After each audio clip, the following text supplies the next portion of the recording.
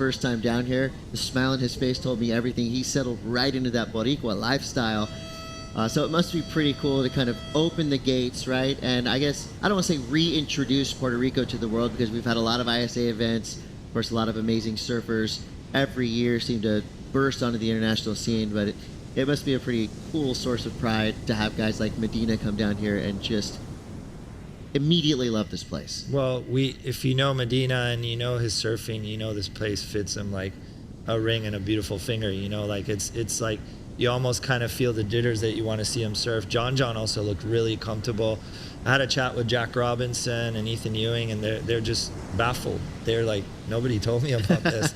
And it's not a secret, but it's a well-kept little jewel that we have here. And like I said, we're welcoming, we're loving people, and it's exciting to see the world's best come here and show their talent. And I love the fact that it's kind of natural. It just happens naturally.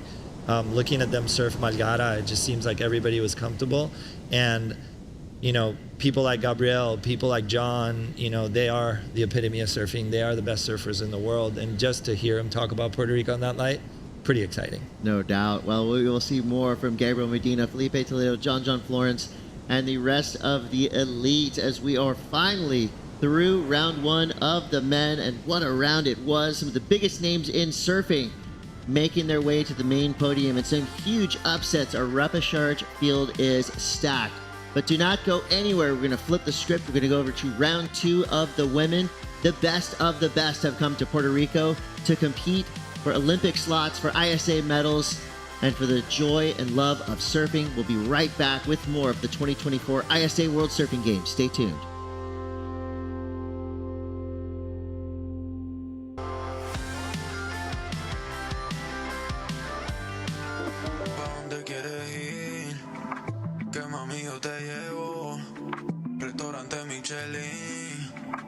Estamos en otro level, porque ahora ando en yate y aviones. Se nos dio, ahora somos ganadores. Hicimos a quemate, par de millones. En Aventador llegando a las mansiones. Todo comenzó jugando, ponte ready que ya voy llegando. De una picaco, todo comenzó jugando. Rico, we call ourselves boricua. We are proud, passionate, and full of life. On our island, secrets are more precious than shared. Passion flourishes. We enjoy until our hearts are full. And we know that gifts can come from anywhere. Live boricua.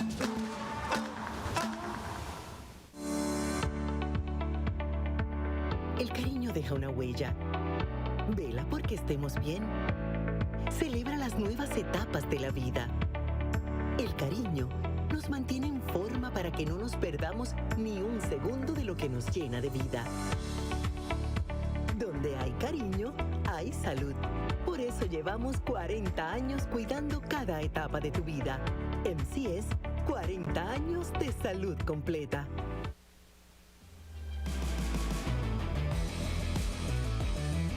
Welcome back to the action. We just saw Reo Inaba, qualified Paris 2024 Olympic surfer for Team Japan. Smash it. Small scores across the board, but some of those scrappy heats are the most enjoyable to watch because someone will have to come out on top, and there's a lot of technique that goes in behind the scenes to be able to make it happen. So well done to Reo. Shannon Hughes in the booth alongside Otto Flores to call the action as we now switch into our women's side of the draw. Daniela Rosas now up and riding. In main round two, heat number one, great snap to start. And just looking for any more clean face to get onto.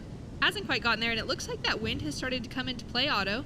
We'll see how much it really factors into. Yeah, I think there's a little bit of cloud cover. I think we're going to see some rain starting today and a little bit throughout tomorrow as we see the field of competitors. It's pretty interesting to see. You know, we made the decision to run the women's in Margara, give them the opportunity to have the stronger, the highlighted break, as we would call it in this competition. But they had a great day of competition yesterday at El Pico, and I've been kind of sneaking a peek to that second round, and waves are on fire. People are surfing really good. Like you said, a couple of mid-range scores. I believe it's just a lack of wave reading a little bit from the competitors, but nonetheless, they're adapting. Daniela Rosas up and riding again, so this wave giving her a little bit more to work with. A couple great wraps as she comes through to the inside section. Carves it back quickly and now tags the finish. So that's going to be the sort of rhythm she wants to kick off her heat with. 17 minutes still on the clock. She started out with a 2-point ride on the board for Team Peru. And Daniela is really one of the, well, this heat's very stacked given the strength of each competitor that's within it. But for Daniela, she's had quite a few accomplishments in her young career. Now Danielle Powis out of, actually, that is Nadia Arostarbe from Spain. I know Yes. because of her style. Yes. So we'll have a bit of an issue just with the colors there on our screen. But we do have Nadia wearing the green, and we'll have Danielle Powis of South Africa wearing the blue jersey. And then we have Delfina Morosini out of Uruguay wearing the white. Right, yeah. Nadia spent some time with the VAS team a little bit early on. They had a very, very challenging swell, and they were surfing incredible out here. So it's really interesting to see the time that the teams put in, how their coaches and their strategies come into play. But it's also really fun to see the girls at Malgara get an opportunity to surf that premium break. I think we have an interview coming up with a winner of that last heat. Come right back at you guys. We'll go down to Rayo Nava with Mitch Salazar. Rayo, congratulations. A scrappy heat. It was tough out there. Conditions changed. How were you able to adapt and read the ocean in the moment? All right, Green's Yeah, first the wave waves is in. change It's a lot, so So South I'll just Africa try goes and to the catch lead more with a many waves 5.0. and Team Peru just is keep in second busy with a and 3.0 and a 2.0. glad I got a couple Dwight in scores. third with a 0.0. Well-organized team as always, but most importantly, a lot of media attention on you guys here at this event. Kanoa yesterday had a ton of people from Japan not only getting media attention, but also a lot of questions from the fans. How have you been able to manage that pressure? Already qualified yourself, too. Second priority goes to Green. Yeah, I have a lot of pressure, but the team's great, so I'm This will be pretty the second ride comfortable for Team here. Uruguay. And you're surfing great, too. Anything you want to say in Japanese to people back home? まあ今回オリンピック多分これで決まったと思うんですけど、まあこのまま個人的にもメダル目指して頑張りたいと思うので And 応援よろ Dwight's しくお願いし second ま wave す。 is a 2.43. La segunda ola de Blanco, 2.40. Thanks so much. Great to hear from Rayo. Very excited to see him on his journey towards the Olympic Games later this year. As we take a look now at Delfina from Team Uruguay. Beautiful rail work so far as she carves down the line. And she'll kick out calmly with a quick paddle to get herself back into the conversation. So that's going to be a great way for her to start off her campaign. Got Nadia now. Sorry, Danielle Powis up and riding. She's a South African surfer. Yep, the South African surfer goes in for that final turn. So we do have, just for those of you tuning in, looking at the scoreboard that we've got up on the screen, there is a jersey color difference. So surfer in blue is actually Danielle Powis, and surfer in green is Nadia Arostarbe. So at the moment, it's Nadia that's sitting in that first place position. She had that 5-point ride in the green jersey just a moment ago. That was a really solid wave. Yeah, it's a really solid wave, and it goes to show the time that she put down here. You know, those guys have surfed this place in all types of conditions, as we see her on screen again. Surfer in green goes straight off the top. Another little section for her, and our heat leader just doing really well, in good rhythm, in good tempo. And one thing I'm noticing is that they're really utilizing that inside section today. They're really trying to combine and complete kind of a longer wave. This wave, the characteristic is obviously at the peak, but these guys are milking it all the way to the end. Is that, that inside section, is that changing a little bit compared to what we were seeing yesterday due to it being a little smaller? Yeah, and also the Northeast is also filling that out. Like yesterday, it was a little more intense, and just with the west swell, it just kind of focuses on top of the point. But now that we got a Northeast swell, it kind of rolls to that second little bowl in the bottom. And we've seen some scores really benefit from that second little section. So due to the Northeast swell, which is the one swell that you like here, they're capitalizing on those for sure. Yeah, it's been looking really nice. It's great to see those little stand-up sections and the surfers able to get that nice finishing touch on the end of their waves. Let's take a look at the replay here. Otto, what are your thoughts on this last wave of Nadia? Well, she started off really well, combined it right there, kind of hit a little bit of mismatch right there, but worked out white water.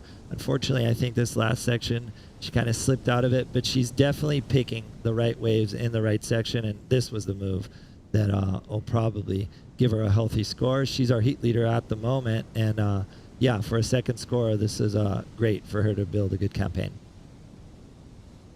So Nadia putting some great work in. She's already got that 5-point ride on the board. She's now bettered it with a 6.17, sitting in the leading position. And sitting in second is Daniela Rosas, Olympian from Tokyo 2020. She's a former Pan American gold medalist. And she'll be one of those surfers that we're going to keep a close eye on this week to see if she's able to find her qualification. Jessica Anderson there for Team Chile, getting ready to paddle out in her next heat, talking to Ixa, one of our Chilean beach commentators. Yeah, Pichilemo in the house for sure. One thing that I've noticed, I mean, I'm looking at the weather, and we looked at it pretty closely this morning, and this could be actually good. If we get these showers and we get these little storms, it might glass it off for the rest of the day. So that could be good news for everybody in the competition. Also, we're seeing a bit of a decrease in the swell, as you were asking before, and we're just capitalizing and wanting to get the girls out in Malgara, get them on the, the premium wave of the contest. And yeah, we're just starting this round to see what it'll lay out for us in the day. Yeah, it's great to be able to have multiple venues at this event this year. We've got 3 different surf spots specifically that can be surfed and likely will be surfed between all 3 of them. And of course, with the ISA, we're constantly just changing up different divisions to surf across each of those podiums throughout the week. So today we've swapped the men's and the women's on the podiums that they're surfing in comparison to yesterday. We've got surfer getting ready to paddle out for that next heat in the white jersey, Ande Rosano from Nicaragua. She had a really incredible run at the World Junior Championships just a couple months ago in Brazil. So exciting to see her now taking on the Opens division, which she's been doing since she was about 8 years old. Her family has been in the conversation with ISAs for the majority of her life at this stage. That's really cool, and I think that's a lot of what's happening here in the future as we see our Panamanian surfer as well. Alonso getting ready for her heat, and yeah, I think Olympic implications and qualifications are really catering to having all these countries, no matter what level, participate in the ISAs. We're seeing world champions, current world heat leaders at the championship level, and also countries developing their Olympic teams and Pan American teams in this ISA. So it's awesome to see. We're seeing actually the whole surfing field come into Arecibo here to get a chance to get a better future in their sport.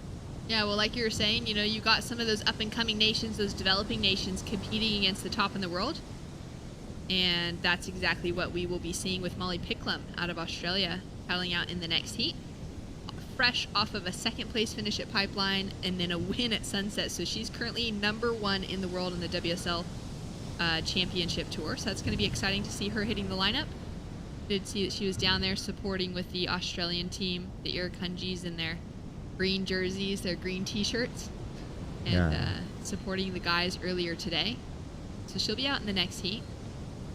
Yeah, it's been incredible to see the momentum that these younger surfers have. It was also a pinnacle for me to see how the women surfing at Pipeline and then seeing those heats at Sunset. But more than anything, I can see the will and the hunger that these competitors have. Molly Picklum obviously excited, but also owning it. She's like, this is how hard I work, and I'm gonna have fun getting there. So it was awesome to see her yesterday in the water, and can't wait to see her in the next heat. So we're down to 8 minutes on the clock in the current heat. 20-minute heats across the board throughout today, and we've got some repositioning now of the women that are out there. Surfer in red has first priority, Daniela Rosas, sitting with a 3 and a 2.0 as her high scores. Requirements are pretty low for 3rd and 4th place positions as our heat leader, Nadia, takes a dive. And she was sitting under lower priority, so kind of fine for her to just take her pick of what's in front of her. Danielle now up and riding for Team South Africa. She's had the opportunity this past year to compete as a wild card on the WSL Challenger Series event in Bolito. She's had her chance at that kind of top level. She's been competing at the ISAs now for a really long time as well. And it's been great to see her continue to kind of grow in the strength of her competitive strategies coming out of the region of the world that she does. There's such a healthy grassroots level movement of competitive surfing in South Africa. There's pretty much an event on every day or every single weekend, and a very active competitive community there. Yeah, I've had the good fortune of visiting South Africa. They have incredible waves.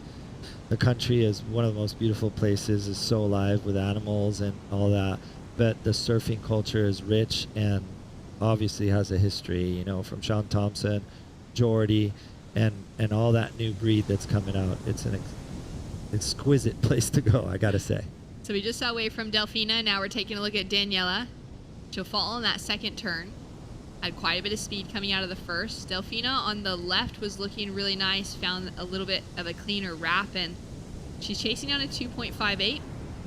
So we'll see if Daniela is able to increase on the 2-point ride and put a little bit more pressure on the field. But for someone of her caliber, we know that she's looking for a wave that's going to offer that 5-point plus ride. You know, she's wanting to get herself a 5 or a 6 on the board right now to really solidify her position in this heat. Most definitely. She wants to pick the eyes out of that one and get those low 3s and 2s out of her scoreboard to solidify that. Kind of low scoring heat. Nadia definitely just going ahead, feeling comfortable in the waves here in Puerto Rico. And I do have to attribute that to a lot of the teams that came, did their homework, and saw these in all kinds of conditions. It could be surprising if you just show up a couple of days before, get a windy heat, or get to surf Margara where you never surfed before, and just to know the knowledge of where to sit, what to do, probably talk to the locals, and feel the spot is something very important. And I think Nadia spent a little bit of time in Puerto Rico and kind of got her feet wet, and definitely looks like she has a good handle on this heat. Yeah, she's put herself in a solid position, a 6.17 and a 5.00. She's also been one of those surfers in the last couple seasons that's been pretty close to WSL Championship Tour level qualification with her Challenger Series results. She's a name that just continues to get more consistent. The whole Spanish team has been in that conversation, which is really exciting to see because they've got a long history of great competitive surfers, but they have yet to kind of have those breakaway spots on the women's side and the women's tour. And so for Nadia, for a couple of the other women in that conversation, they've been right there. You can see right here how challenging it can be to get in and out of just even the water for where it is. It's a really small little keyhole. It's not a large amount of space where there's some sand under your feet before you end up right on those rocks and those urchins. Yeah, you got to be strategic. You know, you have to use the current to your advantage.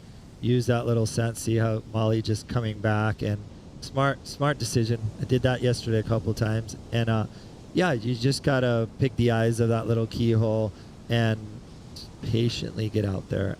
The current does take you out as soon as you start swimming, and there's a nice little rip that you can kind of be part of that flow, but it could get tricky coming in and out of Margara for sure. Yeah, it seems like going out, at least once you're kind of in the water, you can let that rip just take you out the way that it will naturally flow into the lineup, but getting back in again. We saw yesterday that one of the guys had jumped on the back of a ski just to kind of get pulled around because he just couldn't quite get himself into the right position. Yeah, it's really hard to fight that current for sure. We've got Delfina now up and riding. She's chasing a 4.14. We're down to 3 minutes on the clock. That was a really nice looking snap. I like that she went, really dynamic by getting that tweak in the tail. Unfortunately, that board looked like it just flipped. Yeah, looked like a little bit of the rail caught right at the end of that turn. Those can be dangerous moments too, especially when that whitewater is kind of converging together if a board slips off. Yeah, most definitely. Going a little bit back to Nadia, Aritza Ramuru contacted me and we helped them with a little bit of their lodging and stuff. And I think all those guys with experience, especially in Spain, we saw a very dominant performance in the World Juniors. And I think as a team, as a whole, they're really putting energy into that team and using those older guys to manage and really guide this new breed of Spanish surfers for sure. Yeah, it's so nice to have a surfer like Aritz within that conversation.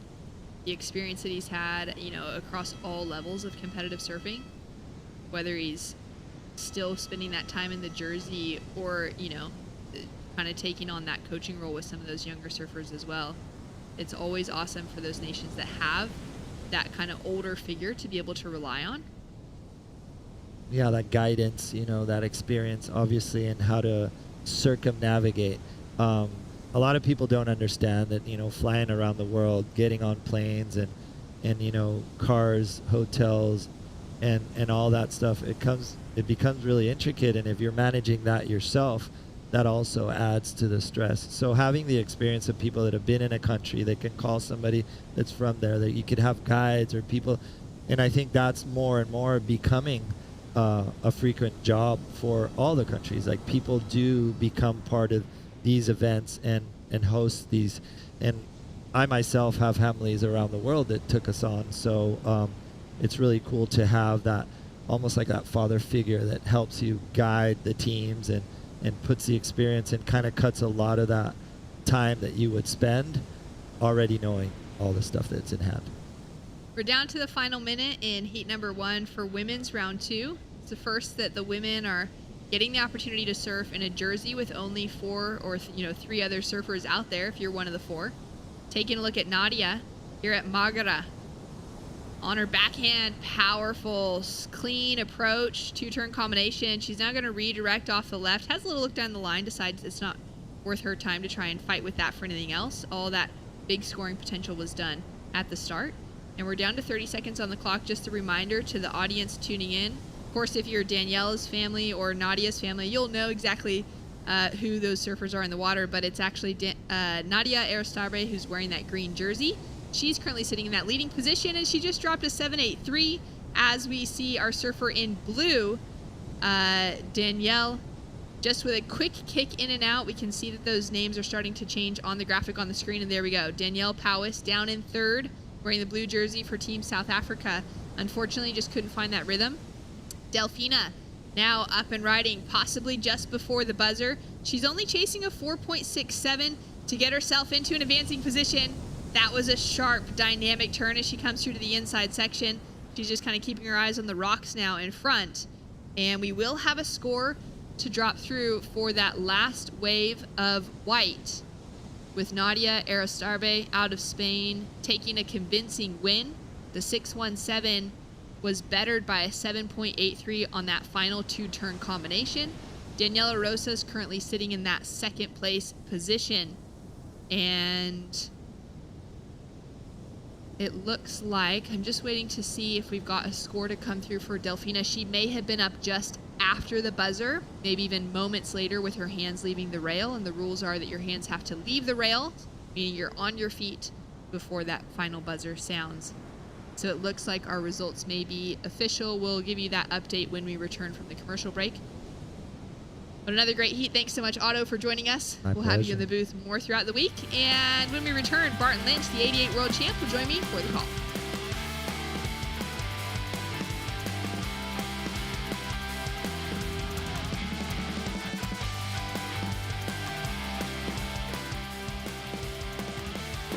¿Pa' dónde quieres ir?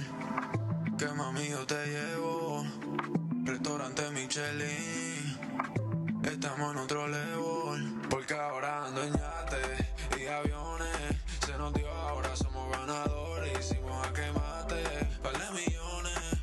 En Aventador llegando a las mansiones. Todo comenzó jugando. Ponte ready que ya voy llegando. De una picaco.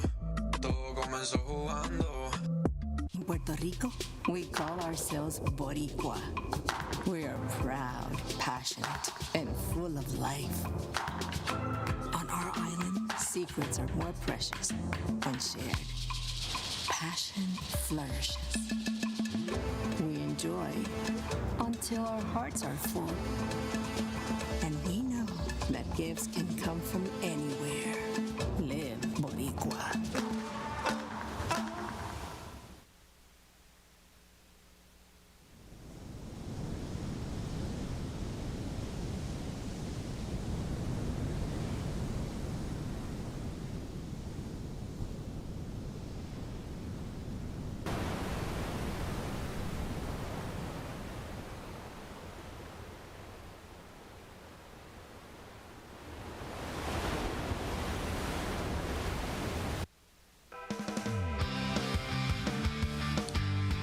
We're here in Arecibo, Puerto Rico, and we just see Nadia Aristarbe take out a convincing win with a 14-point heat total over Daniela Rosas.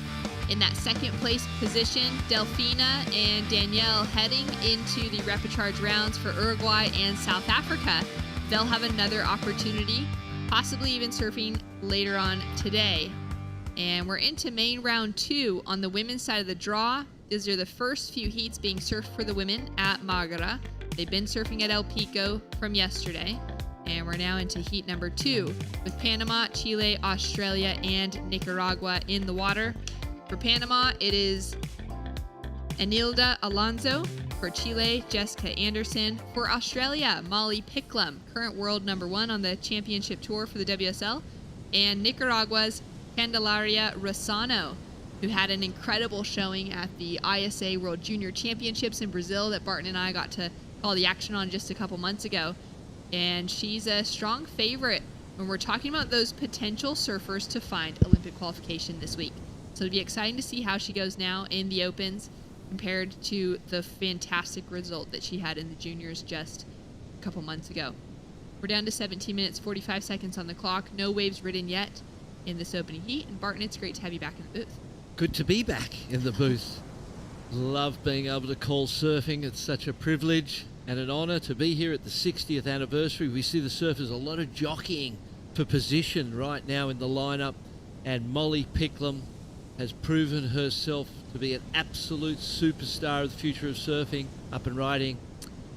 Enilda Alonso for Panama on the left to start things off with. You're relying on the strength of her backhand surfing. Nice smooth work as she comes through the inside section, finds a heavy finish, and would have been incredible had she pulled that off. It fully sucked up and doubled up, and the wave got so smooth and clean, and it looked like the perfect section to do that turn, and then all of a sudden it converged, and that was a radical wipeout on a shallow part of the reef. You can see how shallow it is there with the boils and the reef coming up from underneath. Yeah, it's kind of, it looks like it might be a little bit more playful out there as we're watching it on screen, and then you notice some of those boils popping up and those real kind of light spots in the color and the texture of things, and you realize it's so shallow. It's super shallow. A lot of sea urchins, or vana as they call it in Hawaii, and that's something you do not want to get your feet. Well, we got 16 and a half minutes on the clock, just a 1.83 on the board so far from Enilda Alonso. And we just saw Nadia Aristarbe take out a win. Let's go down to the beach to catch up with her and Rachel Tilley. Nadia, congratulations out there. A bit of confusion with the jersey swap out there. Did you find that a bit of a distraction at all? How did you handle that? Well, it was a little bit of distraction, but I knew I had those 2 scores, and I knew some of my teammates would go to talk to the beach marshal or someone, so they would change, and they did it. So then once they changed it, I was way more calmer. Yeah, well, you looked confident out there. Yesterday you were surfing at El Pico, today at Mágara. How did you find the wave out there today? It was pretty fun. The only day I surfed here, it was huge, like 3 meters or something like that, huge bars, and I was kind of scared, but compared to that day, today was pretty easy. The rides are really good. I like my backhand, so I really enjoyed it. Yeah, well, you looked incredible out there. Is there anything you'd like to say back home to your family and friends? Yeah, of course. Gracias a todos los que me estáis viendo. Seguimos en main round. Vamos a intentar seguir así hasta lo más lejos posible, y un beso. Congratulations and good luck for the next round. Thank you. Thanks so much, Rachel. Great to hear from Nadia. It would have been so confusing to be out there in the water wearing a certain color jersey and suddenly your name's not quite matching up with it. Of course, the scores were allocated to the color of the jersey. So she would have heard green, 6.17, green, a 5-point ride. But then to be hearing someone else's name within that, of course, the team fixing it as quickly as, everyone kind of realized what had happened. So everything in the end panned out just fine. But those little moments, Barton, when you're out in the water and something just kind of throws you off, how do you readjust in a moment like that? Just got to not attach to it. You've got to be able to let it go. It's got to be like the wind and just blow past and come in and come out, just like the thoughts. Molly Picklum has a look, but it's Jessica Anderson with the inside position. Very deep on the takeoff, but that's why Molly had to pull herself out of that one, because Jessica did have the inside position. So we'll see how priority starts to land now. Jessica will be into that priority rotation. Still won't be any priority established between Nicaragua and Australia out in the lineup between white and green. And it'll just be that small throwaway score of a 0.33 on the board for Jessica. Comes from a full surfing family in Chile. And we'll take a look now at some live action with Cande Rosano. Just finding some speed down the line into that first carve, wraps it around for that second cutback. Wave starts to maybe steepen out. She kicks out as it hits that whitewater section. So she'll get the better of the opening exchange so far, and that will leave Molly Picklum with priority. Yeah, she's waded through it. There was some jockeying in the lineup. You could see surfers paddling around all over the place to try and put themselves in the right position. First time the ladies have competed out here on this part of our contest venue. And Molly Picklum fresh off the Hawaiian season of a lifetime for her. Jessica Anderson now up and riding into that first big turn. Snap for the second. Just kind of underneath that whitewater, lippy area of the wave. Yeah, wow, Molly has been, that's a great way to look at it. You know, that the absolute, like, unbelievable start to the year. Trip of a lifetime to the North Shore. And historic, groundbreaking performances from the ladies, particularly, you know, when you consider two events, Sunset and Pipeline. Molly at both venues, making the finals, second at Pipeline, first at Sunset. Could have just as easily have won at Pipeline too, was right there with Katie Simmers in performance, and here she is up and riding. Been riding on her opening ride, uses priority on this one. Big carve to start. She'll just check herself out of that wave. You always want to try and get the first ride. To get the first wave of the heat and get going early is something you always want to do. And then when you haven't managed to do that and you hear the scores of your opponents and they're all small scores, you go, well, that's fine. It doesn't matter. I've got the priority. But that was not the type of wave she was looking for and not the type of score that she had waited for. Although she wins the opening exchange at 2.67. So, you know, she got the advantage out of that opening exchange, but I'm sure she wanted something a little more than just that one turn. Especially hearing the heat just before hers, you know, she would have been hearing those scores announced for the heat winner and Nadia coming into that 5-6 point range, ending up, I believe, with that 14-point heat total. And for those of you that are tuning in, joining us online, thank you so much. Be able to, you know, check things out on social media as well at ISA Surfing. Pretty much anywhere that you're looking on social media, you'll find us at ISA Surfing, the International Surfing Association. And we do have a few more events that have been announced officially for this year. ISA Longboard World Championships will be up next in El Salvador, followed by the World Junior Surfing Championships just a couple weeks later, also in El Salvador, and then Denmark for the SUP and Paddleboarding World Championships, as we take a look at nice attack from Anilda out of Panama. Looking for that finishing section. I think that will be pretty crucial for her. She's had a couple of those moments where she just hasn't been able to find that end section. Unfortunate on the completion. I thought it was going to be the, you know, highest scoring wave of the heat so far. Candy now up and riding. Big slash to start. Opens it up a little bit wider on the second carve. So she's going to have a 2-turn combination to count on. Really lovely style. The way she opens the arms up, rotates the upper body. Board looks clean and light and fast on the water. 2.30 coupled with the 1.83 has her go into the lead. Molly Picklum drops down to third, but still has that highest scoring wave of this heat so far. So at this point in time, you'd most probably swap the lead for the 2.67 and have the single best ride, particularly with second priority or first priority. Looks set approaching. Picklum paddling out to meet it. Priority with blue, but she's not in position, so great positioning from Molly Picklum. Quick in and out. Quick in and out. Thought she might have stayed with that one. Got a second score of some note. Yeah. Just kind of eyeing down the line, wanting to maybe hold on to that priority instead. But it looked like that wave may have run, though we didn't really get to track with it to see what she was seeing. Yeah. but it did look like it had some volume in it, some thickness to it that would stand up as you made your way in onto the shallower reef. 9 minutes remaining. First half went seemed to go really quickly to me. I'm sure it went even quicker for them in the water. Yeah. Panama currently sitting in the lead. Anilda Alonso with just small scores, but at the moment, you know, a lead is a lead. She'll be putting herself into 4th priority in the rotation, however. 36 years old, out of Pasco, Antigua. And she's from that same generation, that kind of Central South American contingency of a Silvana Lima. Has so many incredible results to her name for Anilda coming out of Panama, mostly within that Alas Tour, the Latin Americas Tour. She's had some great opportunities competing at the Pan American Games. She was the first Panamanian surfer to compete in the Pan American Games. That was a huge accomplishment for her and for her nation. And now she's looking to try and find herself Olympic qualification, as well as quite a few other women here this week, Barton. As everyone at Molly Picklum in the heat already there, as you can see. That's right. We've got 8 women that qualified from the WSL results last year.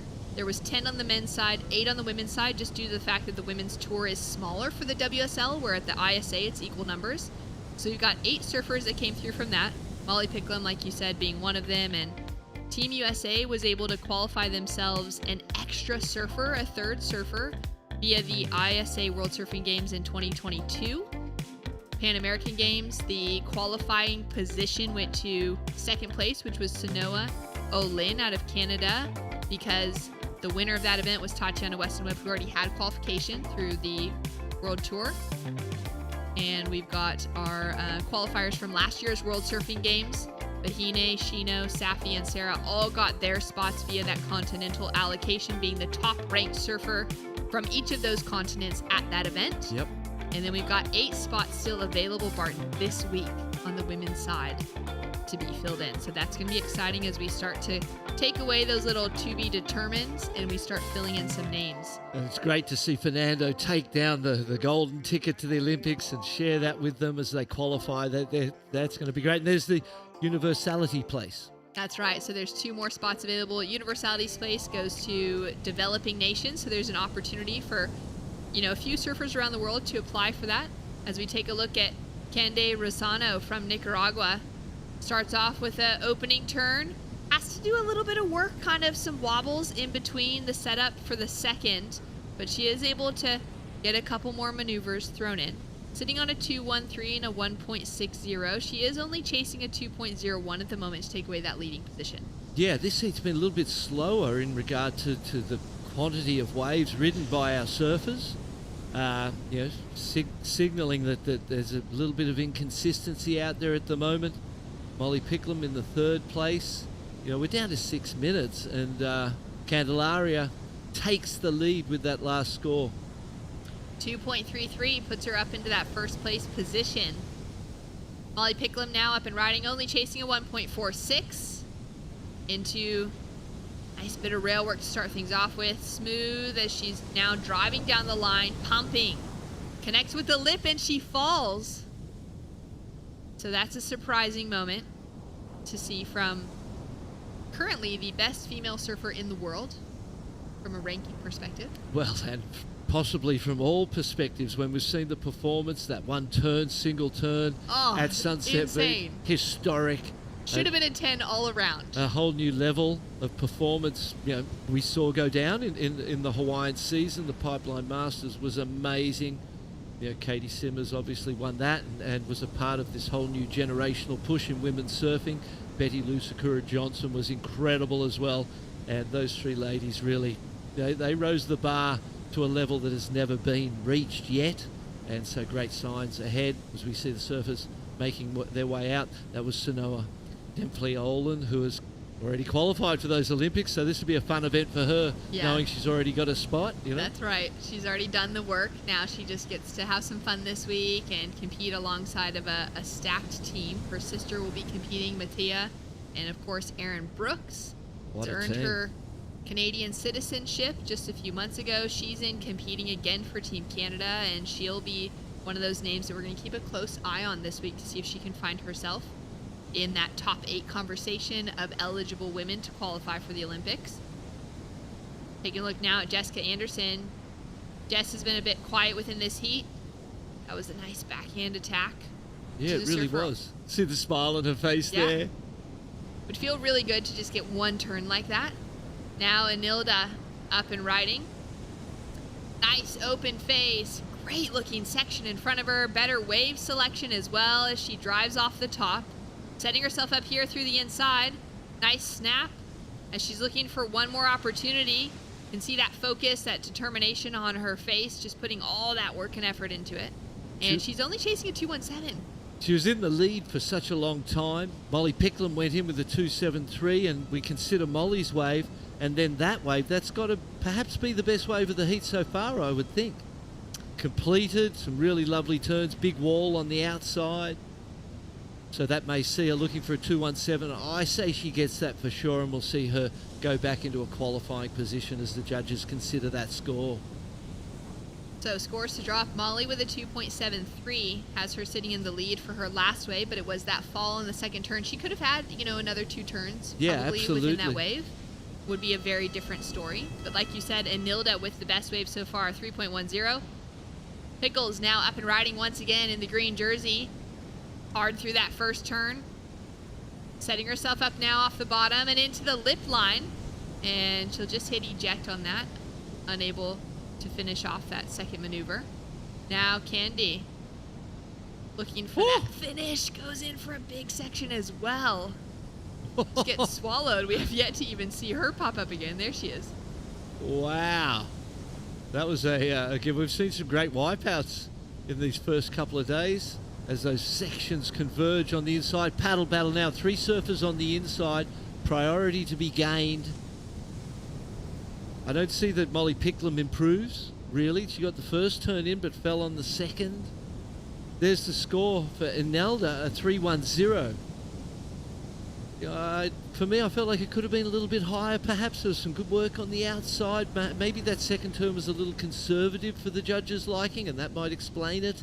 She did kind of turn under the lip rather than into it, so that might be the reason for that. But it was this sort of first really well completed ride with some good surfing on the outside. Candy now up and riding on the inside. She's chasing a 3.08. Slips off the wax. And the lip gave her a punch to the head there.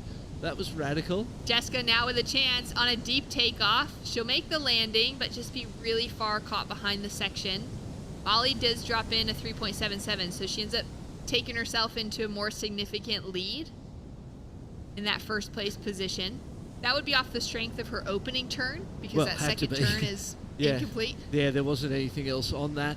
The judges seeing some difference, I suppose, in the speed and the power of the turns. And particularly, you've got to imagine that they watch it in real time. So there's a different impression that you get watching the ocean and things in real time to what we get on a screen. Here's the replay. First, nice big carve. Here's that second turn. And she waits for the moment. Carves under the... I felt like that was a beautiful turn because it was really fluid and it fitted with the wave and kept the rhythm and the momentum into this inside really nicely. A 3.10 for this wave. And let's have a look at this 3.77. That was longer. There was more to it. Let's see what happens here. Nice carve out of the top. I don't really... Especially when I look at this, I don't see the difference from the 3.1 to the 3.7, got to be honest. Yeah. The ride of reds had a little more fluidity and completion, still maximised the sections to a large degree on the outside, got it through to the inside. And... But again, when you're against the champs, you've really got to put it out of question. If it's, if there's a question mark in there, the power and the speed and the flow of the champs is always hard to beat. Well, there we have it. The buzzer will have sounded for these surfers down at Margara. And it's Molly Picklum who sneaks away a win. Small scores across the board. Challenging sort of moments out in the lineup throughout this heat. And she'll walk away victorious. Enilda Alonso does hold on to that second place position off the strength of that 3.10. It's Candelaria Rosano of Nicaragua. Bit of an upset, sending her into the repechage round this early in the event, as well as Jessica Anderson out of Chile. So those two are not out of competition. They will have another opportunity. But once we get past this round, or at least once you lose in your first round, you're into the elimination rounds. So we've got more action to come, and it's a big day of surfing here at Margarita for the women's side of the field. As we finished out heat number 3, we'll be rolling into heat number 4 in just a moment.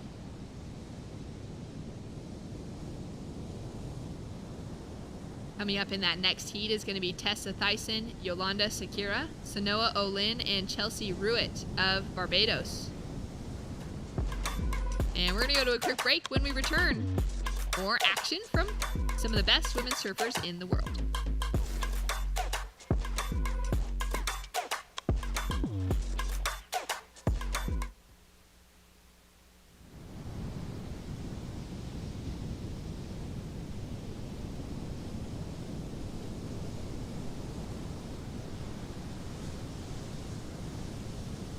In Puerto Rico, we call ourselves boricua. We are proud, passionate, and full of life. On our island, secrets are more precious when shared. Passion flourishes. We enjoy until our hearts are full. And we know that gifts can come from anywhere.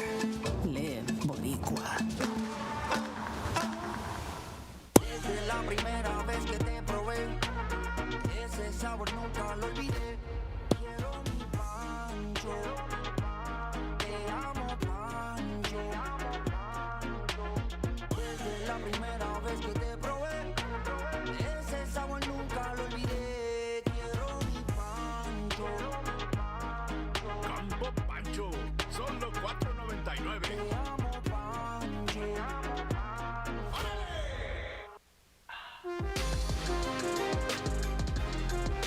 Straight into it. Surfer in the blue jersey is Portugal's Yolanda Sakira, and she loves charging heavy sections. Those single big maneuvers. Give her a combination and she loves it, but give her that one death-defying moment, and she is all about it. Out to a great start.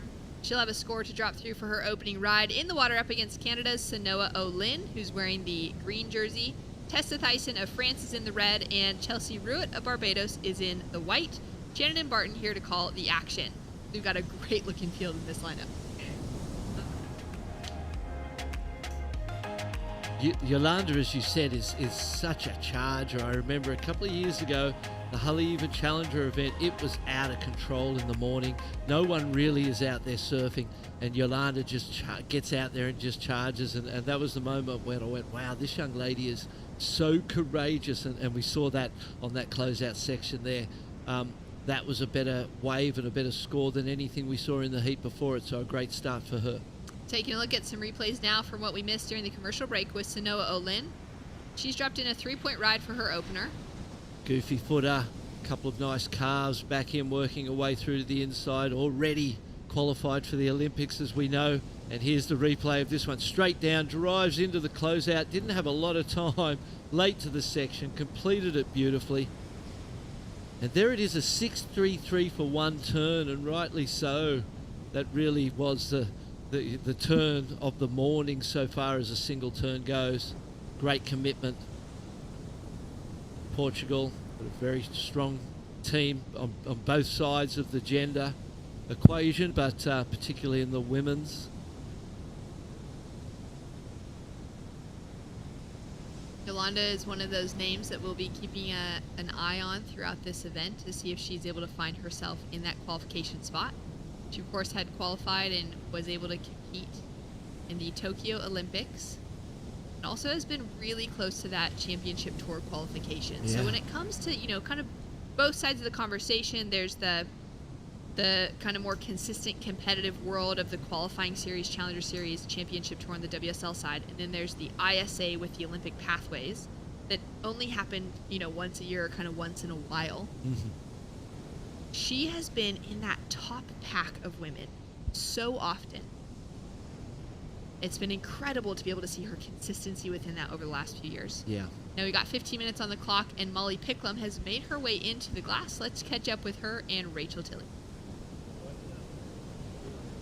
Congratulations, Molly. Probably your lowest scoring heat win, I'd say, that you've experienced. That was a slow start heat. What was going through your mind as time was ticking down and there was a score needed for you with 5 minutes to go? Yeah, I agree. It was definitely my lowest heat win, but yeah, I'm not sure. I was just like real slow at the start, and then yeah, at the end I obviously fell on a couple waves, but yeah, I don't know. At least we get another chance, another sleep, another day to hopefully get over jet lag and fill out these small boards again. Yeah, well, you were saying that you've just arrived late the night before, so straight into your heat yesterday, off the plane from Hawaii. Is your equipment different from what you were riding over in Hawaii? Yeah, of course, it's very different waves, but nonetheless, I should be capable of adjusting pretty quickly, so it was a poor performance, but it's okay. No, it's nonetheless a heat win to get you through. That's what this is about. You're qualified for the Olympics already, so what are you looking for from this event as a whole? I think just enjoying Puerto Rico. It's obviously an amazing event, including all surfers from all around the world, and really actually versing all the surfers from all around the world. It's pretty cool, and obviously to represent my country, it's amazing. And yeah, I don't know, let's see how the Aussies go, because I feel like we could do all right here. Yeah, you have a strong team. The boys are coming up later on over in El Pico, where you were surfing yesterday. Are you going to go down and watch them now? Yeah, for sure. I think El Pico is a pretty fun wave. I heard that there's probably more waves happening over there at the moment, but yeah, I mean, the boys will tear that wave apart too. Well, congratulations through to another round. Excited to see you surf the rest of the event. Thank you. Thanks so much. Thanks so much, Rachel. A great interview with Molly. You know, like I feel like Rachel summed it up very well in the end of, okay, it was a low scoring heat, but at the end of the day, it's a heat win. Yeah, you know, we've seen that from a lot of the big top pros who have come from Hawaii here. With those, we saw it with Felipe Toledo, where the first turn would be great and then they'd fall off consistently after that. So I think, you know, they've got to get the rust out. You know, they've been on the big boards in Hawaii. You come down to smaller boards, they're looser, they react and respond quicker, and you're used to the slower, longer, more open sort of surfing of Sunset Beach, and then you come to the shorter, tighter, compact surfing here and a shorter board, and it does take a little bit of time to get used to it. It was a very average sort of heat for her by her standards, so it's only up from here. That's the danger. You still get the win, so you've got that confidence and you know you can do so much better. So true. Like the way that, you know, Molly kind of phrased it, of she's capable of adjusting all the time, and she should have maybe adjusted better. Yeah. But the reality too is that for a lot of the surfers in the event, because we've got this Olympic qualification and the kind of continuing to compete to hold on to that eligibility, as we've got some crew down on the beach, you know, really enjoying the time with some of the world's best. Being here means that they're squeezing it in. And the way the schedule has worked out this year, the ISA and the WSL have worked very well together to make sure that this event would run in a window that would allow all the championship tour surfers to be here. But it means they've already started out with a heavy run in Hawaii. They've had 2 back-to-back events. They've flown straight here, literally started surfing the following morning, a lot of them not getting very much sleep. And as soon as they finish out of this event, they're heading straight to Portugal for the next CT. So their year is packed. The consideration really of the mental toll that takes, the physical toll that even just taking one trip and dealing with jet lag does to the body is actually pretty challenging, though we kind of just accept it now. Yolanda looking incredible on that opening turn, ducks out of the second, but she is like, you know, she is in that position where you can see that hunger coming through from her. Chelsea Ruett out of Barbados. There's 2 Chelseas on Team Barbados, and Ruett is currently in the water. Little strap on the ankle, but surfing like she doesn't have an injury at all. You have to consider, Barton, the difference between, you know, a Yolanda who wasn't just competing through a few major events, being able to fly here, have a bit of time, get some training in, be rested, be adjusted, ready to come out firing, in comparison to the toll that actually surfing back-to-back and hopping on multiple planes does to the body. Yeah, as a professional surfer of some years, you become used to that. It's not, I don't think it's that difficult. We used to compete in 30 events a year, you know, literally, you know, and I did 15 years without a break. So you get used to it, and it's a first world problem if it's anything, you know what I mean? You've just got to dig in and recognise that surfing's a gift, and be able to do that for a job is really that might be the easiest job you're getting, in your life. So it comes with its challenges, and it's not an easy life or an easy path. It's the dream, and it's a lot better than what a lot of the other options are, and you got to keep that top of mind. 5 points for that turn from Yolanda, and you said how beautiful the top turn was.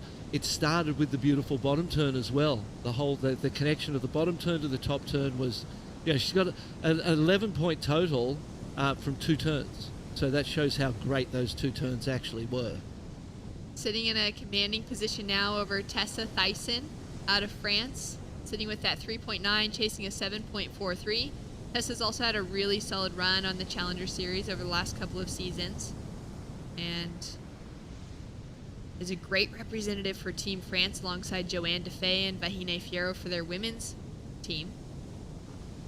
Nice combination of surfing for Tessa to start off on this wave. Now sets herself up as she comes down the line. She's gotten all that really important work put together at the start of this wave.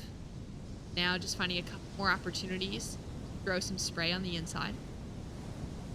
Really nice flow and rhythm from one turn to the next. Never stood up and allowed her to get anything crazy on there that the judges are going to love. It's going to be a really interesting score because there was a lot of work done, and it'll be interesting to see how that all of that work is rewarded. It's a 3.37. So you go to Yolanda's, you go one big turn, and you're still out the back more or less. You do that one turn, you jump off quick, you haven't got far to paddle. You can do all of that work all the way to the inside for a 3.37 and have the long paddle back out. So some good lessons there too. Just find the big steep face and do the big turns, and that's the recipe for success in the modern day. Chelsea Ruitt with a couple small scores on the board so far. She'll be looking to kind of wash that off and find herself some better rhythm within this heat. 29 years old and has been competing for so many years. Her most recent victory was the APS PR Corona Pro on that surf circuit back in 2019. That event ran here in Puerto Rico, and within her life, she's just found herself on the podium so many times as a young Grom competing back at home. See the surfers for the next heat getting ready to run down and paddle out into some fun-looking waves. But for Chelsea, it's been a lifetime of consistency in her Grom years. Started competing when she was really young. At about 14 years old, she won her first international event. She won a Rip Curl Grom Search, which is one of those platforms. I see so many surfers with that. Surfers that are world champions now, that kind of have a Rip Curl Grom Search event as a big win for them early in their life that have then taken them on to do really solid things. 100%. There was a strong circuit, and back when there was a junior world circuit as well, there's been a great pathway in the past for people to get to those that top level, and now with the on the professional side, the QS into the Challenger Series onto the top tier tour, and now with the ISA Games and domestic tours, in regions, there's all sorts of opportunities for people to compete. The more times you pull on the jersey, the more that nervous thing becomes normal. That's the foundation for the growth of the sport in the future, and both of those pathways are working really well. 6.5 minutes remaining. Ocean's just a little bit quiet. Maybe a little less consistent than what we had yesterday. And so we heard Otto talking about how yesterday's swell had a little more west in it. It was a little stronger, and as that swell's kind of died down, it swung around a little more to the northeast. That was interesting, because at first glimpse this morning, I thought it looked exactly the same. I didn't think it looked smaller, but as you sit and you watch for a period of time, you go, well, what's really missing are those bigger sets. Lots of in-between, lots of waves in between. Tessa having a look at this one. Chasing down a 7.43 to take away the lead. Anything over that 4-point mark will put more pressure on the rest of the field. And that'll be the more critical turn. Straight up into the lip line, really attacking it. And very powerful backhand surfing. Taking a look at Yolanda now. She'll just kick out of that one quickly. Put herself back in that priority rotation ahead of of Tessa. Yeah, it might have been a good move with already having the 6 and the 5. The 3-3-7 was the last of Tessa's. That wave then is going to be her best. And the rhythm and the flow that we'd seen on the first 2 waves was then put onto a bigger canvas, and the turns became bigger and wider and more open, and the scores will reflect that, I'm sure. Great surfing from Tessa Thyssen.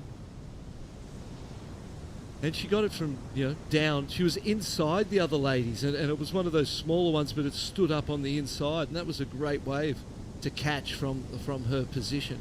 There's been so many waves like this caught by the surfer under priority. Again, if you're coaching staff, that's going to be really interesting. This is the money turn right in here. Bang. And then this turn too. Really difficult on that shoulder to get up vertically on top of it and not catch a rail and keep the flow. Did that really well. Great surfing. Taking one more look at it here. Straight on from where the judges, or how the judges would see it. Look at the wave grow in front of her. Critical section, and then this turn throws the front arm to get the lift up on top of the lip of the wave. We see the drone capturing that angle. Got to say, that was a great wave. 5.33. The judges thought so too. Puts her right in striking zone of taking away that leading position. Now, chipped away. She's got a 6.01 requirement on the board. Take away first from Yolanda. So Noah Olin has been so quiet in this heat. See her just kind of repositioning now. She's sitting with that first priority. Just a 3-point ride on the board for the Olympic qualified surfer heading to Paris, or specifically to Tahiti. Yep. Later this year. Out of Canada. And her performance at the Pan American Games was just unbelievable. The surf in Chile was absolutely huge. Yeah, bombing. Big waves. Bombing. I mean, it was a big wave contest. Yes. That's the reality. Right. From everyone on the ground that was there watching it in real life, they said it's the biggest surf that they've witnessed in a contest outside of the Big Wave Tour. Wow. In 20 years. Incredible. Here she goes. Absolutely having a massive. look. As And we cold see her- water, so she would have been comfortable with the full suit Very on. cold water. As we see her now having a look here, nice and controlled for that first turn. Sliding through the second, just digging that rail in. Throwing a bit of spray as she comes through into this sort of frothy section. And getting the job done. So that's going to be her second wave. Chasing down to 6.23 to take away that second place position. Fair to say she doesn't get that score, and I think that wave might have been a little bit disappointing for her. I think she was waiting for something bigger, waiting for something with more wall. Counting a 3, though, she knows she needs 2 waves before the end, because the 3 doesn't match either of the 2 scoring rides of the surfers in first and second. Yeah. So she knew she needed 2 waves, and she had to get going sooner or later and couldn't just keep sitting there. So that was really perhaps a pressured situation where you're kind of pressured into it because the clock and the performances of your opponents make you do it.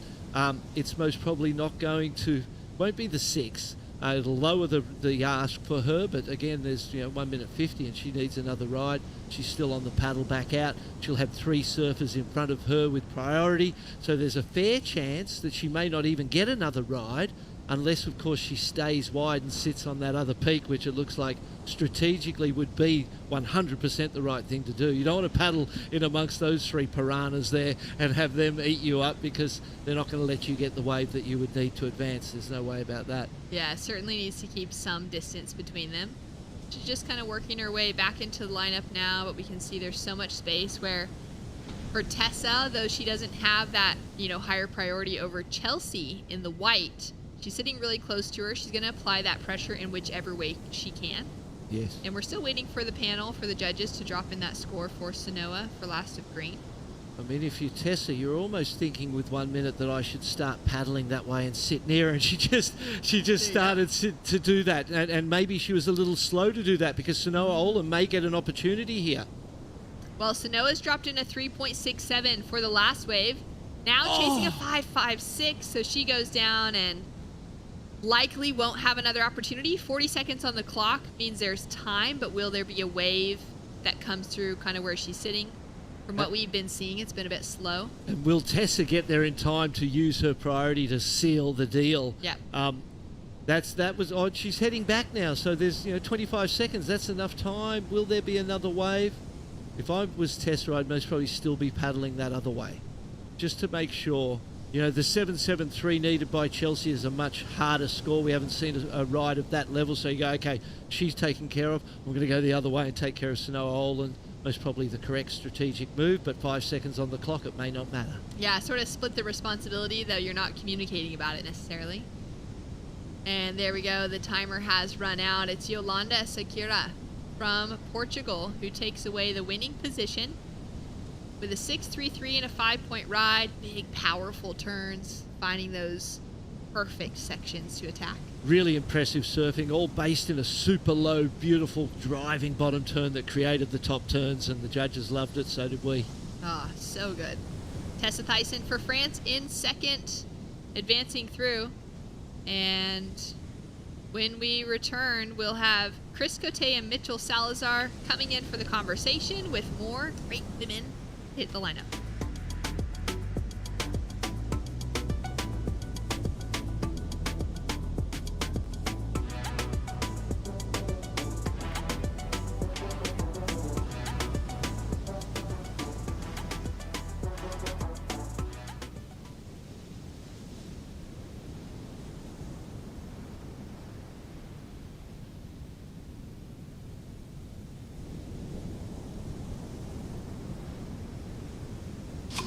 Puerto Rico, we call ourselves boricua, a unique name honoring our island heritage and the vibrant spirit of our people. When you bask in the warmth of our beaches, when you taste the love in our food, when you embrace the call of our adventures, you'll find that spirit in yourself. Dare to live every moment. Live boricua. ¿Dónde quieres ir? Que mami yo te llevo. Restaurante Michelin. Estamos en otro level. Porque ahora ando en yate y aviones. Se nos dio ahora somos ganadores. Hicimos a quemate. Par de millones. En Aventador llegando a las mansiones. Todo comenzó jugando. Ponte ready que ya voy llegando. De una picaco. Todo comenzó jugando.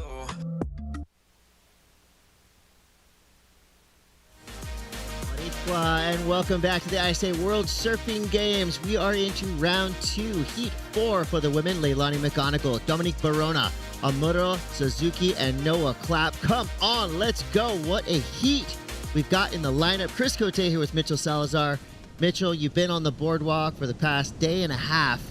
Now you're back in the booth. Front row seat to the action. Are you kidding me with this foursome hitting this lineup right now? Yeah, pretty gnarly heat. I mean, when you look at the standards that we have here at the ISA, the seating does matter, and unfortunately for a lot of them, they end up placing first or second according on in the initial round, Chris. And as of right now, Leilani McGonigal, she's looking for an early start. It's been a little slow out there, and you gotta think that the Japanese surfer Amuro Suzuki wants to be controlling the peak 2 and get something underneath the priority of both Dominique Barona and Noah Clapp. Great heat. Well, there are 8 Olympic slots on the line for our women competing here at the 2024 ISA World Surfing Games. If your nation already has 2 females qualified for the Olympics, well, your team just has to finish as the highest ranked team, and you could potentially get a third. Or if you've qualified, like Snow Olin in the previous heat, through a different organization, well, you're already on that path to glory. For Leilani McGonigal, who has had that Olympic taste, she wants nothing more than to get back. So Leilani, Dominic, and Amuro Suzuki, who is an Olympic medalist herself, going up against Noah Clapp, Team Germany. So a lot on the line in this heat. Who will have the aquatic aptitude to make it through and stay in the main round? Will it be Dominique Barona? She is an absolute powerhouse, super consistent, and no stranger to hectic open ocean conditions. It's pretty calm between sets, but when the sets do come through, it really is a roll of the dice, as it's getting a little bit more unpredictable out here today. For sure is, and what you can't see here on screen, and that I noticed a lot on the boardwalk, Chris, is that this peak tends to move quite a bit too. Morgan Siblick this morning had just a great understanding of how much this water was moving out there, as we saw Leilani up and down real quick. It comes down to adaptability, as you were mentioning, and I think a big part of today, you have to be reading the forecast, and especially what those Surfline Premium forecasts are dishing out. The swell is on the decrease, but what swell is the most dominant out there in the water? It seems like a lot of these right-handers are still the best option, Chris. Yeah, I haven't seen many high-scoring lefts on the day, and it's really been about getting up quick and getting involved early on these waves. Here we go, Leilani Mechanical, back-to-back waves getting pitched. Now, Leilani is no stranger to waves of consequence, so for her to go over the falls like that twice in a row, that tells us that this is a quick, tricky wave to surf. You know, again, Leilani, we've seen her in waves all over the world, absolutely charges, having a little bit of difficulty right here navigating this wave here in Arecibo. So as it stands, Dominique Barona with a 3.17. She's in the lead, representing Team Ecuador, but plenty of time, 15 and a half minutes to go in this heat. Doesn't want to get into this rhythm, though, Leilani, Chris. A couple of wipeouts in a row and some bad ones, too. Your timing was off on the takeoff. And as of right now, the only score of significance is really a 3. There's Camila Kemp from Germany. She's coming up. They've looked awesome on the men's side so far. They've had not only multiple heat wins, but more importantly, really been understanding the lineup, too. Going to be interesting to see them on the women's side. Rachel Presti, also a great representative of theirs. And Camila Kemp, she's been a grinder on the QS and also looking for another Olympic spot. Seems like Leilani's found a left here, Chris. All right, we'll see if she can make me eat my words, and she proves my point. The lefts, real quick, pretty much straight to the shoulder once you take off. So I feel like getting almost behind the peak on the takeoff on the right is going to give you the opportunity to get up and involved in the most critical part of this wave, which the judges have really been relying heavily on in terms of giving out those big numbers. That first big turn, a snap, floater, whatever you can do to do something impactful straight from the jump of these waves is where you're going to get that good reward. Well, and it's going to come down to the combination of major maneuvers, too. Yesterday, we barely saw any excellent scores. A lot of people were making it through with 13, 14 points, which is good enough. I mean, in the end, you just need to be advancing in these heats, but the way you're dominating a heat and the way you're kind of presenting yourself to the rest of the field does matter.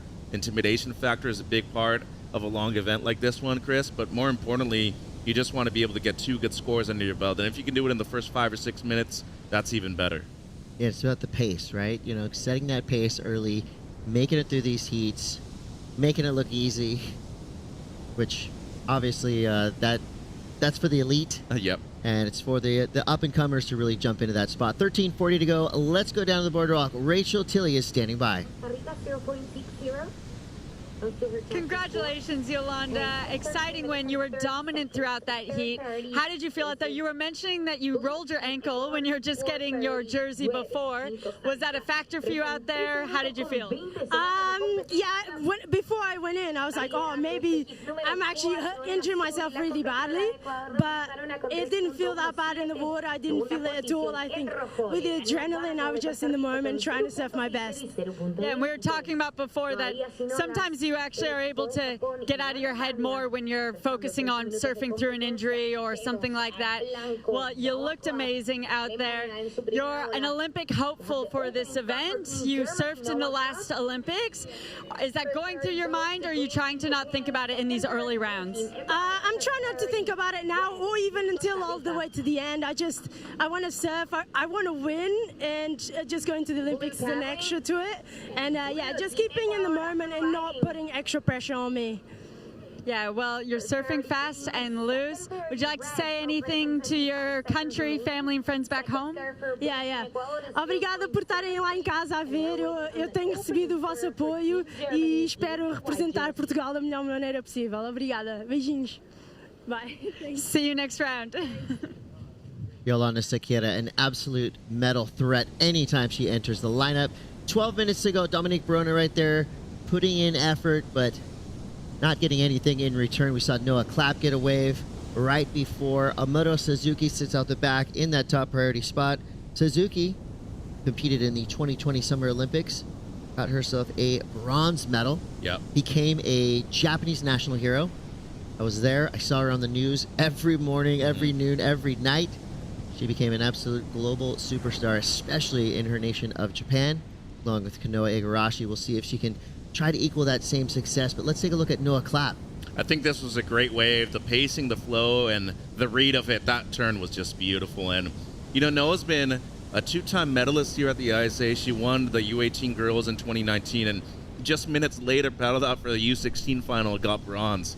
So not only is she a workhorse, but she's also capable of surfing multiple heats within the same day. I had the chance of judging a qualifying series event in Pismo Beach a few weeks ago, Chris. She lost an extremely close heat to Bella Kenworthy. She had a wave at the end, ended up falling, which easily would have been the score. I think what we're going to see from Noah in this event and throughout the year is more understanding of both how much her boards are changing and how she's changing with her age, too. I mean, she's no longer a junior. You're in a position where you can easily qualify for the Olympics, but she's understood that her surfing's there to compete with the very elite in the world, and case in point right here, Chris gets the best score of the heat. Yeah, I think Team Germany has fielded their strongest team in the history of ISA competition. Rachel Presti, Tim Elter, Dylan Groen, Leon Glatzer, Noah Clapp, who's in the lineup right now, and Camilla Kemp. So they have an absolute shot of taking a medal here. If they are the highest ranked team, they'll get a spot in the Olympics. Yep. Either for the men or for the women. So you know that all these numbers, all these facts and figures are running through these surfers' mind, regardless of the task at hand. But here we go, Leilani McGonigal, big snap there. Amuro Suzuki got involved as well. Pretty cool. I mean, we're watching a lot of similar styles in this heat. Similar amounts of power between all four of these surfers. All goofy footers? Yeah. No, Amuro is, yeah. 3 goofy footers. No, that would have been horrible for us, imagine. 2 goofy footers in the booth seeing 2 goofy things footers would get have knocked got out. Yeah. It's tough, but I think overall, just the athleticism is obviously noticeable. I think being in a warm water location makes it huge for a lot of these young men and women to be able to compete in conditions like this, as we look at Teresa Bombolo right there. Speaking of athleticism, Portugal team, I mean, they put in a lot of effort behind the scenes, super well prepared, well coached, and most importantly, the league that they have right there in Portugal too is super beneficial for them to be able to get more repetitions in high level competition. Chris, love what I'm seeing from them, and I think they're strong contenders also to get another spot. Teresa is always a threat in the lineup. She is a tenacious competitor. So with 8 minutes 58 seconds to go, Noah Clapp in the lead on the strength of that 5.83. I feel like at the moment it's really everything is gonna hinge on that one big turn to start your wave. Yep. Of course, if you do 2 or 3 turns down the line, you're gonna manufacture some type of score. But if you can get involved early and get one big snap out the back, you're gonna set yourself up for glory. That's what Noah Clapp was able to do. Leilani McGonigal, same thing. That 4.83 came really on the strength of one big turn. So it's almost like your strategy has to go out there and do the best single turn you can. Anything additional is the icing on the cake. You will be rewarded for that one big maneuver. And find the wave. You know, Noah and Amuro, they were going at it at the beginning of the heat, and, you know, they kind of evened each other out, Chris, with about 8 minutes gone, and Noah was able to get the 5.83, and then at a certain point of the heat, Amuro was just like, hey, if I don't get to work right now, even with priority, there's just not going to be enough time for me to get 2 waves. Got one, we're still waiting for that score, and look at this. Underneath everybody else's priority, getting a quick backup, Chris. It's like the catchphrase of the new HBO True Detective series, she's awake. Watch out, Amuro Suzuki waiting for what we think is going to be a decent number. Ooh. Now we've got a paddle battle, Amuro versus Leilani. These two have competed against each other many times in the past, in the ISA, in the QS, in the Olympics. Challenger Series, everything you want to talk about. And look at that. I mean, who wants it more? So it's a toss-up right here, but look at Leilani. Yeah, she's gaining steam. And she wants to make it clear that if it's a close one, it goes to the person who rode the first wave out of the exchange, with, in this case, was Leilani. We're going to see what the priority judge deems right here, Chris. I mean, textbook paddle battle right there. Their elbows were smashing into each other, and it's going to go to Leilani McGonigal. She gets that third priority spot. I love that. That was a battle for third and fourth priority. Yeah. It shows you how much this means to these competitors in the lineup. Well, and how much priority matters in instances like this, too. So this comes in as a low 5, Chris, a single turn right there under the lip. But great timing, too. I mean, doing well with the section and the opportunity that she had. I think not going straight into the lip line was very smart, not only because you hadn't ridden a wave at that point, too, but most importantly, you just want to secure yourself and start off with a bang. This came in as a 4.83. Solid connection there for Leilani. A lot of downtime in between maneuvers here, but once again, just getting on the board, reading the lineup, and being aware of what everybody else is doing in the heat so far. The best wave of the heat, it's a 5.83. There's just a point difference between Noah Claps and Leilani's best ride. So she's right in there. It's going to be a tight race to the finish here. Yeah, I love the look of that opening turn. Just really nicely placed. Good technique, too. Not trying to overdo anything, Chris. Solid stuff and smart surfing by Leilani. Yeah, no diva attitudes in the water right now. All four of these girls, I mean, you can tell full effort, passion behind every turn they're doing. Current leader, Noah Clapp, wants it as well. Late to the party there, goes down. 5:40 to go. Slow start, but things have amplified as we get down to that 5-minute mark. Waiting for scores to come through. I think pretty much everybody's got a backup except for Dominique Barona. But she only needs a 2-3-1 at the moment. Of course, that's before everybody else is back up. These next scores come through. Yeah, and 5 minutes to go. Having priority could be the biggest blessing you could have right now, or the biggest curse too. And Leilani McGonigal just positioned a little bit further inside. She only needs less than a 1 to move up into second place. But I think if you're both Leilani and Dominique right now, you're looking for your best score, Chris. You want to at least try to match the 5s that are in the heat right now, and that's just going to come down to finding that one wave. But overall, as we said, a very competitive heat. You're not expecting 14, 15 points today. I think 11, 12 points, that's already a good heat by how slow it's been so far in the first few heats of this morning. But I feel like Noah Clapp has done an excellent job of just being able to control the peak. I could see that being a mistake right there at the end, not being able to ride out of it and just getting less than a 1, but you got enough time to be able to get a solid backup here. Smart choice by Amudo. If she goes on that one, she's going to let it go, though, Chris. Sitting in third party for now. Leilani McGonigal has jumped up into that second party spot. Dominique Barona using her priority on this little right-hander. Good little bowl here on the inside. Quick snap there. Section collapses around her. She's able to get around it. Back onto the open face. So nicely done there. Good positioning for Dominique Barona. Megan doesn't overcook things, knowing she has 4 minutes left and has really no scores of note. The 317 could be a decent backup for her. I think she's going to do better than that with that 2-turn combination there. How many times do we see people lose heats in the last few minutes because they're either waiting too long with priority or using it in the wrong way? And that was a case where there's close to 5 minutes left in the heat. It's a pivotal point of the heat, obviously, but most importantly, just make a decision. Don't try to overthink, and that's where you see not only the Olympian come out, but a silver medalist at the Pan American Games. Clutch performance right there on that one, and should be more than enough for the 2.31. Yeah, that's when you got to just keep it simple. Just surf. Get a wave and surf it well. That's what she did right there. You could tell she switched everything off right when she stood up. She knew exactly what she had to do. She's a veteran competitor, an ISA favorite for sure. I mean, I don't think there's been any ISA events without Dominique Barona in the past decade. Not that I've either competed in or worked at. Yeah, paddling. I mean, she could ride a longboard. I'm sure if you gave her a bodyboard and some fins, she would absolutely charge.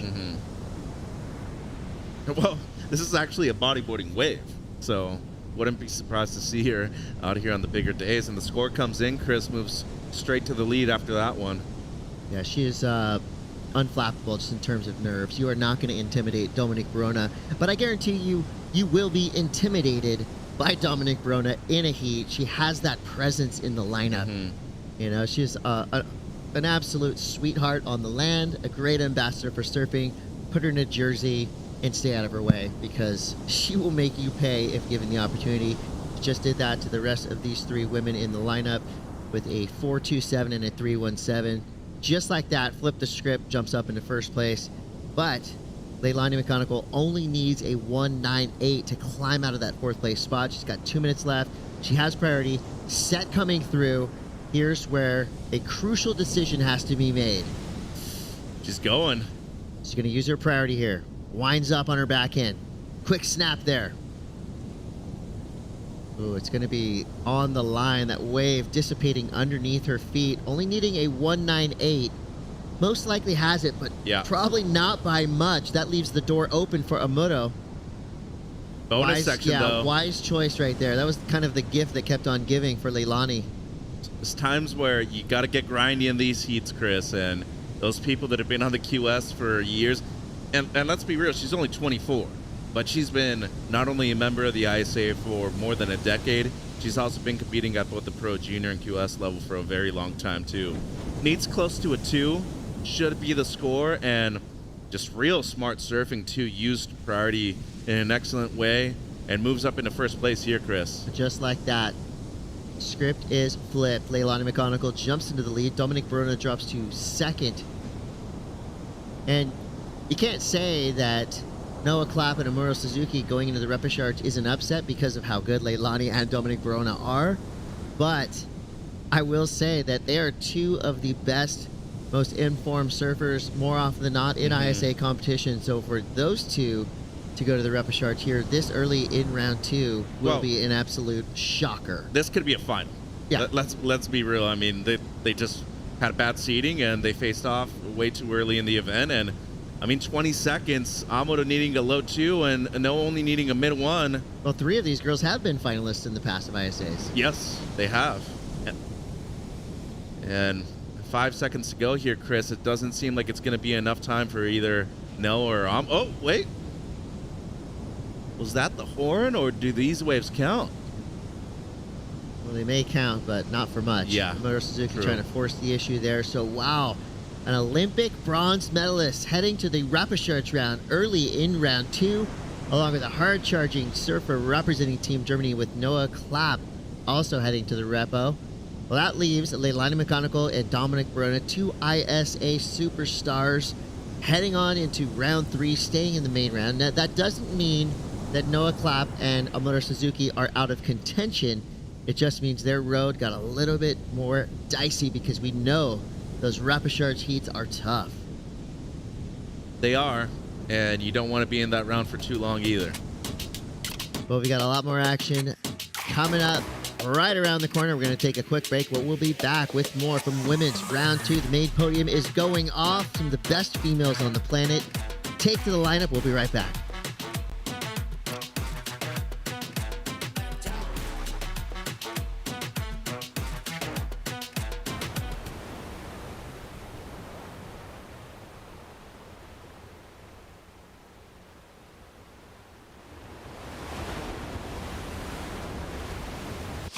Puerto Rico, we call ourselves Boricua, a unique name honoring our island heritage and the vibrant spirit of our people. When you bask in the warmth of our beaches, when you taste the love in our food, when you embrace the call of our adventures, you'll find that spirit in yourself. Dare to live every moment. Live Boricua.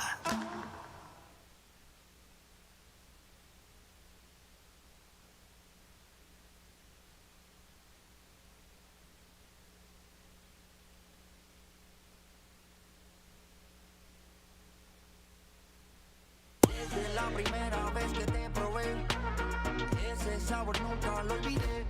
Quiero mi pancho, te amo pancho. Desde la primera vez que te probé, ese sabor nunca lo olvidé. Quiero mi pancho. Campo Pancho, solo $4.99. Te amo pancho.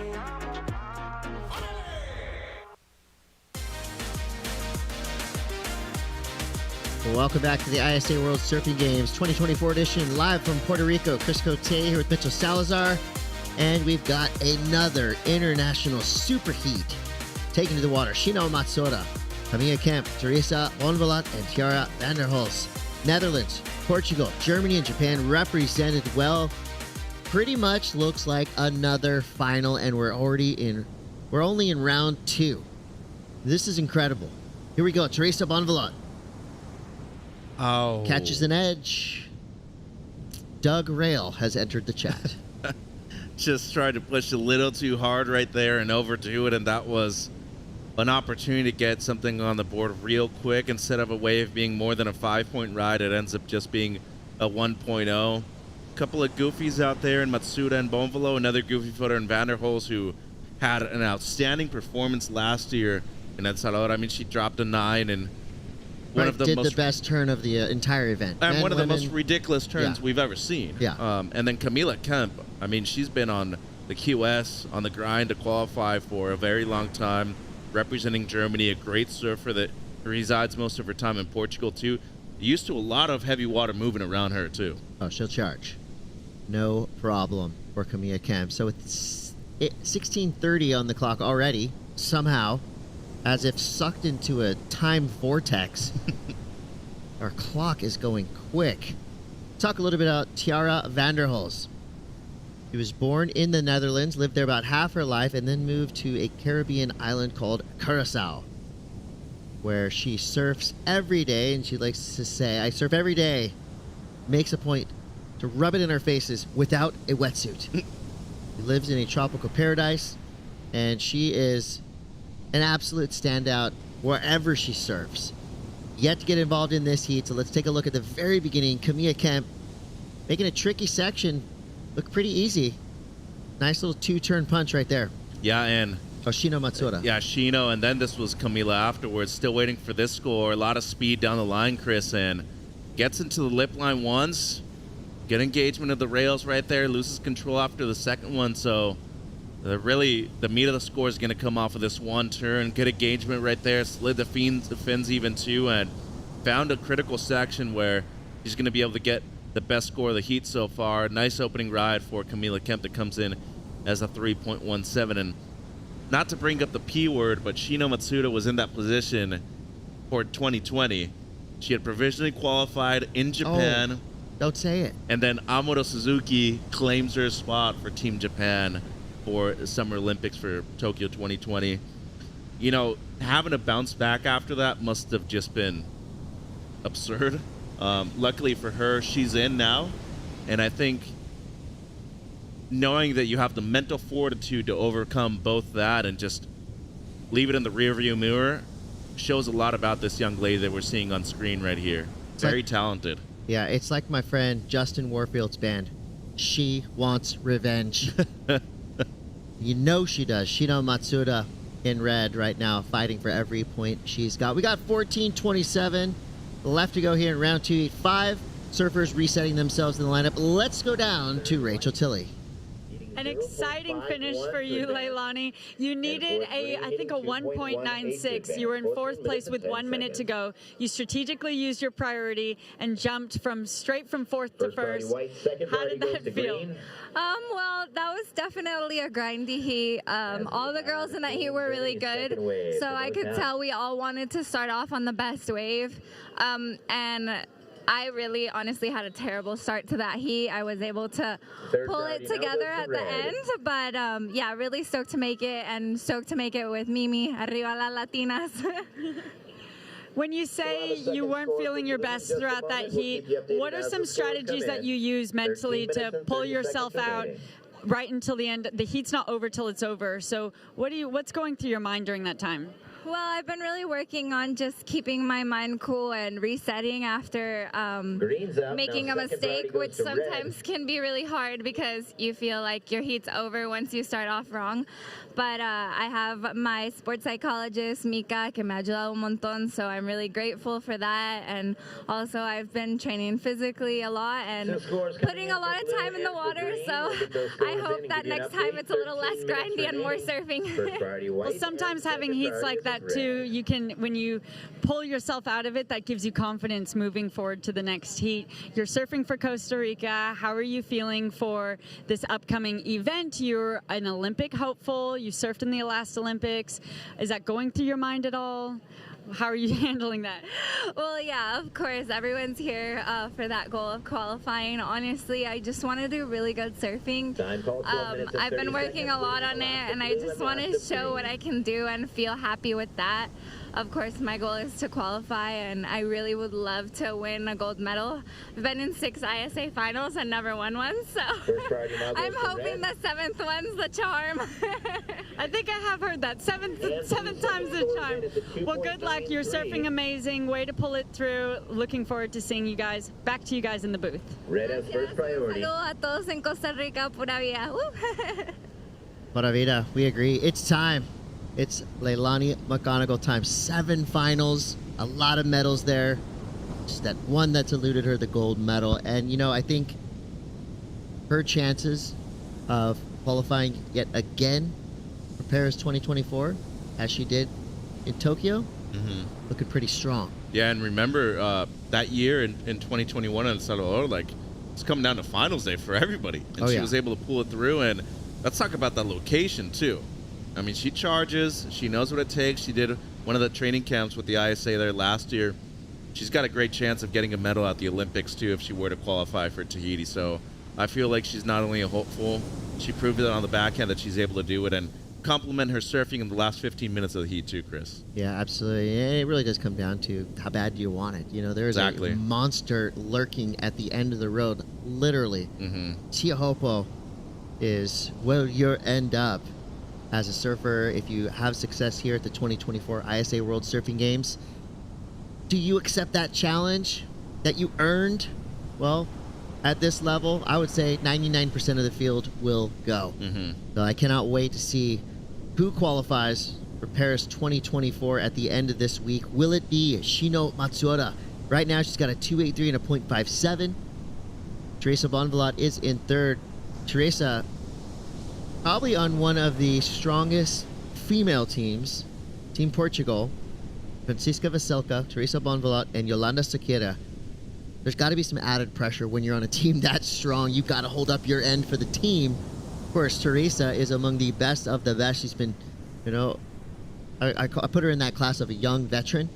Been around the world and back many times in ISA competition, on the QS, the Challenger Series as well. Has had some CT call-ups. She's that good a surfer. She fits in well with that incredible threesome of Portuguese rippers. And right now she does have her work cut out for him, but only needs a 1.40 with 9 minutes and 52 seconds to go. Here's where you got to get involved. You know, you can find yourself in the lurking class, you know, on either side of the takeoff zone. You got to put yourself in the working class and get one of those waves that's going to give you the opportunity. Easier said than done from right here. But the cadence of sets has provided ample quality waves for each and every surfer in every heat we've watched so far. Well, and that's where not only your training pays off in terms of your confidence, but most importantly, being put in these situations before and not repeating the mistakes that you've had not only happen to you before in situations like this, but learning from them. Because that's really when it's considered a mistake from my perspective, Chris, that you're not implementing the things that went well and continue to do things that went wrong. So for somebody like Shino, who, once again, the P word, she was there, had it ripped literally away from her in the last day. In the nicest way possible. Yeah, like literally in El Salvador that year, like she came out with tears. Yeah. Oh, I mean, and that probably is providing a lot of fuel for the fire that is inside her. Shino Matsuda right now with a 2.83 and a 1.67. Teresa Bonvalot on her backhand. She is a super consistent competitor, so to see her make mistakes is rare. Yep. 2 nice turns down the line there. And again, tenacious when she puts a jersey on. I've seen her come in from heats where you just stay out of her way because she, you know, she has the right attitude where the champion needs to have. You know, she is known as a battler, which is funny because you see her on land and she's nice, sweetheart, you know. Yeah. But I think like most of these surfers, something changes when they put that jersey on. It's like an attitude adjustment. But you got to have that, right? Well, I mean, from my experience, I had it at a certain point and then I lost it. Everybody can, but you can regain it too. As we look at Kemp here, you know, the one quick snap right there, and there's ups and downs, and you need to be able to find a balance and obviously maintain that high too as long as possible, Chris. But you know, let's be fully honest. We're surfing for a profession. Like, that's pretty darn cool. But you still need to look at it as a job. But if you look at it one way or the other too much, it's affecting you. And you're not really complimenting yourself the way you should be and being able to find not only that balance, but something that is bringing joy to your life. And if you're not really enjoying it, there's no purpose of doing it. Back to the conversation about the Portuguese team on the women's side. All three of them have been successful at the major level. Yolanda's been an Olympian, so has Teresa. She's been a couple spots away from qualifying multiple times now for the championship tour. And Kika Veselka was a world junior champion at the WSL level the previous year. They've all three of them have a lot of trophies. And you get that kind of team camaraderie, and you can always rely on somebody if you're not having the best day or you're coming out of a poor heat. That person can be not only a shoulder to cry on, but get some key and vital information out of them too. And surfing with the best is going to make you better. Simple as that. Now, Camilla Kemp with a 3.17 and a 2.93. Bashes the lip, but gets bashed in return. She goes down. Like the effort there. 6 minutes, 12 seconds to go. That was nothing for Camilla Kemp. She has surfed some of the gnarliest waves in the world. She's unafraid. So didn't even have to shake that one off. Just got right back on her board. Does seem like the smart plan right now is a 2.93 being her backup. Another surfer who's not scared to put herself in risky positions. Tiara Vanderhols, again, owner of the best turn of the 2022 ISA World Surfing Games in El Salvador. I mean, that is a highlight wave, a highlight turn that will live on forever. It was huge. It's impactful, and it changed basically the way Olympic qualification played out too, because she knocked out Erin Brooks. I had never heard of her before that event, and I feel foolish. Like, my scouting report should have gone deeper because she is that great of a surfer, and she's just been constantly improving. I mean, she's not just a one-turn wonder, right? She can do it in any type of waves. But right now, back up against the wall a little bit as Teresa Bonvalot has now opened things up a little bit more, extended her lead with a 5.17 and a 3.90. Camilla Kemp representing Germany, who's also fielded their best team ever in ISA competition, currently in second. Vanderhol's third, Shino Matsuoda. A little shocked right now to see Shino in fourth with only a 2.83 and a 1.67. Good news for her, she does have that top rating spot. The bad news is she's got three hunters around her who have been identifying and picking off these medium-sized kind of inside waves. And good pressure by Teresa too right here. Of course. Thought she wouldn't? I think this is a lot of what we see from European surfers, especially both Portuguese and a lot of the French surfers too. Usually bring you off of the peak and pivotal moments, like right now, less than 5 minutes ago. Some smart stuff as we look at the last of Teresa right here, 5.17, kind of missed time, slid out a little bit when she was coming out of that first turn, recovers super well right there, Chris, and fully engages her rails. Smart surfing, not trying to overdo anything, and looking at the front angle right here, this second turn was just beautiful, great technique, body always in the right position, and as you can see right there, really drives off of the bottom with that surfboard. Just being in the right place at the right time. At a pivotal moment of the heat too, she was out of the top two spots for a while, and now both Tiara and Shino needing something in the 3-point range. Shino's gonna let that wave go, and she is just playing with fire right now with just under 4 minutes, because I know the lefts aren't really the best option out there. There might come a point in time where you do have to grind one of those to get a 3-point ride. Yeah, 3 minutes, 10 seconds to go now. The tension is rising. These heats are loaded too. I mean, Every heat's a final from here on out. Heat 5, round 2. Buckle up, Mitchell. It's going to be a wild ride. It's a rude awakening back to the booth for me. It's only day 2. Come on. Tiara Vanderhols now trying to get back in the good graces of the judges. 2 big turns out the back. She wants a little bit more here through to the inside. Will this wave give her one more opportunity? Setting things up. Patiently waiting, keeping the flow. Is there a section here on the inside? 2.5 minutes to go. She gets it. solid turn to finish, stays on her feet. You're going to have to do better than that, Atlantic Ocean. You're not going to knock Tiara Vanderholz off her board that easily.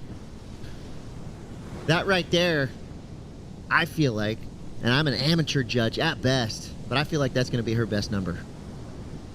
Well, she's needing a mid-3.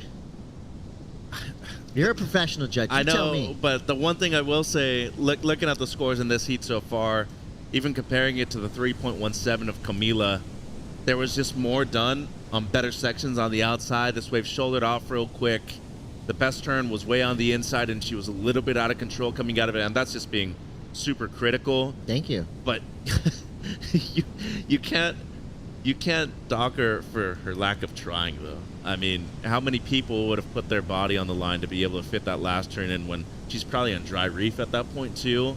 She's still a junior, and for her to be able to put up some decent numbers in this heat when you're looking at the heat total so far against 3 people that have been doing this for way longer than her, I think it's a testament of what she's really going to become in the future, which is, in my eyes, a superstar if she keeps going on the pathway that she's on right now, Chris. Yeah, that number is really going to potentially change everything. Yeah, not enough at 2.67, so... Yeah, so the impact wasn't there. The final turn was great. Mm-hmm. Everything from the outside section all the way through that the inside was pretty much just setup turns. Judges don't love setups. You know, not only... You have to do it in order to keep your speed going, but it takes away from the flow. If they're So combined she's with right there on the line. major But, turns, they're fine. yeah, 45 seconds to go. Worrisome moments right now for Shino Matsuda. Team Japan trying to will a wave to the surfer in red, sitting with that top priority spot. Meanwhile, Kamiya Kemp, late entry into this wave, gets around the section, able to fit a turn in, but goes down, mistimed there. 20 seconds left. Apex Predator, Teresa Bonvalot in the lead, out the back in second priority. She has been in command and control of this entire heat. She's staying well away from Shino Matsuda. Maybe she sees a peak coming through. 5 seconds left. Heat's over, Chris. Another absolute shocker for Tiara Vanderholz and Shino Matsuda, who both find themselves, as Allison Chains said, down in a hole. They're now in the repechage round. So we've just unleashed 2 incredible surfers in that last chance qualifying repechage round. But give it up to Kamiya Kemp and Teresa Bonvalot. That was a grindy heat, Mitch. It was. Well, we're going to take a quick break, but don't go anywhere, because right now we're going to tell you a little bit about the Brazilian threat, Tatiana Weston Webb.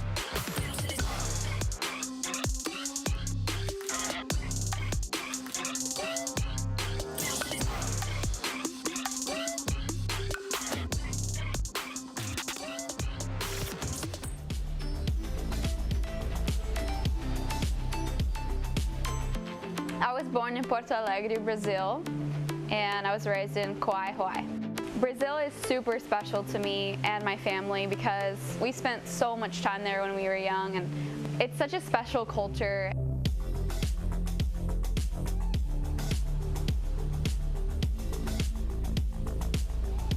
I never thought surfing would be in the Olympics, period.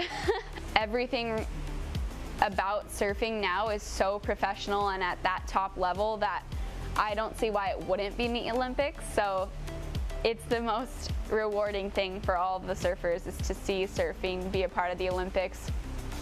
It's something that I think a lot of surfers never believed that would happen in their lifetime, and it is. So it's gonna give a lot of determination and hope for the next generations to come.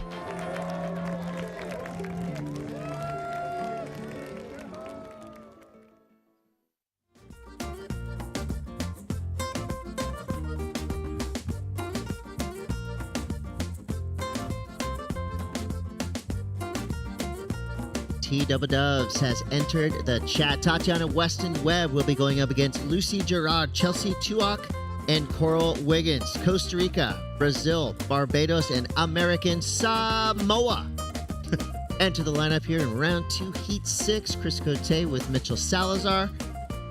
All right, throw it out there. It's pretty obvious on paper, but who would be the favorite to take this heat? Well, like Chelsea Tuoch's from pretty close by. Spent a lot of time here in the past. They have a professional circuit right here in Puerto Rico that Corona sponsors, and I wouldn't doubt that she is more than capable of taking the entire event out, looking to be an Olympian. And I saw her and her mom Margot at the Pan American Games. Once again, the only two Bajans that were there for the surfing aspect of it, and that's kind of how it's been throughout her entire career. The only surfer from that beautiful island in the Caribbean to also qualify for the Championship Tour.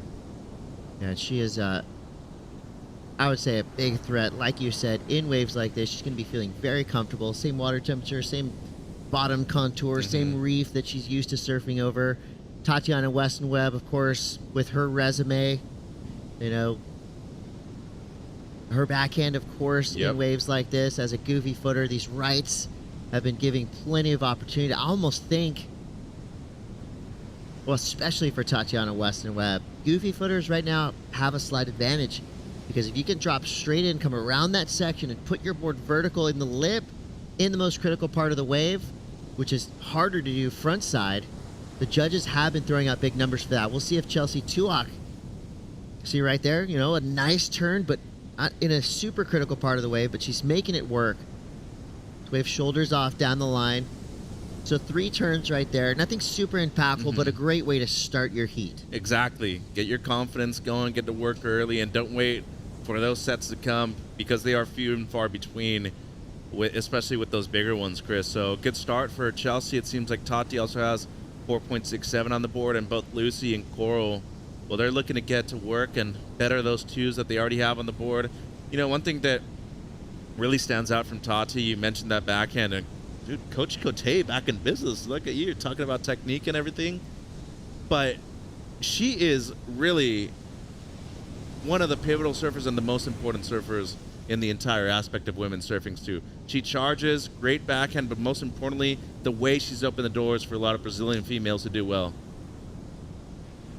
Well, with 16 minutes to go here, surfers looking for that magic wave to give them the big number. While they search, let's go down to the boardwalk where Rachel Tilley is standing by. You were surfing at El Pico yesterday. Congratulations on your win out there today. How did you find those conditions from yesterday to today and surfing at this break? Yeah, thank you so much, and definitely it's so much different, the wave, the power. The wind came up a bit earlier, I'll say, today, and it's really tricky out there.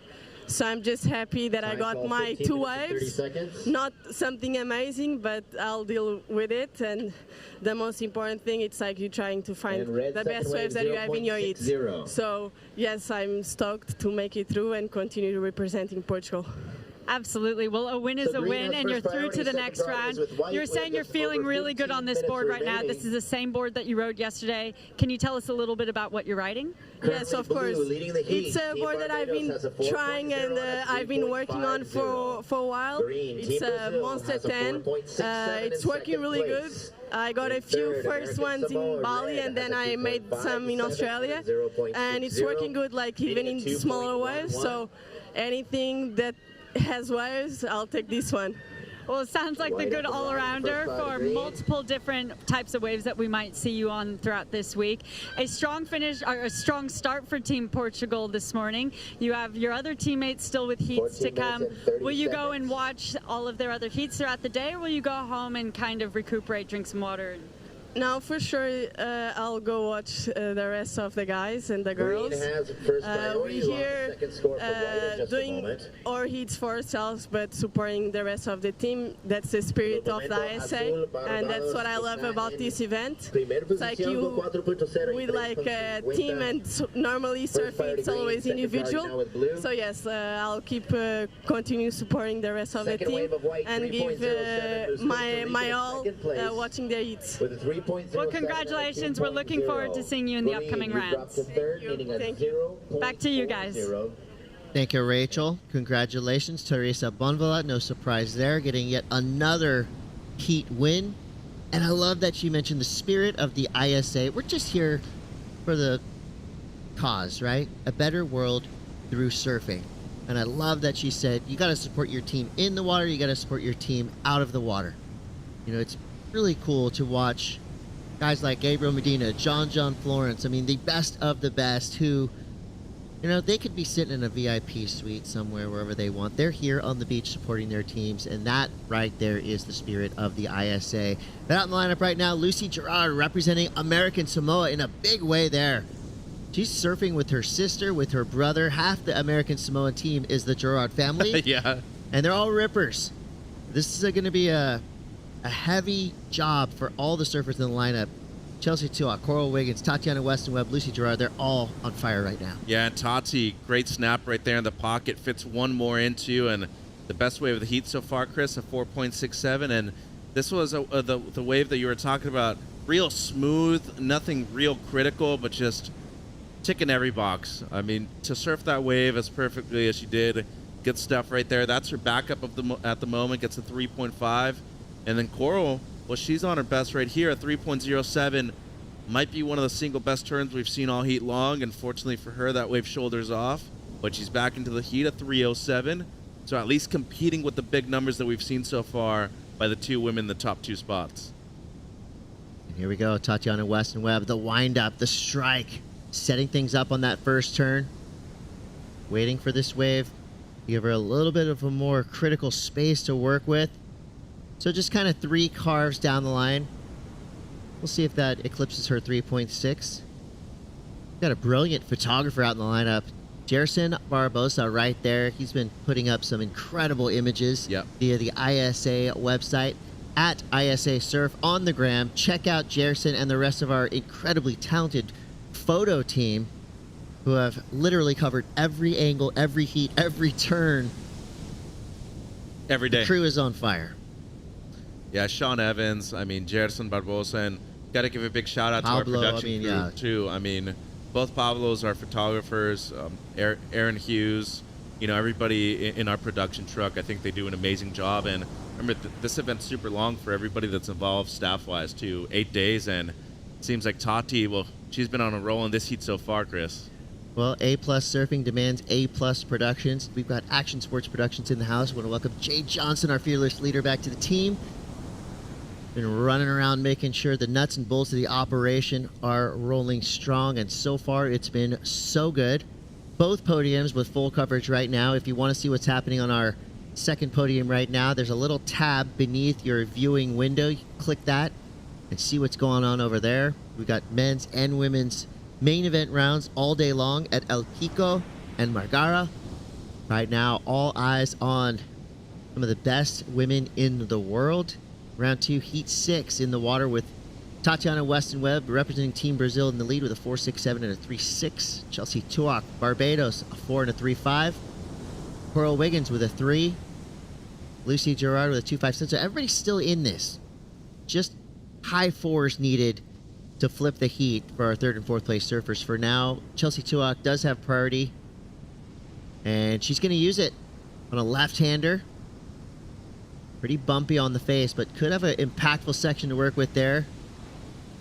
And a convexing set of white waters. Did not make sense, but neither did the outcome of that turn. Got a little wild there on the inside. Coral Wiggins now. Great style. You know, I like how she kind of goes up into that turn, and it's like a kind of a languid pace. And then she jams down that back leg and she adds power to the turn. It looks really cool. When she brings it down, it's definitely nice. And, you know, Chelsea was forced to go left on that one. She was looking right, Chris, but a little bit too far behind the peak. And at that point, if you're using priority, you might as well just go on the wave too. So decides to go left, had the chance, and it seems like that white water, when it's coming towards you, it's just coming at such a fast pace, and you're not matching power with power at that point either. So the fall right there for Chelsea. She's still in second place, but, you know, Tati so far, she's been super efficient, a 4.67 and 3.6. And, you know, 11, 12 points, that's really your range if you're looking at 2 good scores today. You're making most of the heats, I would say. To get 14, 15, that's going to be a very difficult job, and especially considering that not only are a lot of these smaller waves not getting score that high, there's just not a ton of scoring opportunity on them either. So, once again, I feel like the left should be an option if you're really needing to grind a score. But a lot of these right-handers, especially the double-ups, they'll offer up at least one good section at the beginning of them. Yeah, I feel like with 8.5 to go, if you're sitting on a 4.6, a 4, it's time to crack the whip. You know, do that one big, potent turn, throw the tail, give the judges a view of something a little bit different. We'll see if Tati does that right here. Winds up, straight up in the lip, just like that. Yeah, I did. I think I heard that turn from way over here. So thanks, Chris. Nobody cracks the whip like Tatiana Weston-Webb on her backhand right there. That was just a textbook, perfect backside snap. You look it up in the dictionary, it's a video of that turn right there. And the criteria was well used on that wave too, speed, power, flow. But to me, what stood out here was the timing. Great technique. I mean, meets the lip line at the right time, and then just adds on a little bit more with that one carve at the end. So not only going to replace the 3.6, more than likely going to be the best wave of the heat too, Chris. Some good stuff. And just to be able to handle that pressure in the moment, use priority the right way. I mean, it's noticeable that she's been a runner-up to the world title to Carissa Moore before, but she's been a gold medalist at the ISA level as well, and you know, competed for Hawaii for many years. Now has been representing Brazil for a good number of years too.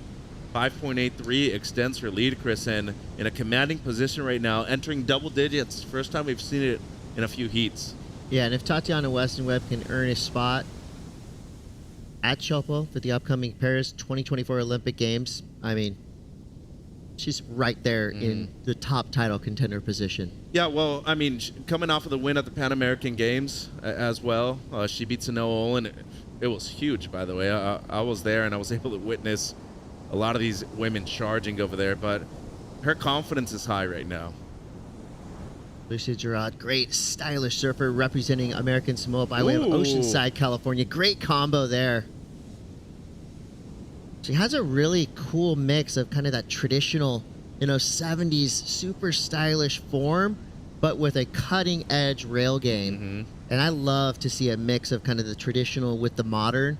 Lucy Gerard showing it right there. Needs a 4.93. Pretty good series of maneuvers right there. I agree. Wasn't super fast, but each turn was done nicely. Good flow down the line.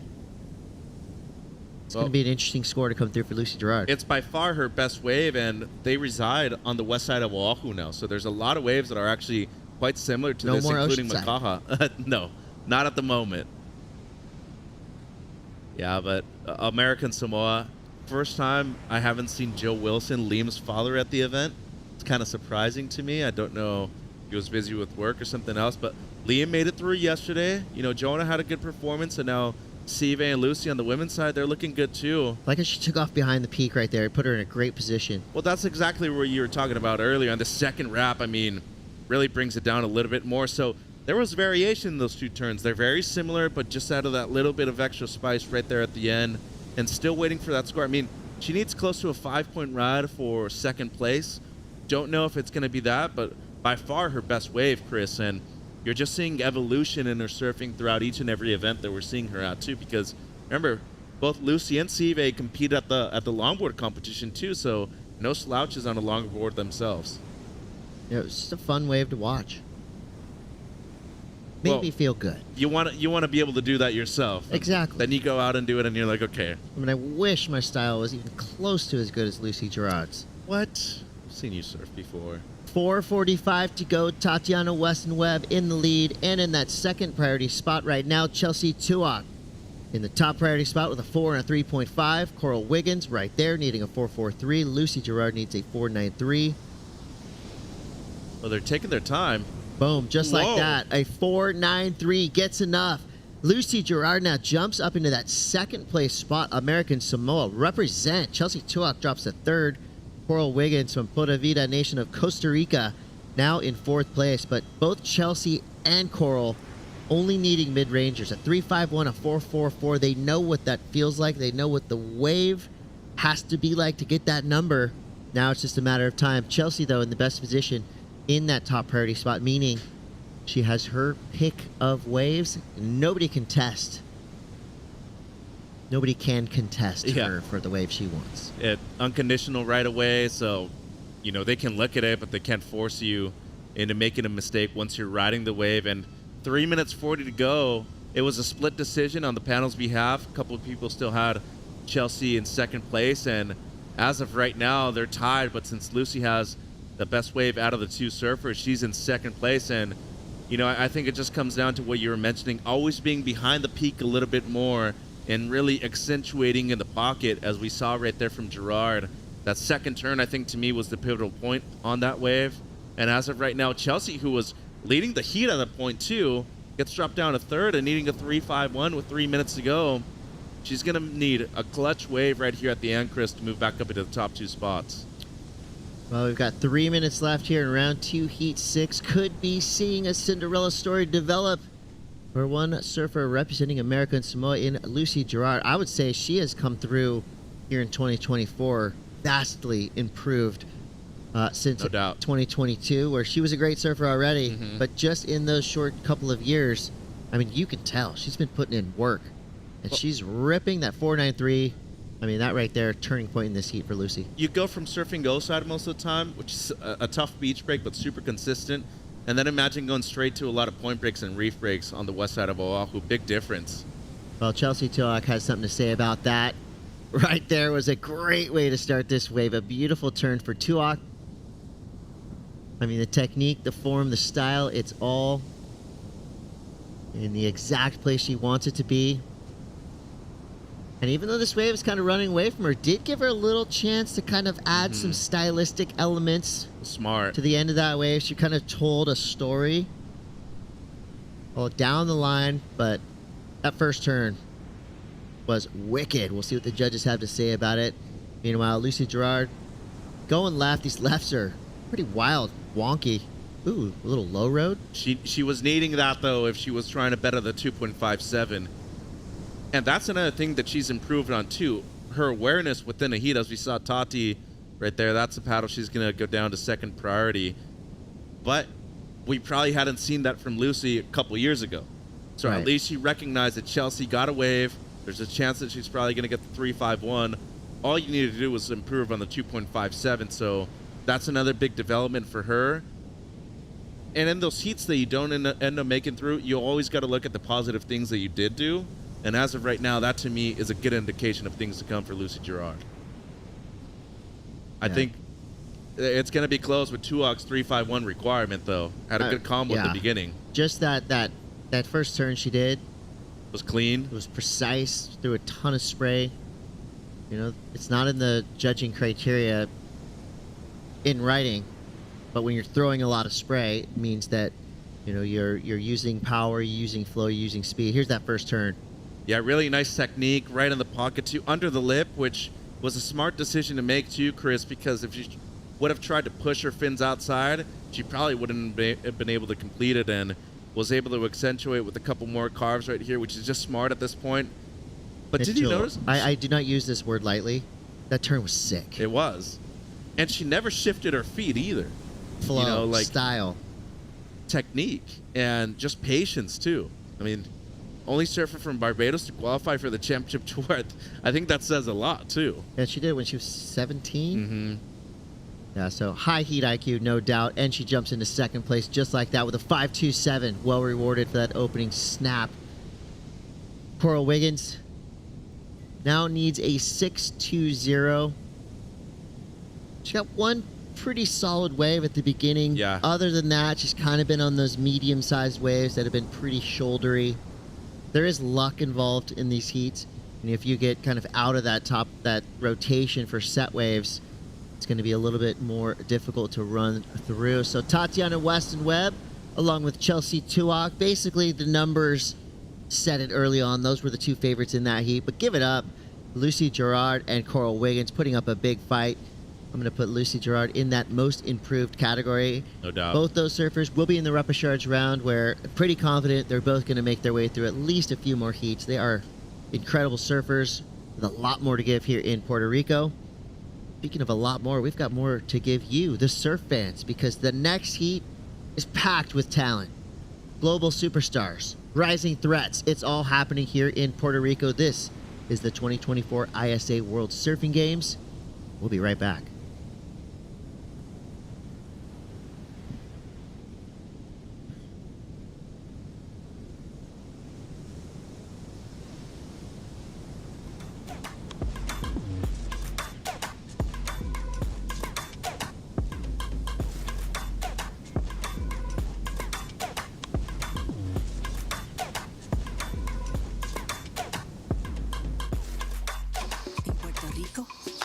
call ourselves boricua, a unique name honoring our island heritage and the vibrant spirit of our people.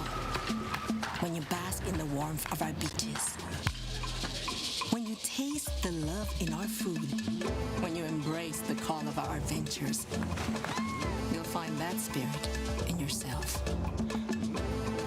Dare to live every moment. Live boricua.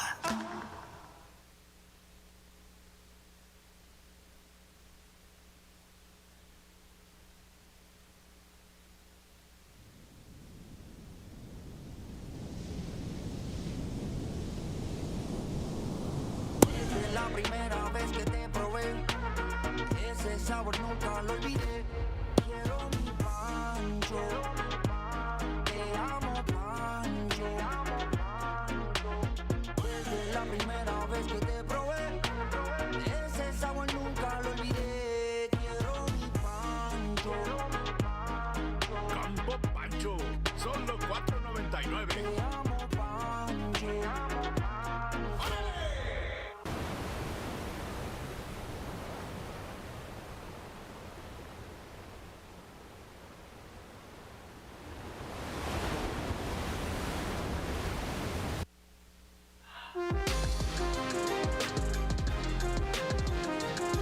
Welcome back to the action on day 2 of the 2024 ISA World Surfing Games. Out in the water right now for women's round 2, heat number 7 is the 3-time gold medalist in Sally Fitzgibbons out of Australia, up against Mexico's Sydney Ott, New Zealand's Paige Hareb, and Colombia's Isabella Gomez. This was a heat that when I saw pop up on the draw, Barton, I pointed it out to you. I got so excited knowing that this is, going to be a really interesting one to see who comes out on top. Paige Hareb, an 8, has had in her history of competitive surfing 8 years on the WSL Championship Tour. Sally Fitzgibbons, of course, multiple winners of the gold medal for the ISA World Surfing Games. So she kind of has this format pretty tapped into. Yeah. Compared to most surfers. Very comfortable in this environment. Very comfortable in the World Surfing Games, and as well as having so many years, over a decade on the Women's Championship Tour. Sydney Ott from Mexico, kind of that rising star that we're keeping an eye on to see what can come from her out of Encinitas, California, but proudly representing her family's heritage out of Mexico. Great addition to that team. As well as Izzy Gomez out of Colombia, who's one of the best big wave chargers and one of those real well-rounded surfers that you think of in the same kind of category as a Justine Dupont. Can surf any craft and do it very, very well. That's a massive compliment. I personally consider Justine Dupont perhaps the best female surfer in the world. What she can do across all types of conditions, and particularly at the biggest end. I love the energy in this one. Beautiful turn. You see that little whip at the end of it. The board looks so nice underneath her feet. And it was really beautiful surfing. This is the replay of the 417 for Paige Hareb from New Zealand. As you said, extremely experienced, very sort of strong competitive mindset, always ready to compete.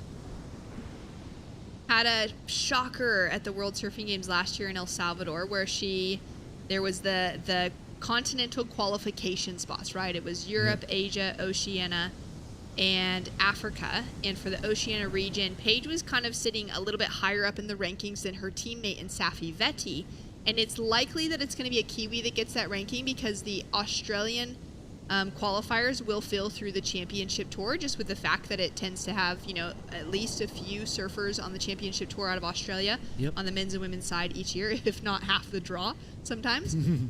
So it often lands that it's kind of New Zealand is the favored nation running into that qualification.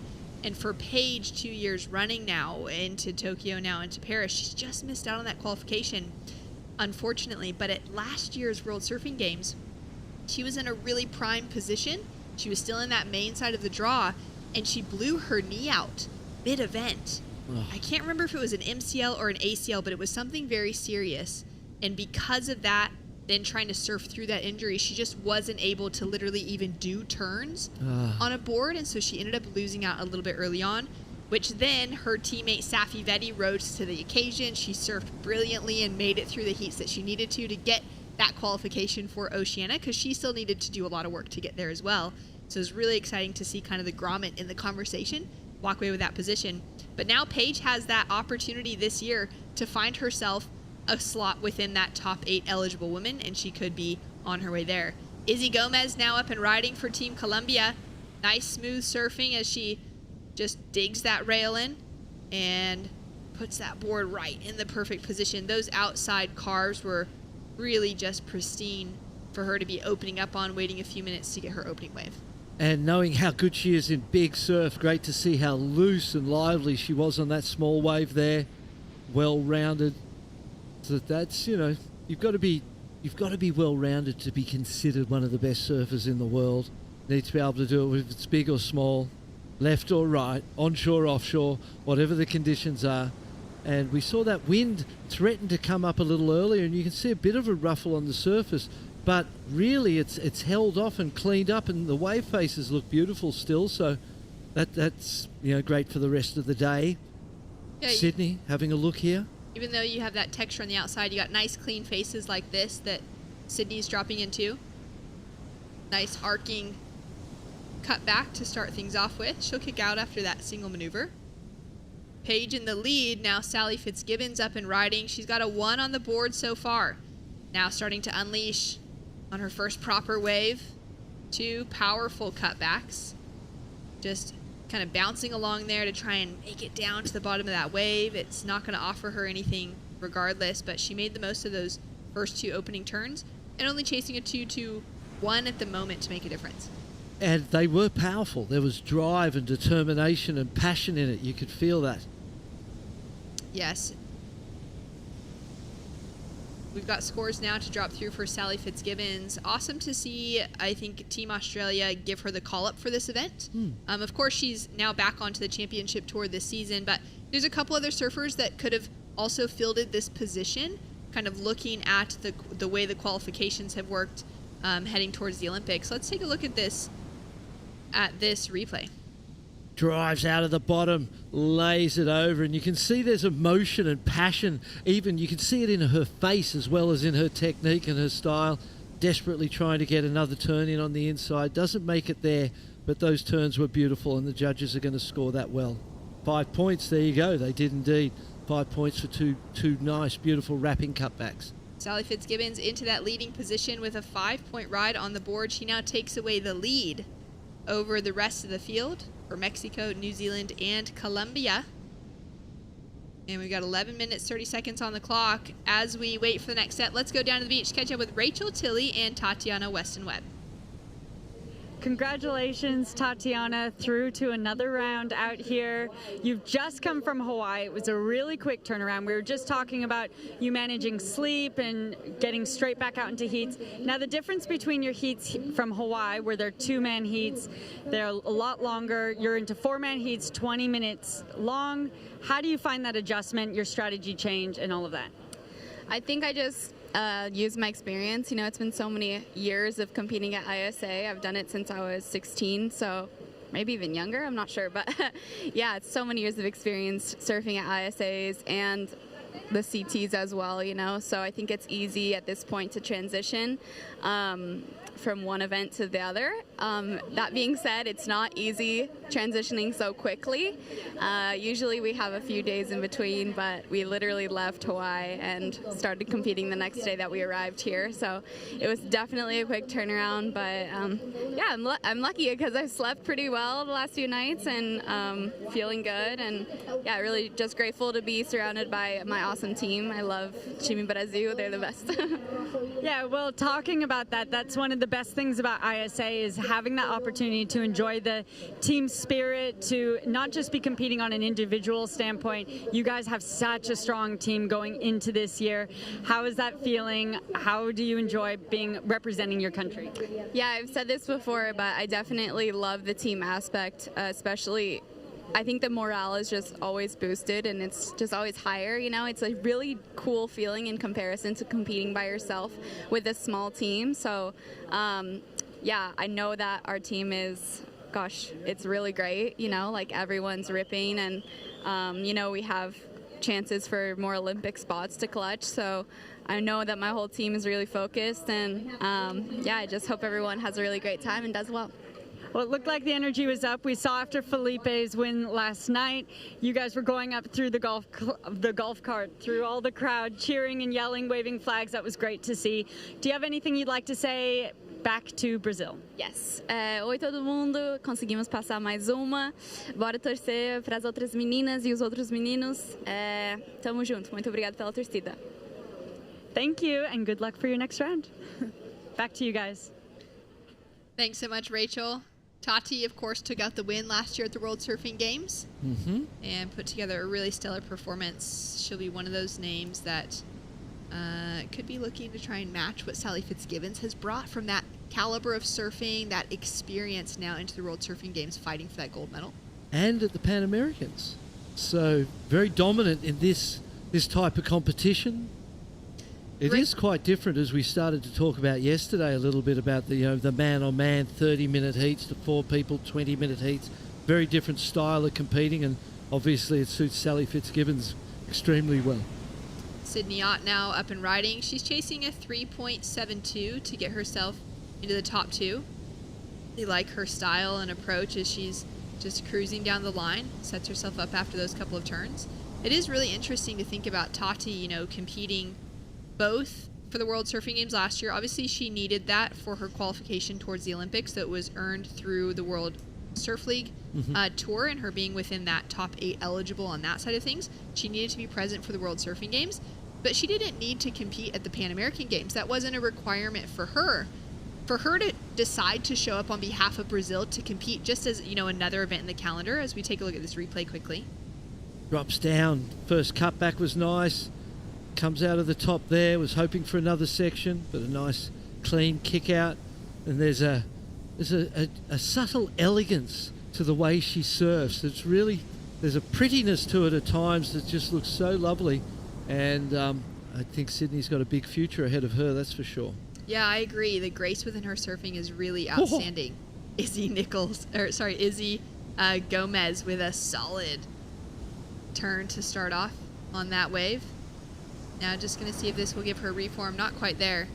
So back to that conversation about Tatiana. She didn't need to surf the Pan American Games, but decided to go and represent her country and make Brazil proud and have an opportunity to get another, notch kind of in her competitive repertoire of events. Yeah. And I think that's such a smart move heading into an Olympic cycle year, because she's going to be competing in the Olympics again in a different format that's more similar to the ISA. And the more events she gets that are in that sort of similar realm, that sort of similar conversation, it's going to give her that much more experience to pull from when she's in an Olympic heat. 100%. Paige Harrop up and riding. Here we go. She's got a lethal backhand, and she just pushed a little too hard maybe on that opening turn. Yeah, that was unfortunate. First priority wasted essentially on that one. And with 4 people, you don't have first priority that often in a 20-minute heat 4 priority rotation. So when you've got it, to not use it and make it count can be so damaging to your overall result. Well, Sally Fitzgibbons sitting in a commanding lead, a couple 5s on the board, looking for something bigger, but progression is what she's been all about, and let's hear more from her own mouth on where she's at with that. Everyone's like, oh no, the Olympic Games aren't on. And I'm like, well, it's just, the party's still going to happen, just not right now. And so it does. It gives you this breathing space, this room to kind of figure out in your surfing and your performance. Like, I've been around quite a while now. So it's like, to show up again and think like that the sport doesn't move or the performance level doesn't elevate would be quite kind of like ignorant in a sense. The greats of the game have always been willing to evolve and kept that beginner's mindset and youthfulness. So even in this COVID time, I sort of peeled back and gone like, what can't I do on my board and yet to experience? For me, my heart kind of lies in progression at the moment and pushing, to go to the air. I've always kind of, in a sense, wanted to fly instead of going out and training and, performing everything. And there's this kind of perfection element or bow wrapped around it. It's been the complete opposite in a time like COVID. It's like rarely making a move because the ones I'm trying I can't do yet. So there's been about 1,000 face plants, a lot of ice packs, but I feel like I'm slowly chipping away.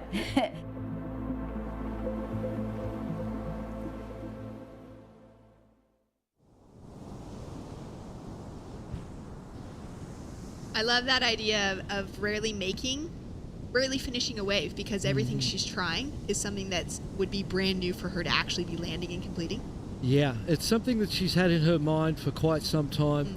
We worked together a few years back, and that was, the Project Air was a part of the work we did, and she come a long way. And I think it's fair to say that Sally is doing, although she didn't qualify for the World Championship Tour, re-qualified through the championship, the qualifying Challenger Series. Izzy Gomez up and riding, gets the cutback. It's caught up in that whitewater. I was going to say about Sally, I think it's fair to say she's doing the best surfing of her career right now. So the best could still be ahead of her. She's one of those surfers that's had all of those moments of, near perfection, glimmers here and there, and then so close to winning world titles. And then she's had all that success here in the ISAs with the gold medals, and finally got that Olympic debut as well. But we know that there's still so much more to come out of a surfer like her. And she has the drive and the hunger. To me, she reminds me a lot of Kelly Slater in that the man's 50 plus years old. He's still on the championship tour and will not retire yet. We'll see when that day finally comes. Yes. But he's someone that's there because he clearly loves it. He has that competitive drive that's just enough to continue carrying him through. Yeah. Obviously, his surfing is there as well to carry him through with it, because there's a lot of people that I'm sure would love to be doing that and can't stay on tour. Yeah. For Sally, it's so similar in kind of where she's at with that. I think that of everyone that I'm looking at in her pack, she's got so much hunger to still be right there in the midst of it all. No matter if it's the highs and the lows. I think the primary difference is that Kelly has that desire with 11 world titles still in his tank. You know what I mean? A little bit different, but we do have... Wow, that is an unfortunate mistake from Paige Harrop. According to our priority on the board right now, it was Sydney Ott with second priority, Paige Harrop with third priority, which means that Sydney had the right of way on that wave. Paige would have not realized that, not seen her. We'll get a look at the replay just to kind of be able to break it down a little bit better. But I do believe that Paige is going to end up with a priority interference, which is going to be a real bummer for her efforts within this heat. Let's take another look at this here. Wave comes in. Sally with first priority decides against it. Paige goes, well, I'm going to go. Swings, drives around. Oh, yeah, no, there's no question about that in my mind. There's got to be an interference. And it was, she needed to, it was premature. She needed to wait and see what Sydney was going to do and gauge it from there. But she just charged at it. 1 minute 30 on the clock, Sally. Sally up and riding. Nice corner, goes for the layback snap, adding in some variety for the panel. That was fun to watch. But for Paige, wow, for Sydney, that was really smart surfing. Yeah.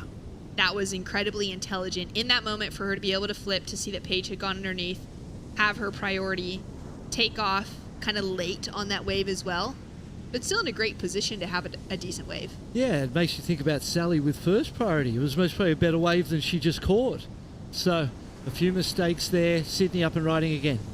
Sydney on her forehand, just a smaller wave, kind of keeping things interesting. Now, had Paige seen that Sydney was going to drop in and had straightened out and kicked out to the left, specifically into the whitewater, and not crossed her line, would have been fine. But the fact that Paige bottom turned, crossed that line, we've seen the interference now show up. And with that priority interference specifically, it means that her second scoring wave will no longer count, and she'll just be relying on the strength of one, as we've taken a look at this one from Sal. Yeah, it was forced, wasn't it? It was it didn't feel smooth and controlled. It was kind of a forced top turn. Comes from behind the whitewater. Look at the pumping and the trying there, trying to build the speed to do something radical, because I think she recognised that it wasn't going to be a score without something radical. Be interesting to see how the judges feel about that one. 5 and a 5.70 before it.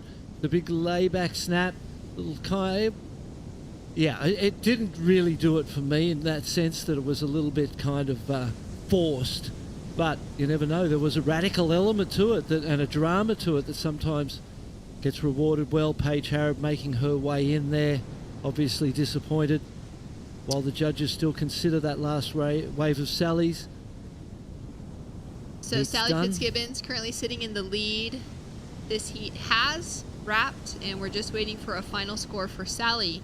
She'll be holding on to that first place position, though, with Izzy Gomez through in second for Team Colombia. And Sydney Ott finishes out in third for Mexico, with Paige Harrod falling out in fourth with that priority interference, meaning that she would have only had one score counting in that 4.17. And so she'll be relegated to the repechaje round, and she'll have a bit of work in front of her now to keep herself in that conversation towards Olympic qualification at the end of this week.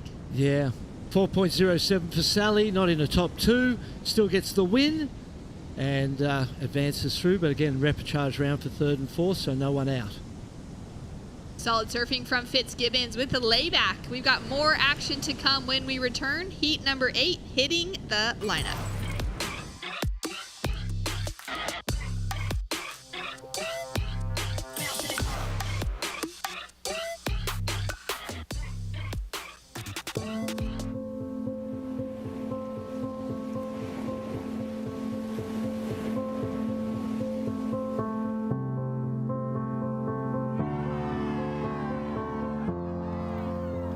There's something profoundly spiritual about riding waves. Water is transformative, healing. You're at the mercy of Mother Nature, the ever-changing movement of water. The ocean is the great equalizer.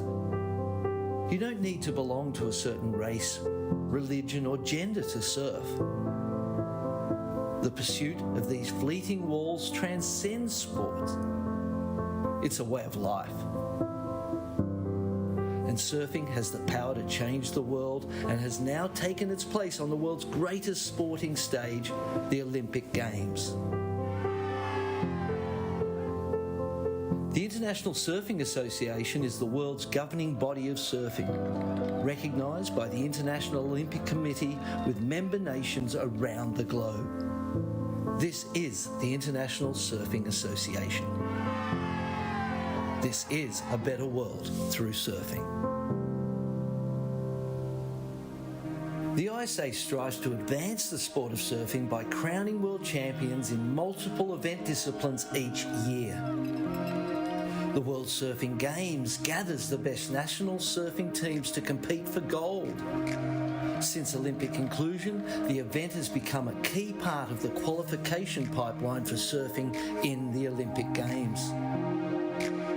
The World Junior Surfing Championship, which has celebrated surfing's youth since 1980, is a breeding ground for future generations of surfers, spawning the world champions of tomorrow. The World SUP and Paddleboard Championship combines the disciplines of SUP surfing, SUP racing and paddleboard racing into the world's most recognised event in stand-up paddle sports. The World Para-Surfing Championships gives universal access and opportunity to para-athletes to achieve sporting excellence. The World Longboard Championship showcases traditional longboard surfing, highlighting the style, flow and grace of this classic discipline. The quality and credibility of every competition hinges on the education of our officials. The ISA offers globally standardised certification courses for surf coaches and judges. A global standard adaptive surf certification program ensures instructors and therapists will be adequately trained and have the knowledge and tools to improve the skills of adaptive surfers. Global development of the sport across competitive and grassroots levels is a key element of the ISA mission. The ISA offers a scholarship program to young surfers who are outstanding role models in their communities and aids them in their education and surfing ambitions. Water connects the world, uniting us all. And together we can all create a better world through surfing.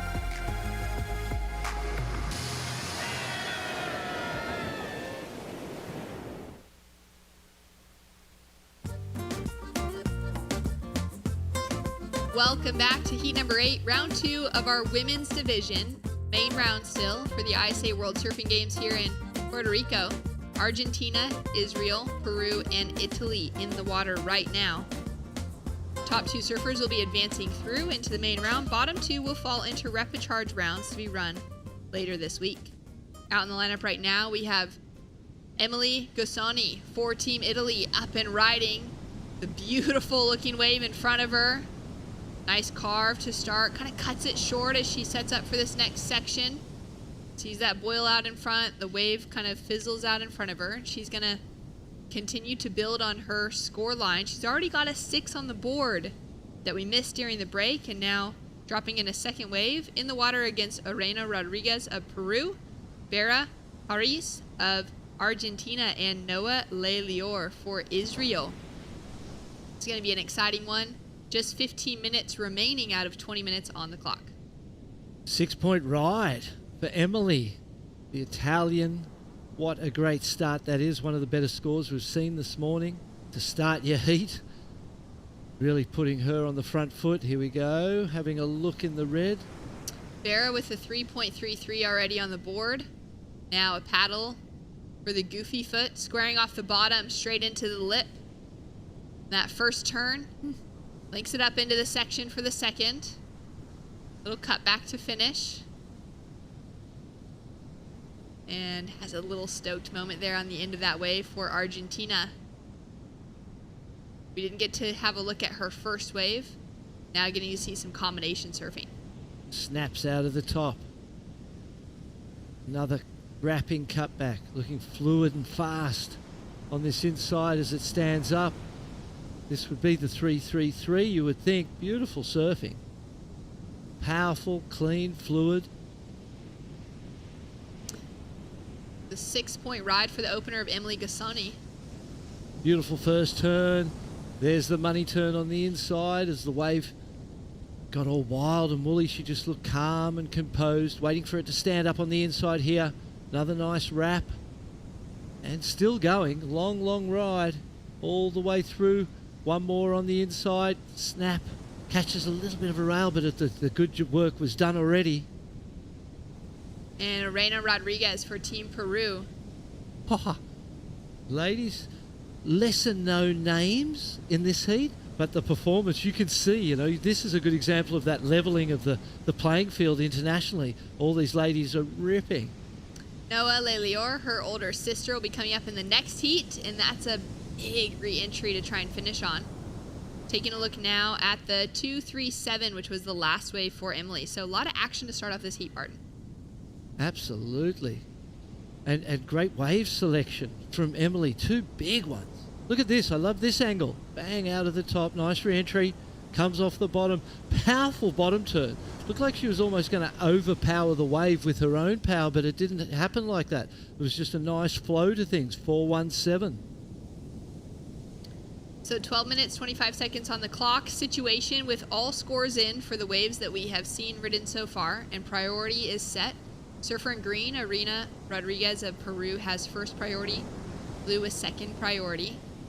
Noah Lelior of Israel. They're both sitting in those 3rd and 4th place positions with kind of low scores as the requirements. But you notice white moving away from green and blue. Strategically smart move. There's no sitting there with first and second priority. 2 wave sets at the most. We really haven't seen many 3 wave sets.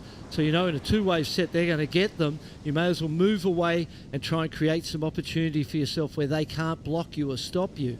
So you can see Emily Gossoni thinking and using good strategy to continue to maintain her lead. She wants to improve on that 2-3-7 as quickly as she can.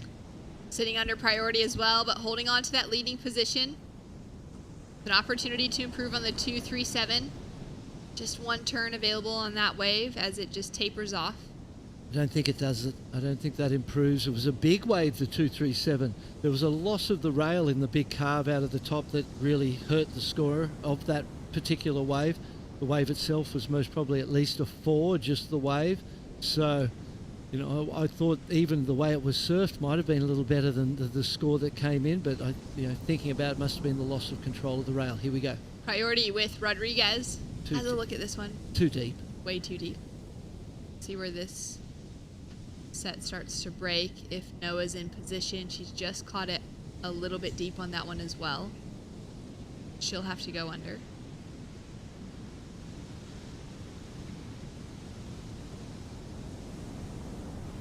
And we've got 10 minutes, 30 seconds on the clock. We've got Sally Fitzgibbons down on the beach with Rachel Tilley.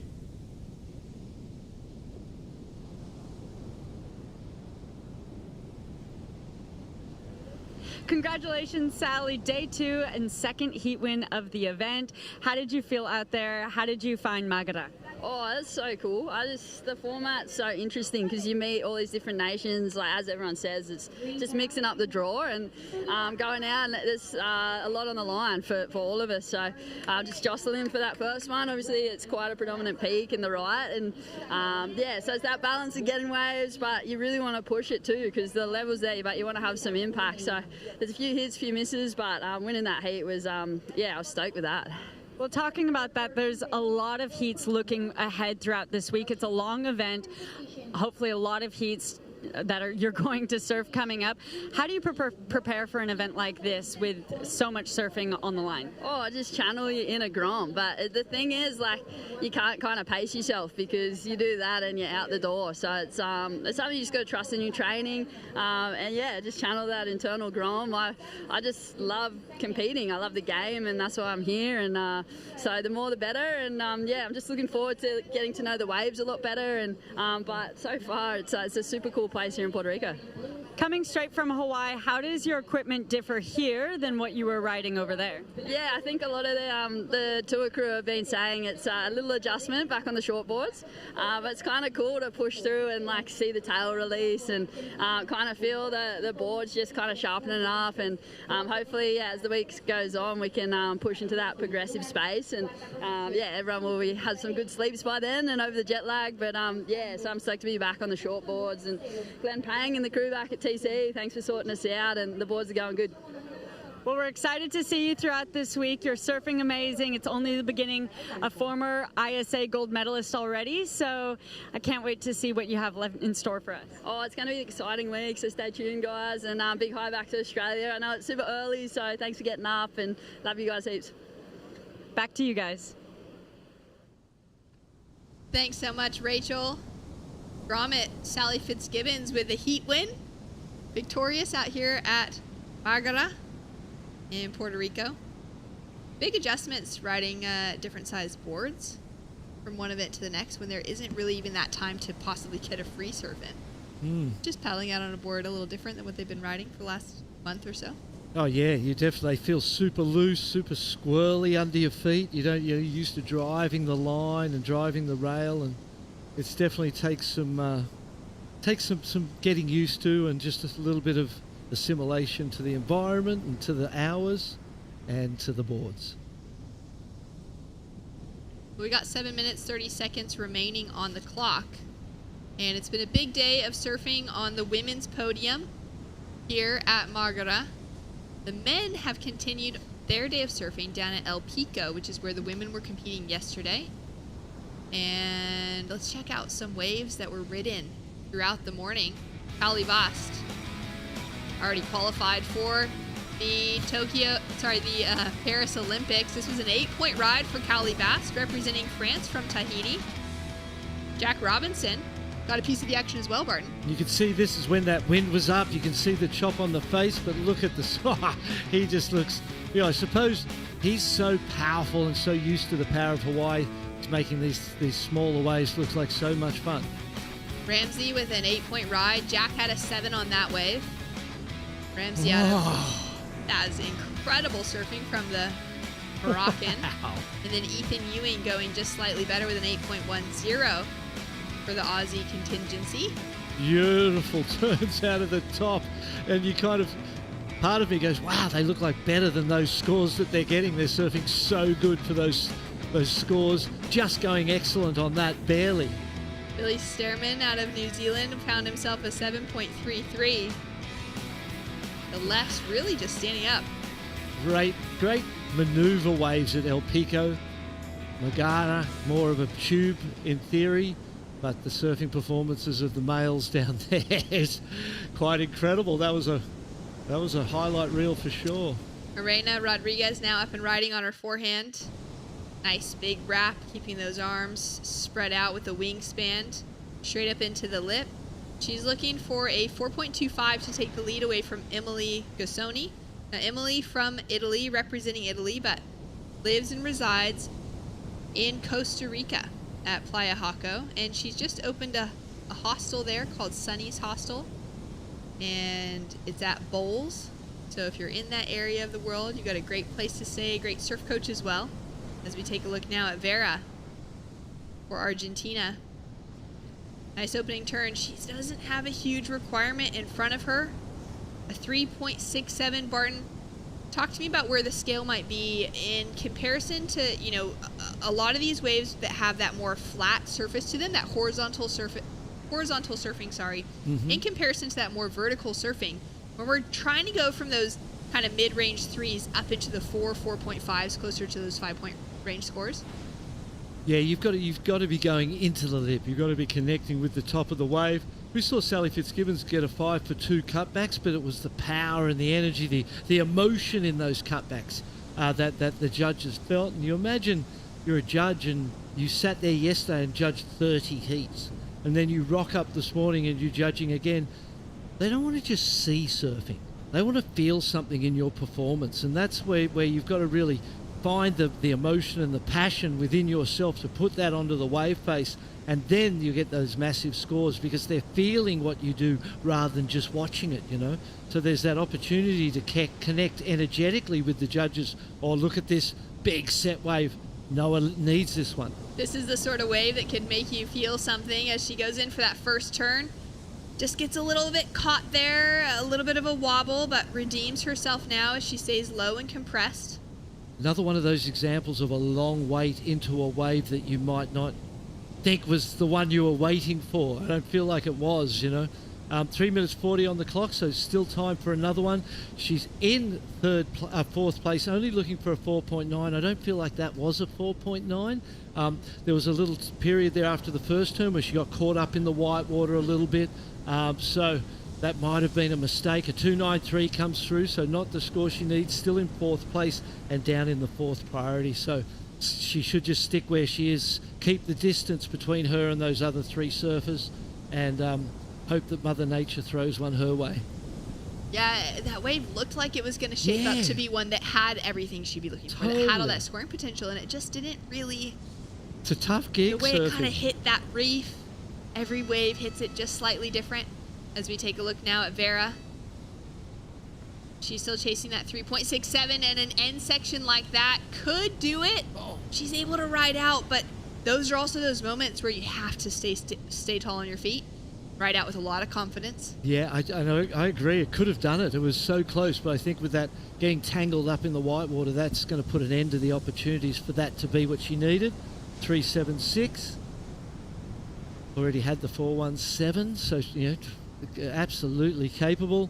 First and second priority right there, and with 2 minutes and 20 on the clock, I could imagine that you could nearly tag team this one, and you go to your opponent. You know, I used to kind of go, hey, you look after green, I'll look after blue, or you look after red, I'll look after blue, and split with the first and second priority and take care of the back end of the heat and make sure that you get through. That 6-point ride, still the heat standard from Emily, significantly better than anything else. It was a really nice shape to that wave as well when we got to see that replay, a bit more size to it. Yeah.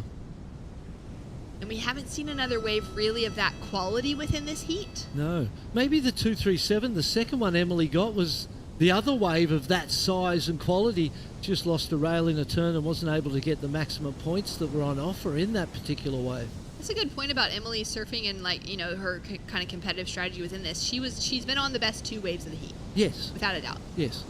And now been sitting with first priority for quite some time. Yeah, she's been in control. Up and riding again now. Our heat leader looking to improve on a 2.37. Couple cutbacks. I don't feel like that does it. I don't think it improves. The other, remembering back to that big one, she came from deep, raced along, went up to the lip, got a carve out of the top, lost the rail for a little bit, another cutback. I think that was better. I don't know that that's going to improve. Again, second priority 2.10. Okay, so there you just go. under, doesn't improve.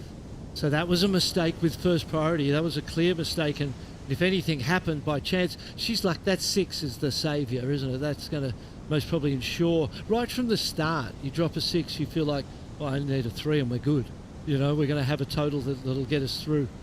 30 seconds on the clock. Noah with second priority. She's having a deep paddle for this wave. It's a little bit smaller, but I was hoping it would just stand up for her really nicely. Sometimes they do that, don't they? You just hug the reef a little bit more shallow and have some good shape to them, but unfortunately for Noah, that one was not to the quality.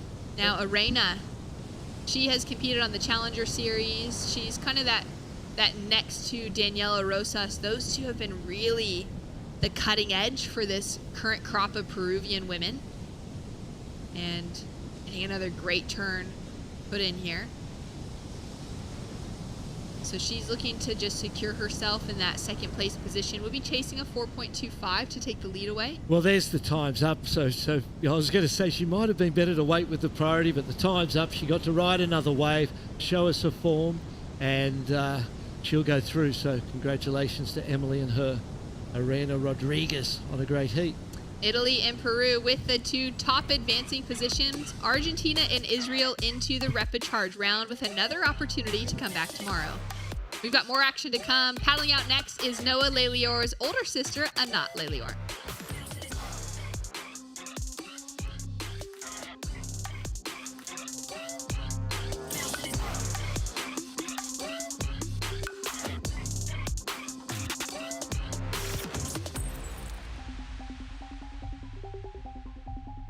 I grew up in Tel Aviv. The surfing here is not that great. I live in a sea compared to an ocean, and a sea is almost like a puddle next to a pool, I think. Waves are not really consistent, and it's really hard to be an excellent surfer next to all the world champions and all the other contestants. So I just try to keep pushing harder and harder, even though I don't have the conditions that they have. When I started surfing, I kind of started by myself, and then my brother came along, and then my sister, she's 2 years younger than me. She saw surfing, and of course she wanted to come as well. So since then, we kind of pushed each other to be better. If it was my sister doing this turn, I wanted to do that turn. And surfing in the water, it was kind of crowded, but it was only men around. I was the only woman or kid. I mean, I was a young girl surfing in the lineup.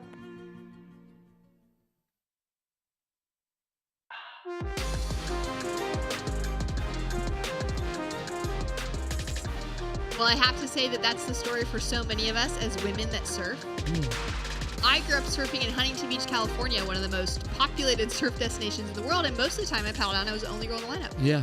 Sometimes had other women, a lot of times not when I was young.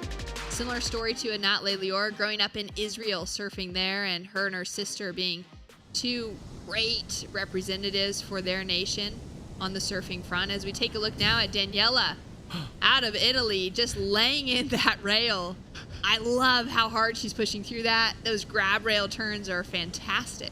Wow, the Italian lady's on fire in these last couple of heats, inspired by her teammates' win in the heat before this.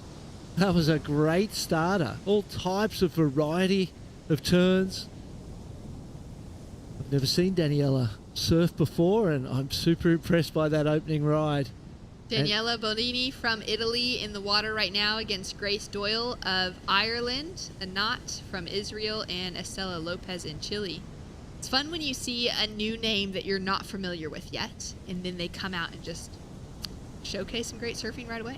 That happens a lot at these ISA games. So many new nations to surfing. See Team Israel watching this heat closely. In the foreground, getting warmed up for the next heat. A little bit of movement going before heading out in the lineup and starting to paddle. Yeah, it's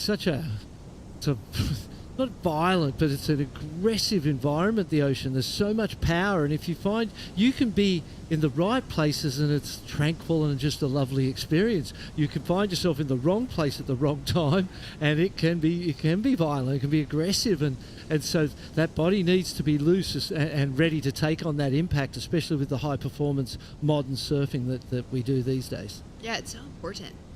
The amount of times that you end up underwater kind of flailing around, trying to hold grip on your board, or maybe even without your board even close to you anymore, just trying to kind of hold your body strong in those moments. You're not stretching properly at home in the after hours. It's not going to be that quick little warm up on the beach that's tuna for you. It's one of the things I sort of always teach is that concept of being more like a fish than a human. You don't see fishes bump into rocks, right? Yeah. Because everything that lives in the ocean moves in a fluid way, the same as the ocean itself moves, like this giant jelly bowl that's moving around. And when you're in that ocean, you need to be more like a fish than a human. And it's that human mindset, master of the universe, dominant species. If you go out there with that type of headset and think that you can control it, you will find yourself in big trouble, because that ocean you've got to go with it.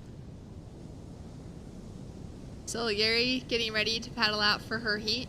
Coach for Team Peru standing alongside, just kind of talking through some strategy moments before she'll hit the lineup. But the headset's on to listen to the music and block out a lot of the other stuff, the distractions, and then they whip it to the side and open the ear up to hear the coach's advice. We've got 15 minutes remaining on the clock, and a 4.33 is the only score on the board. That goes to the Italian Daniela Boldini, 20 years old and currently sitting in the lead out in the water. And Nat, Grace, and Estella all looking for their opening rides. As we see Estella now with an opportunity. Nice tall approach to this wave as she extends that back leg through those first two turns. Sets herself up here with a lot of power. Similar looking maneuvers for each of these turns so far. She comes through to the inside section. And we'll have a score now to drop through for Estella. While we wait for that, let's go down to the beach to catch up with Rachel Tilley. Congratulations on your heat win. We were just talking about how difficult it is out there, especially to just find those higher scoring potential waves. What was it in that 6-point ride that you saw in that wave that you were able to maximize? Yeah, right now, especially with the high tide, it's really slow, so you have to start fast and with a good wave, and I was so lucky that I got that wave that I asked for and I was watching before my heat. But yeah, I'm really happy to make it through, and yeah, keep going. And what does your preparation prior to this event look like? Have you been to Puerto Rico before? What has your training regime looked like? Yeah, our Italian Federation is helping us a lot. We came like 2 weeks ago when we trained here for 2 weeks. And yeah, it's really, on this island, the waves, they change so fast. On those 2 weeks, we actually served with wind, flat, huge. And yeah, it was amazing, and really grateful for our federation that helped us out. Well, it sounds like you're ready for all conditions that might be thrown at you this week. Is there anything you'd like to say to your country and your family back home? Yeah, I want to say hi to everyone. I know my mom is watching, fan number 1 always. And yeah, thanks everyone for the support, and we keep going for the next one. Congratulations. We'll see you next time. Thank you. Back to you guys. Thanks so much. Huge congratulations to Emily out there bright and early, getting in those morning surfs and preparing for a big day of competition. But it would feel nice to just continue making it through in the top rounds. And smart move, incredible, you know, from the kind of organizing side of Team Italy to be able to spend 2 weeks here in preparation. That explains a lot, doesn't it? We've watched, you know, in this heat, there was a comfort factor for Daniela in that first ride. That was like, wow, this lady's, oh, she's been here before. They've been here for a few weeks. So, yeah, you can see the benefits of that trip in the surfing that we've watched in these last 2 heats for sure. And you can imagine that a trip like that, it's not just fun and relaxed surfing, but it's, you know, probably time scheduled throughout the day, spending a lot of time in the ocean, a lot of time reviewing footage at the end of the day. Daniela watching herself surf on this wave so many times already in the last couple of weeks. Now just finding that approach, trying to find the best waves that are coming through. but also running mock heats against each other. 100% they would have been doing that. And as she said, all the different conditions they got to experience. So you know where you're at. You know the environment, you know where the restaurant is and where the water is and where all the amenities are. And then you've got that intimate knowledge of the surf and the breaks from 2 weeks of exposure. And we're seeing the results right here. 317 for the Chilean on her first ride. Sitting with priority is the Olympian Anat Lelior, looking for her opening ride. So she's waited a long time for this. Now has the opportunity to make the most of it. Little setup as she comes into this big section, drifts the tail around and makes the most of it. She'll hit the eject button going back towards the left, and she'll put her first score down. Gracie Doyle out of Ireland now up and riding. On her first ride, just gets caught behind the foam. Unfortunately, doesn't really capitalize on that first opportunity. She might be able to get herself into a slightly higher priority rotation. She can get out the back quicker than a knot and score to come through for that first wave of red. Yeah, Grace Doyle from Ireland. That was most probably a wave selection mistake. It closed out pretty quickly. She'd waited a long time with the priority, and I think that time spent with the priority and the pressure of it on your shoulders, it sounds like an easy thing. You've got the priority and you get to pick whatever wave you want. But because you can, your mind starts to really try and make sure that you make the right decisions. And it's really a difficult situation because it's so easy to make a mistake, and you can paddle into what you think is the best wave of the heat, and all of a sudden it doesn't turn out that way. We take a look at the replay here from Danielle. That's the first one with that grab rail. 3 varieties of turns. The layback here, I thought there's no way she's getting back down the wave face, but she did. And then she's got that 2.5 on the board. Couple of cutbacks there. Pretty simple stuff coming through to the inside. Nothing spectacular and no use of the lip. Grace Doyle. Grace, the 34-year-old from Tremor, now up and riding. Used to work as a teacher. Now works more in computers and has spent a lot of time traveling and surfing. She was actually working as a tutor in the Men to Wise, homeschooling other kids, which gave her the opportunity to be in some of the best surf locations in the world while getting some work done. That sounds like a good decision. Smart decision. Smart. I'd do the same thing. And now look where she finds herself. That's Puerto right. Rico representing her nation. She's an Irish national surfing champion on the women's side, and she's been competing at the ISAs for many years now. It's been great to see her in that conversation with the rest of the Irish team and to know a little bit more about her background. And, you know, I think as surfers, there are those select few that are going to be able to make a true living out of just surfing because they're, you know, doing well enough in contests, they're qualified on tour, they're able to have a career out of it. Hopefully for more than a decade, you know, maybe they're looking at quite a long time within their life. There's a lot of other surfers that are looking at every possible way to make a living out of surfing by not necessarily surfing, but your job affords you the most time possible to actually just be in the water. Sounds like me. Sounds like you. Sounds like you. We both done it. I would say we've done a pretty good job of that so far. Absolutely. 60 years old and I've avoided a real job the whole time, so I'm pretty very chuffed impressive. with that, I'll tell you. All right, now 8 minutes, 15 seconds on the clock, and it is the Italian that's sitting in the lead. And Nat got a 3.93 on her ride, so while she waited a long time, was patient, 8 minutes to go, still only the one ride for red and white. So nearly a 4 for a knot off the strength of a single turn. Yeah. She's able to get that as a combination. She'll easily be looking at the best wave of the heat. Yeah, and that's where you draw confidence from those situations. You go, well, that wasn't such a great... Well, I got a decent score. Okay, all I need to do is combo that up with a couple of turns. Again, it was a bigger wave with a big face, and she went into that closeout turn on the backhand, made it look so pretty out of the top, but at the same time, it was aggressive and radical.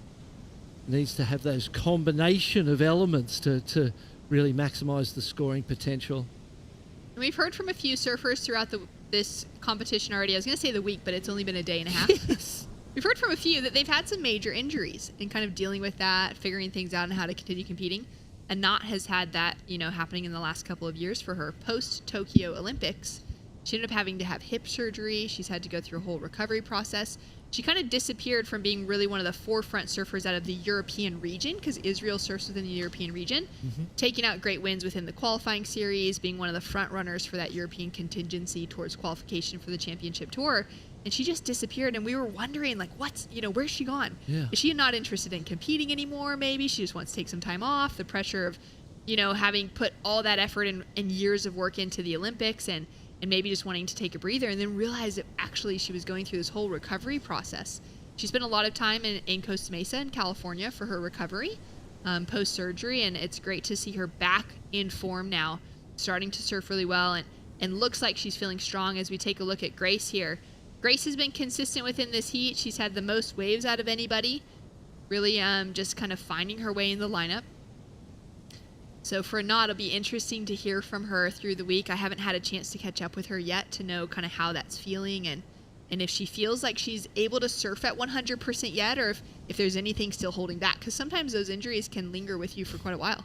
No, they sure can. Hips are complicated. I've had a hip replacement myself. It's like every injury you talk about. Yes, I've got experience Barton with can that. relate. So basically, anyone that's out there that's walking around the contest site, if you've had an issue, come talk to Barton. Yeah. He can. Sea urchins. Oh yes, I had surgery Yeah. with that. Hips, shoulders, knees, backs. Yeah, I've done them. So it's it's one of those, comes with the job, comes with the territory. Throwing yourself over the falls, with ambition to try and achieve your dreams, and you got to pay the price, and you learn so much, as we heard John talk to earlier today. You learn a lot out of those injuries and the recoveries, and learning about yourself, and I think lesson number one's not to judge the experience, and to just go through it and learn all you can, because a lot of the things you think are the worst things that could have happened to you, here goes. And that with this, I don't see a lot of wall on this one. I could see that even when she was paddling, it had that full taper. But, from third priority, you may as well have a try, I suppose. Maybe even just get herself away from the pack. We'll see if she paddles back to that same zone. Thought for a moment she might be kind of heading off to a different little peak. Repositioning move just here. And we do see that, don't we? People use So often. catch a wave just to reposition themselves, get away from the surfers with priority. Saves you 20, 30 strokes just by standing up on a wave, and you have that little speed line. Yeah. Kick right out, sometimes to where you want to be landing. Grace has a look at that one, decides not to go, recognizes that wave potential is not as good. This is going to be an important moment. Stella has a look at it. Everyone's kind of not quite in the right position, but then again, if you took off closer to where Gracie was sitting, it's going to close out pretty quickly. Kind of had to be sitting way farther over towards the right side of the peak, or the left from our view. And Lopez, one of those famous surfing names, the great pipeline legend Jerry Lopez, the first Brazilian, pipeline surfer to make the final, Pepe Lopez, Corey and Shay Lopez from the tour days when we were, doing the tour, and now Estella Lopez in third place, only looking for a 1:27 with the first priority in 3 minutes 40. It's one of those situations where you'd almost rather you caught your wave, used your first priority with 10 seconds to go, and no one else has a chance to get one, because it's not going to take much to get that 1:27. She just doesn't want the surfers in front of her to get anything more. So, a lull right now, while it seems like it puts pressure on, in a way it's most probably better. As long as you get a chance, and that chance comes with 15 seconds to go, perfect, because you'll be the last person to ride a wave. You get the 1.27 by not doing a lot, just got to get a wave of some sort, and you might overtake a nut and go through to the next round, stay in the main round. That is a great way to look at it, because it kind of wastes the time when it's in your favor still, but offers you the opportunity without then helping anyone else. Exactly. Estella, 18 years old, from Puertecillo in Chile. She competed at the Pan American Games last year and walked away with a 4th place finish. Again, in those conditions that were pretty hectic, huge, wild. And we've got her putting herself in position now. Beautiful looking wave. Great time to hold on to priority, and then it clamps closed on her. I was with you. I thought it was a beautiful looking wave. It just looked incredible, but we were also on that pulled in. We couldn't see the whole wave. Wow. That was unfortunate too, I thought. And the way she'd paddled away and positioned herself, I thought, oh, she's doing this perfectly. 2 minutes still, though, down into the fourth priority. Stay away from those other three for sure and see if you can't find something. There's that chunk just down there that we couldn't see, as you suggested, Shannon. Just closed out. Could have taken off right there and would have got the end of it. Unfortunate, though. 1 minute and 50. And once a nut improves on that 0.5... Yeah. It's going to change the whole scenario. But she is down in third priority. But I would, if I was in that, I'd be keeping an eye on Estella for sure. Here's a set starting to come in now. A not needing to improve on just a 0.5 as her backup score. At the moment, because it's just a 0.5, it keeps the door wide open. Priority is sitting with our surfer in green, so a knot's going to have to back out of that wave. Opens it up for Daniela. That was a great looking section. And Grace. The potential to improve on the 2.5, Grace, Huge as you said. potential out of it. Grace now up and riding just quickly up and down. Also went for that big section. So kind of everybody recognizing that they need to go on these sort of closeouts and just get those single maneuvers. A knot, unfortunately, slips off the wax. Is she going to improve on the 0.5? If anything, she's maybe put a 1 on the board. Yeah, exactly. She'll improve a little bit. And that's literally it. And now Estella on the inside with a little corner. 2-turn combo, making it look easy. Oh, but she falls. Wow. Unbelievable. What an exchange. Dramatic ending. It's going to be such small scores where it could have really kind of lifted. Everyone had the potential right in front of them. And if Estella had waited and not gone that one before, because no one forced her into the one she chose. And we thought she'd done it. And then that whitewater, the convergence, it came at her from both sides. It was nearly complete. Like, she'd completed the maneuver, but she didn't ride the whitewater well, almost, 8 seconds, 7 seconds. Why the judges are going to have to consider this. Wow. So scores are in. Can see that the timer has just run out. It was a 1.43 for a knot and a 1.5 for Estella. But a knot just narrowly keeps herself in that leading position due to the strength of her 3.93 as the higher score. And she'll hold on to second with Estella Lopez falling out in third, chasing only a 2.2. And if she'd made the re-entry, she got it. Oh, she would have had a 4-point ride. So Possibly, that was a very critical fall, wasn't it? That was unfortunately a very critical fall. Grace Doyle with a great effort as well. Caught quite a few waves, put all that effort in. We're going to see her again in the repecharge rounds. And Daniela with a solid performance for Team Italy. Back-to-back wins for the Italians. We're going to hear from her in a moment. But before that, let's take a look at the highlights from yesterday's opening day of competition.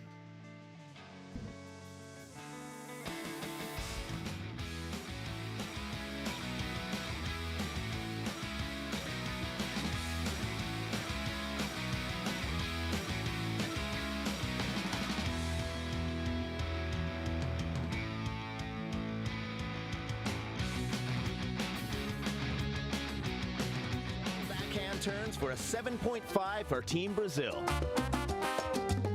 I'm focused on my mission, I think I gotta make hits. I'm gonna try to do my best. And Team Brazil's Iago Dora gets the highest score of the day in the men's main round 1, an 8.0. Team Australia's Molly Picklum gets an 8.67, the highest single wave score of the event so far.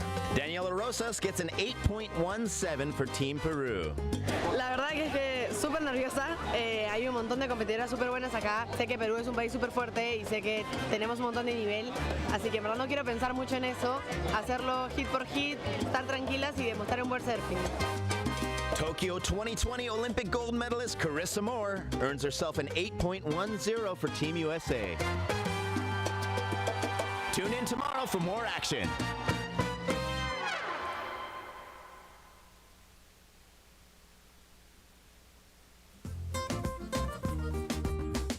It's like Frank the Tank once said, fill it up again, Mitchell. It's time for more action live from Puerto Rico. This is the 2024 ISA World Surfing Games.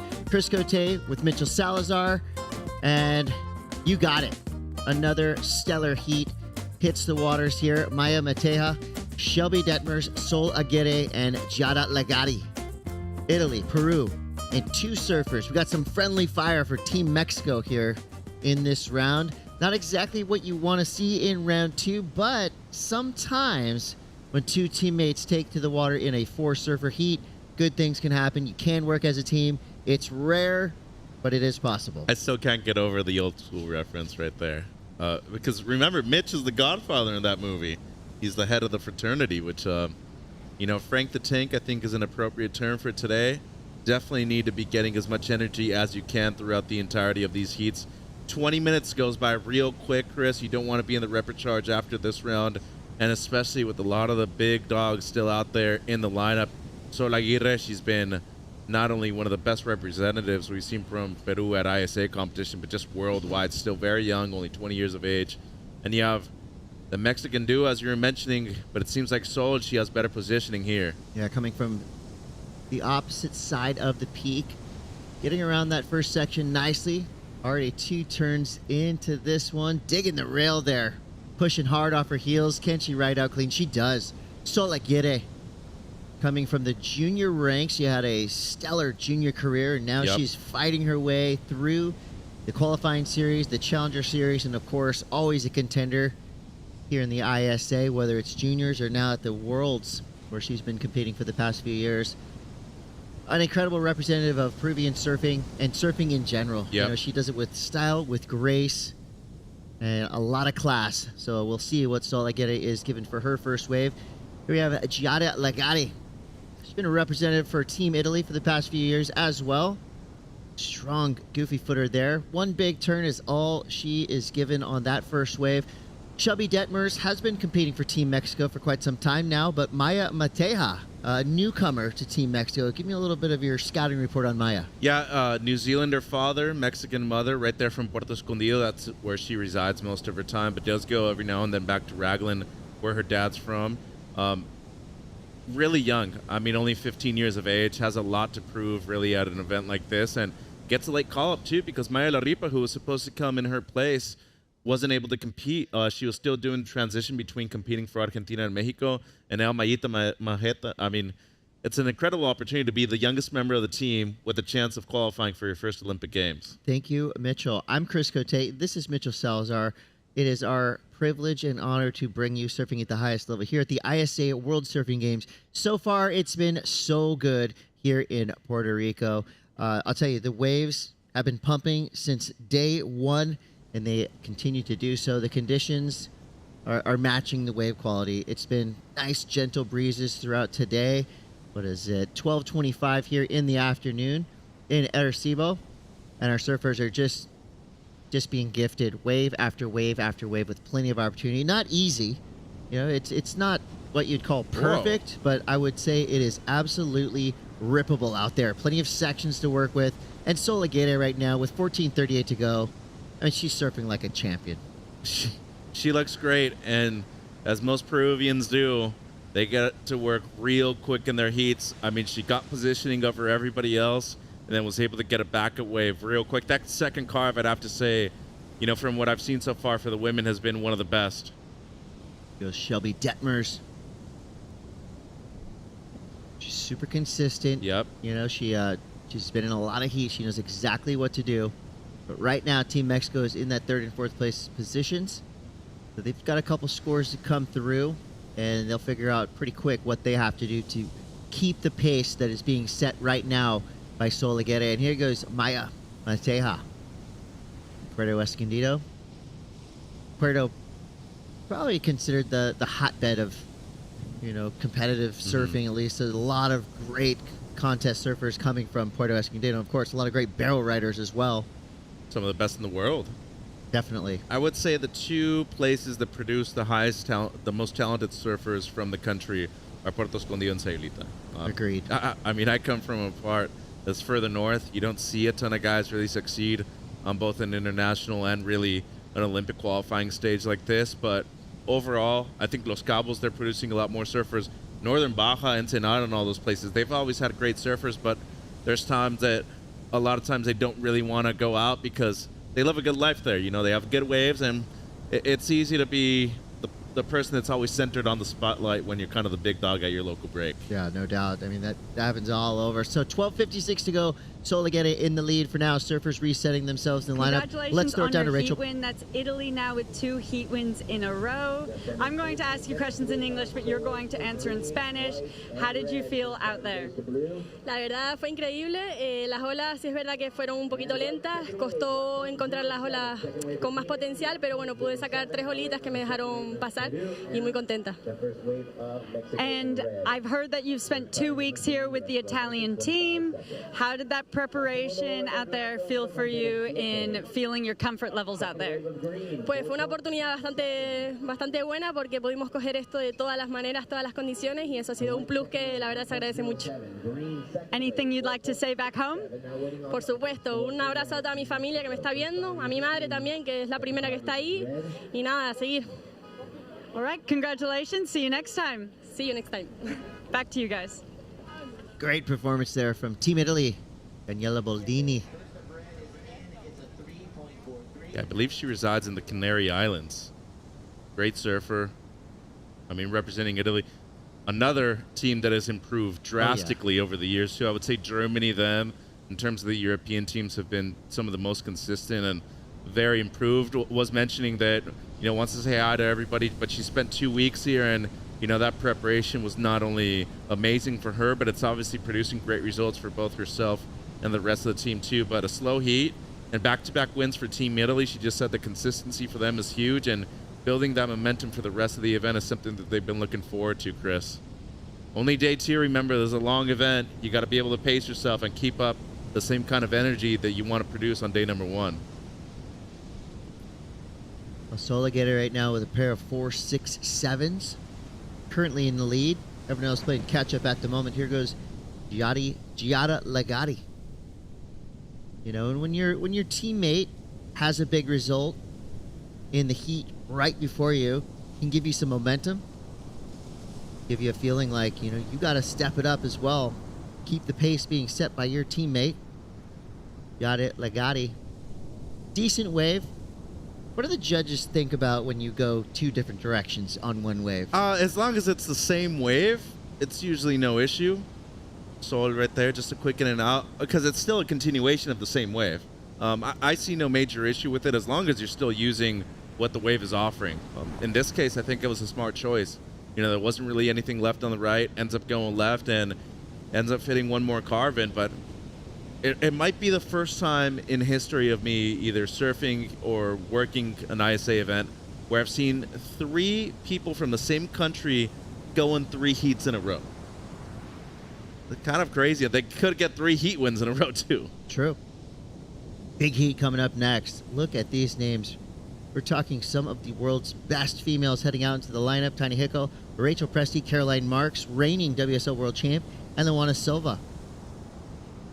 That's one of the best heats you'll see in women's surfing in 2024. Former gold medalist here at the ISA 2. That was in the Azores, I believe, in 2016 for Caroline Marks. Great surfer. All saw what she did last year at the finals. I mean, to beat her on that day, going to be something very difficult, and nobody was able to accomplish that. I mean, these are kind of perfect waves for her style, too, and what Sol's been able to do in the first 11 minutes right here, Chris, 9.34 heat total. You have a pair of 4s that are matching right now. That's a solid start and still adding a lot of pressure to the other 3 surfers out there in the water.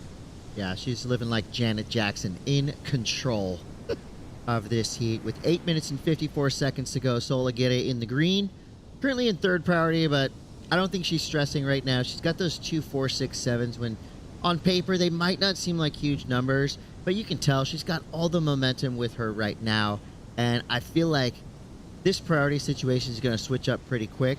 Giada, Maya, and Shelby not necessarily needing to go in panic mode just yet, but they got to try to break above that 4-point mark if they want to keep the pace currently being set by Sol.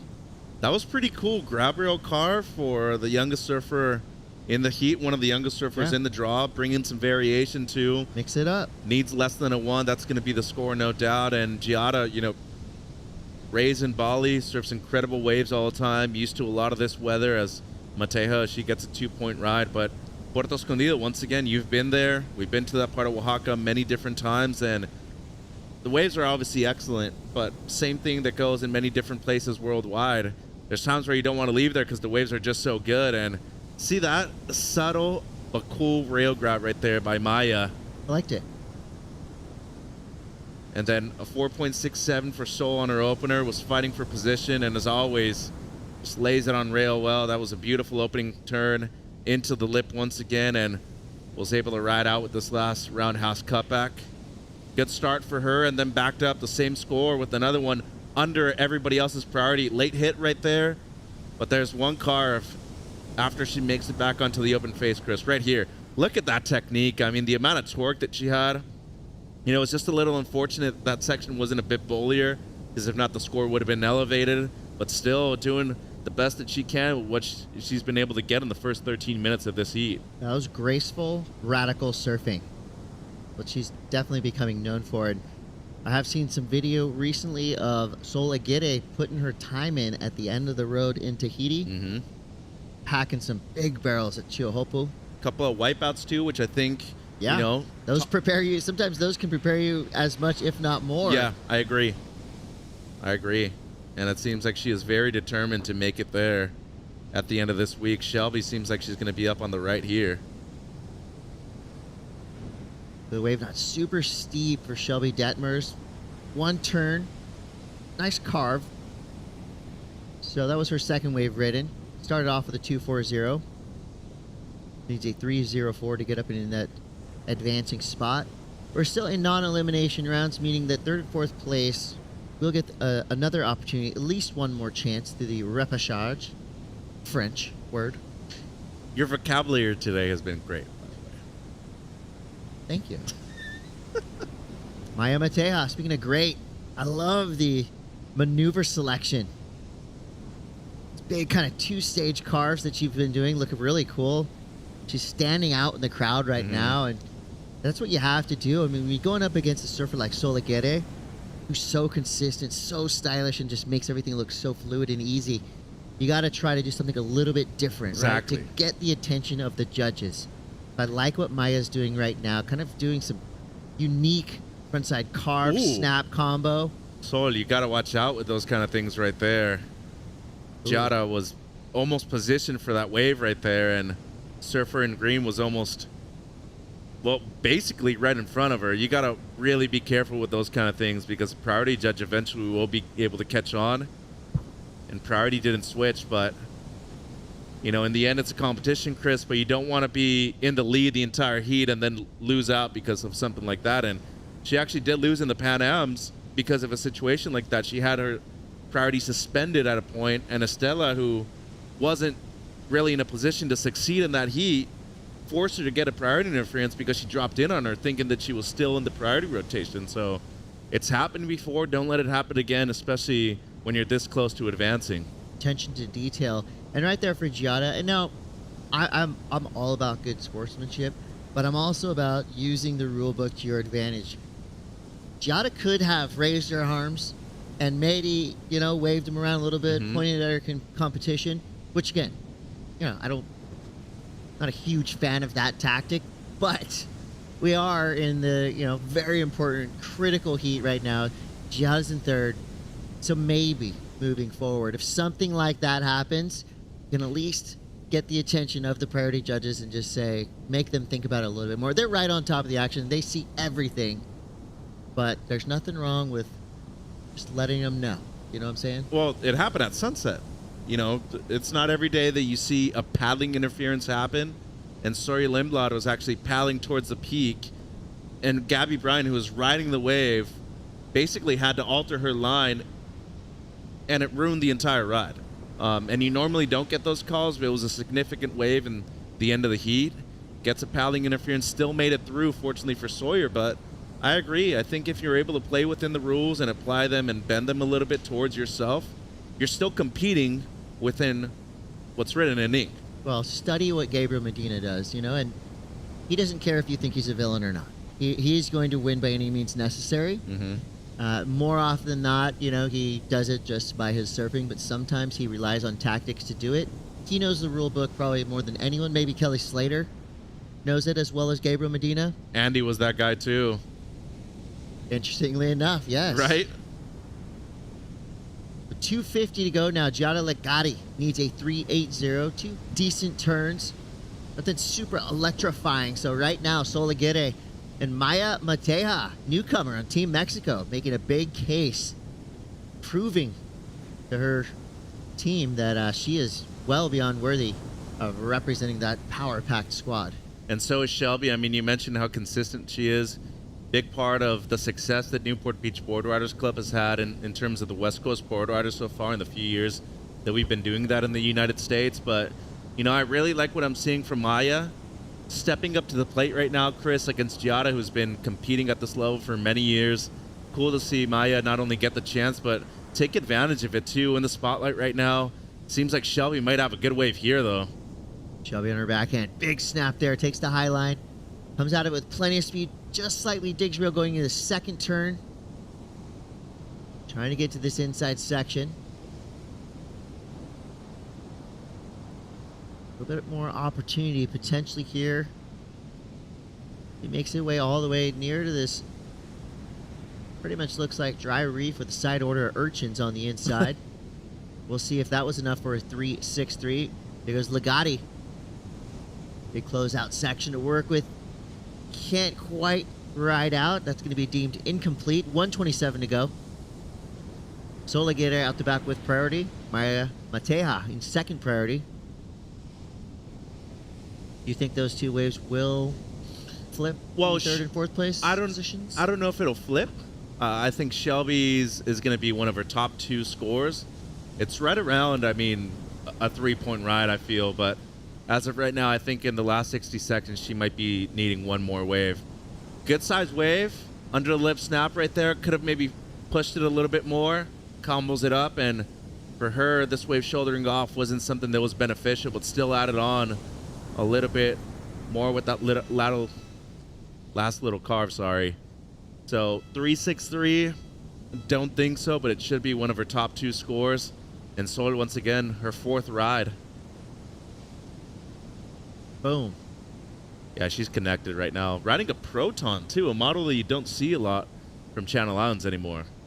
All right, Sol's going to lock in a new number. Maya as well. Great snap there. Again, a little bit of flair, adding a layback. Mm-hmm. Get a variation. I'm a fan. Maya Mateja. Put her on the list. You're going to see her at the juniors, too. You know, got a lot of talent. Getting your reps in at the higher level right now, too, and you should be very proud of yourself by not only making it still in the main round, by defeating not only your teammate in Shelby Duttmers, but Giada Legati, who is a legit contender to qualify for Italy, too. No doubt. Well, at the end of that, Sol Aguirre and Maya Mateja move through. Third and fourth place go to the repechage. Caroline Marks is coming up next. Before she takes to the lineup, let's take a look at what this champion is made of.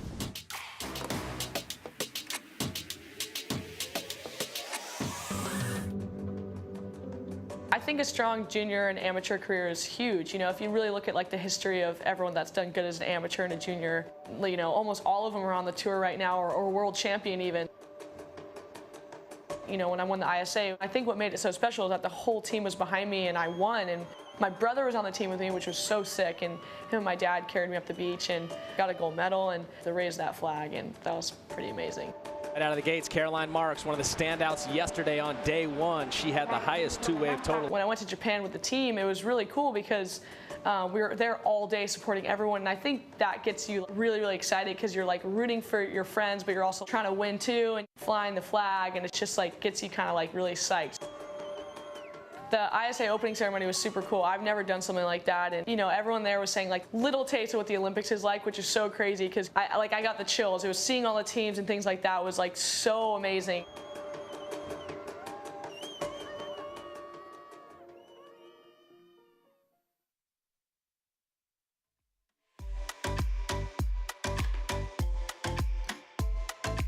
And Caroline Marks will take to the water now with probably one of the heaviest hitting heats we've seen of the day. Taina Hinkle, Rachel Presti, Caroline Marks, and Luana Silva. 2 surfers from Brazil. Rachel Presti representing Germany. Caroline Marks, Team USA. Mitch, this is just another one of those heats that could, maybe, probably should be a final, but it's only in round 2. Oh, there's this interesting start there. Surfer in red, Tina Hinkle. Rising star for Team Brazil. Mm-hmm. You know, Team Brazil had a little bit of a drought there, a gap in the talent for their female squad. And that gap was filled quickly. You know, Tatiana Weston-Webb was a big part of kind of the rise of the female Brazilian squad. Yep. I mean, you have Luana Silva, one of the youngest members, but I think it comes down to both Silvana Lima and Jacqueline Silva's success that they had in the early 2000s. Definitely. Speaking of success, Caroline Marks. That would a rare fall on her backhand for Caroline Marks. That would have been too easy, though. I mean, she was almost coming out of that with so much ease. I was like, whoa, little too perfect right there. But also another person that has opened the doors, and she mentioned during that piece right there, Chris, if it weren't for her career here at the ISA and the amateur career as a whole, USA Surfing, all of the amateur events in the United States, she probably wouldn't have the same amount of success that she has in the World Tour right now. Right. It was just great training, and to achieve all those steps of success. You know, I love where we're at right now with competitive surfing, the junior ranks. Even before that, you know, the regional contests have just elevated more and more. We're starting to see more broadcast, more coverage of those regional events. And then, of course, in the junior events around the world, qualifying series, the ISA juniors, the ISA worlds, there's a lot of opportunities for surfers to take as much time as they need to climb through those ranks, to get that experience. When they get to the big leagues here in the ISA worlds, you know, they're prepared. They're ready for it. And Hinkle, I mean, she used her better positioning to keep Rachel Presti off of that wave. Good calm on the outside, excellent pace, and real smart surfing right there by Taina. Was able to fit in one more, and then luckily for her, got a bonus section right here at the end too, Chris. Was a Brazilian champion last year, and look at that finish right there by Taina. Seems like all those repetitions and heats, big heats I must add, in Brazil have really paid off in the back end of 2023. She's paddling around like a menace, like you need to in a heat like this. Ooh. Right there, that was a perfect opportunity to flare out a little bit, add some style and power to that opening turn. So she's got a 5.67 already. She's going to capitalize on getting busy early. 16 minutes to go. You saw her. She was a shark straight back into the pack. Got her second wave like that. She's going to jump well into the lead. And a really cool turn with a different line on it, too. Brought the layback perspective into this one. And I think the first time I saw Taina Hinkle, remember the Founders Cup event that we had at the Surf Ranch? It's more of a team format kind of thing. Team Brazil was stacked. Jesse Mendes was there, Tati. And then you saw Taina Hinkle. I was like, who's this young girl from Brazil that's coming up? Imagine having an event at the Surf Ranch and having all these eyeballs on you, all this pressure, and needing to perform. And she was just in her teens by then, but so many years have passed since, and now you're seeing a big development not only within her surfing, but just Brazil overall, too, as we look at the replay here of Caroline. Maybe just extended her legs a little too much right there at the end coming out of the turn, and the Whitewater won that battle right there, Chris. But, you know, another person that I also think has been huge in involving a lot of women in the progress of female surfing in the last few years, qualifies when she's 15 years of age, makes her debut on the CT in 2018 when she's only 16, now world champion for the first time too. Yeah, Caroline Marks has already done it all, and she's got a long career ahead of her. Many medals. Her ISA gold on her mind, as well as Olympic gold. It's a pretty great surfer at Chihopo as well. Hell yeah. I mean, she's definitely a favorite going into Paris 2024. She won there last year. Yeah. You know, she beat Katie in the final, and remember, she got fourth in the Olympics too. She lost the bronze medal match to Amado Suzuki. Really close to getting into the gold medal match over there, but got double the experience, right? Olympic experience, so she knows the pageantry. She knows the magnitude of that event. Also, her experience in Tahiti. You put those two things together, she's got to be on your list of favorites to win gold. I would say so, and not just that too, but a comfort level of being on the championship tour where you know you're going there right there before Paris 2024 happens again. So not only do you get to free surf there, but you get in extra reps on the competitive side too. So, you know, I think we're going to see some great things from Caroline at the end of this year, but more importantly, has a lot of work to do in these next 14 minutes, Chris. There's still a stacked one, Rachel Presti. She's been a medalist here at the ISA before, and Lulu Silva.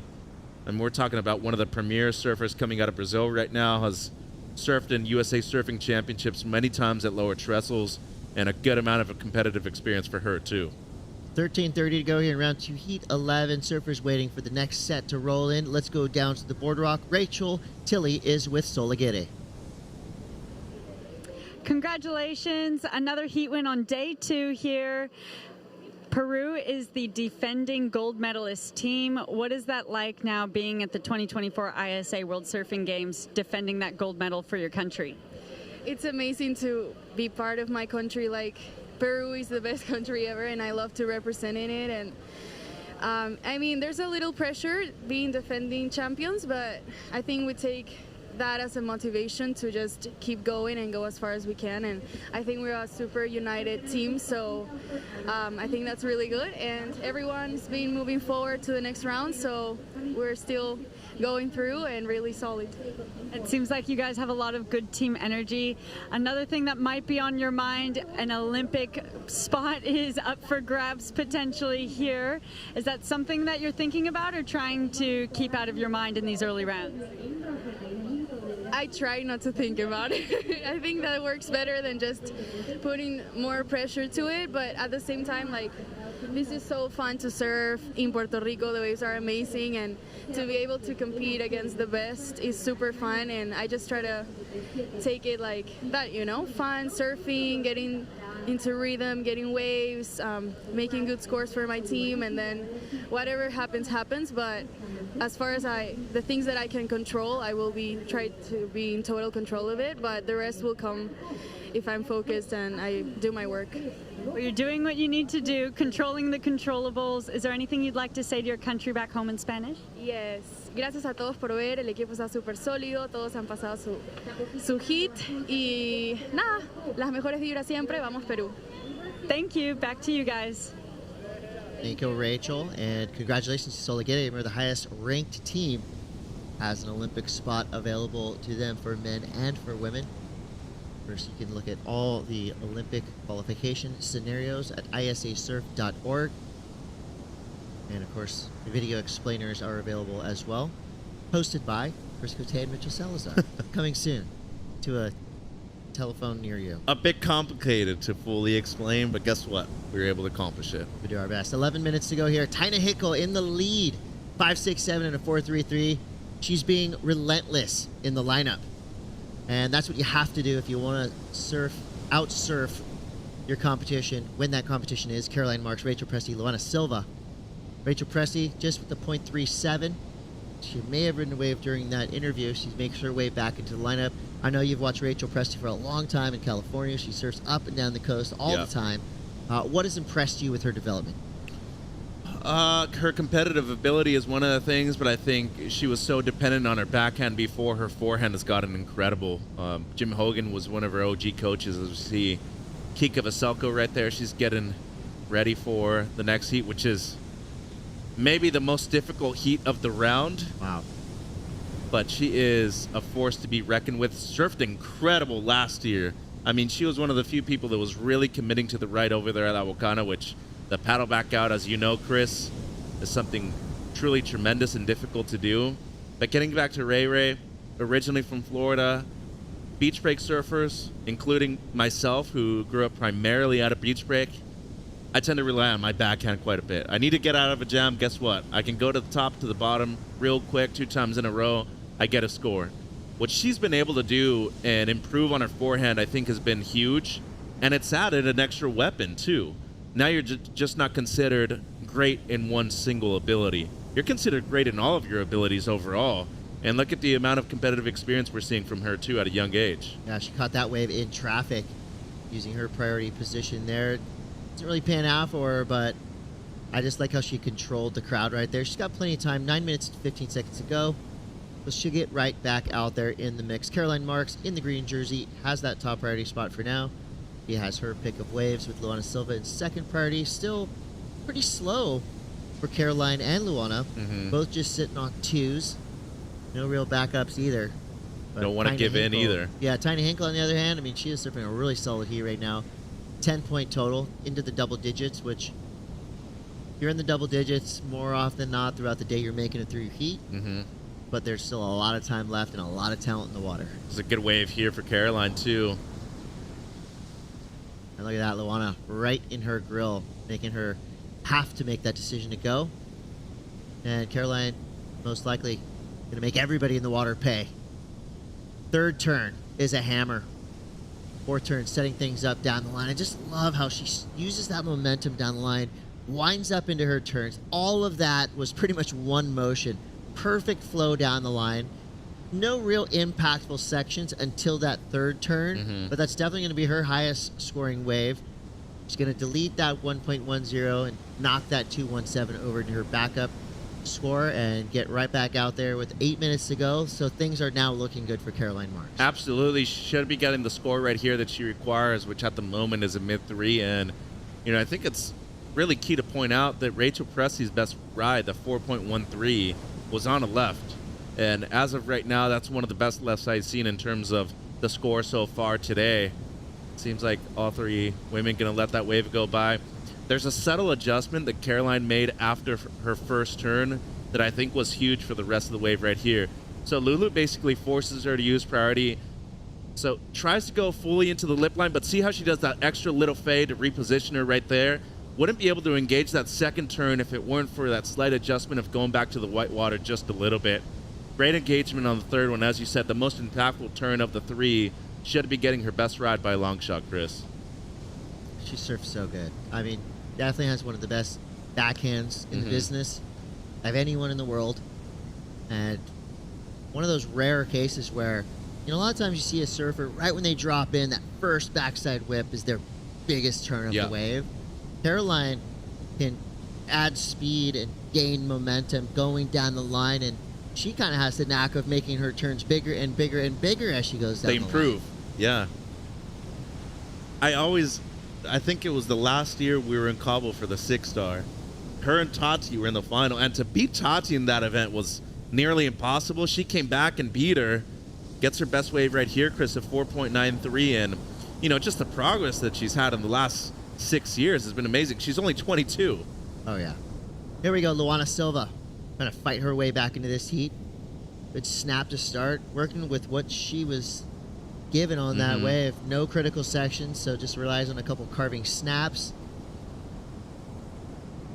She's banking a 2.70.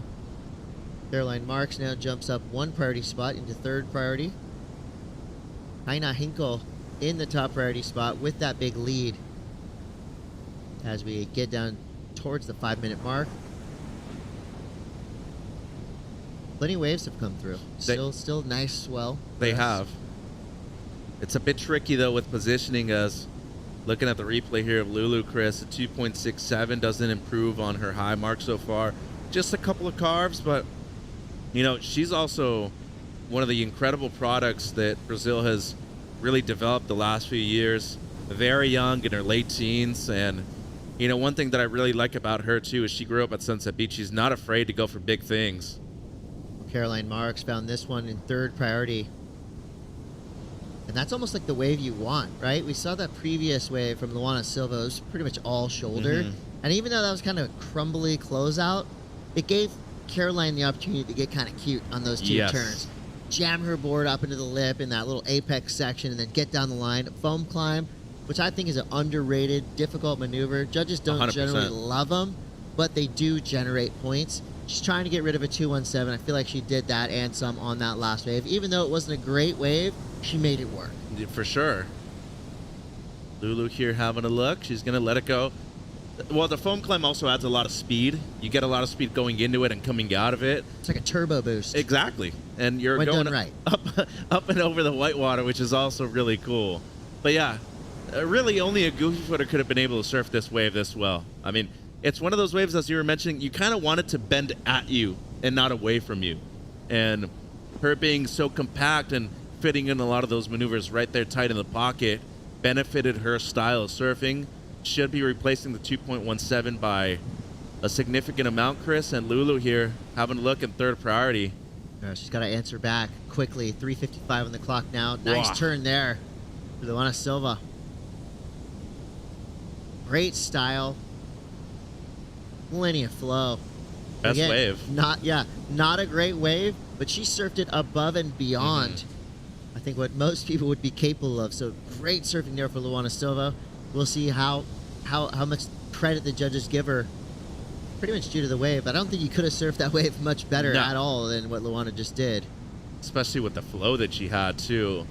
I mean, you get her on the right wave, she's probably right there, you know, toe-to-toe with Steph and Carissa in terms of the best power surfer, style. And I think the element of being graceful in situations of chaos, too, Chris. Sunset is a wave that it'll present your best surfing, but it'll also expose your biggest flaws. A frothier one, too, but look at the way it cleans up here on the inside. That turn was just precise and beautiful in the pocket. Second one, unfortunately for her, didn't have a ton of section and juice on it, but adds up with the third one. So by far her best wave. And with, just under 3 minutes to go, Caroline will improve on the 2.17. We're still waiting for that. But, you know, you get into the mix with the 3.5, even a 4. You're only needing another 4 or maybe a 5 at the end of this heat, Chris. It's like what Jennifer Lopez said. Used to have a little, now you have a lot. What song is that? Jenny from the Block. Oh, Jenny from, right. Tina Hinkle's in that position. But she started with a lot. Her first 2 waves, the reason that she has that 5.67 and a 4.33, really well done. Went out there with the singular focus of getting a good, quick start. And it has worked for her in a major way. She's now at the back in third priority. Caroline Marks with second priority. Rachel Presti in that top priority spot. Rachel now needs a 5.27. That would be the second highest single wave score of this heat. So no easy task, as the judges have kept things really in that mid-range score, because I think they know, well, I know that they know full well, there are sections out there, there are ramps.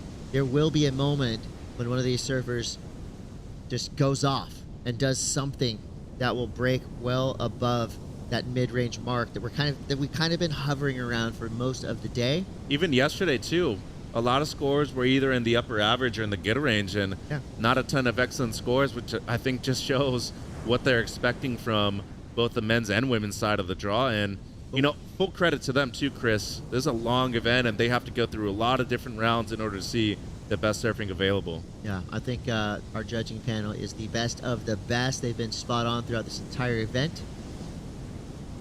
When you're not talking about judging, that's a good thing. Exactly. You know, when you're not talking about scores, that means they're doing an excellent job. So full credit to our male and female international judging panel. And Ray, since that, you know, board that she got on left, she went on that one right, remember, that she was kind of forced to go on, and she's held first priority since then. 43 seconds left.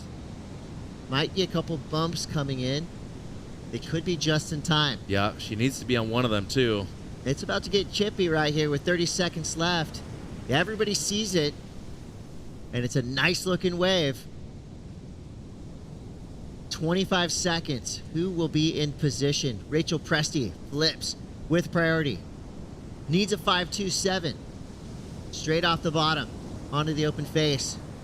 Wave shoulders off. You can see it in her body language. That wave did not have a 5.27 on it, but she had to go. She had to use her priority there. So it was a solid effort for Team Germany from Rachel Presti. But as it stands right now, tenacious Tina Hinkle gets the win with a 10-point total. Caroline Marks moves through in second place, Rachel Presti third, and Luana Silva fourth. So Brazil gets one surfer through into the main round, as long with Team USA. Germany and Brazil head to the repechaje. We got more action come from round 2 of the women. You're watching the ISA World Surfing Games. We'll be right back.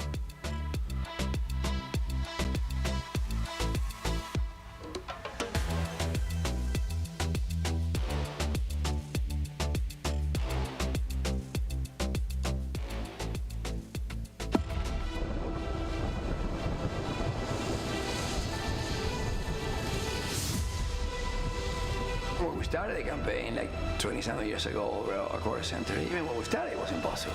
I mean, everybody, my friends, my brother, I said, you know, you're really going to put your energy in this? Let's go surfing. I never thought surfing would be in the Olympics, period. We all just looked and rolled our eyes back at, like, come on, Fernando. Surfing will never make it. I've never actually dreamed of being in the Olympics because surfing wasn't an Olympic sport. I never thought surfing would be in the Olympic sports. The Olympics wasn't ever a dream of mine because it wasn't a reality. It wasn't tangible. It's the biggest event in the world. Fernando is the reason why we're all there. Yeah, it's like me telling you I'm gonna, swim around the world. 27 years later, he pulled it off.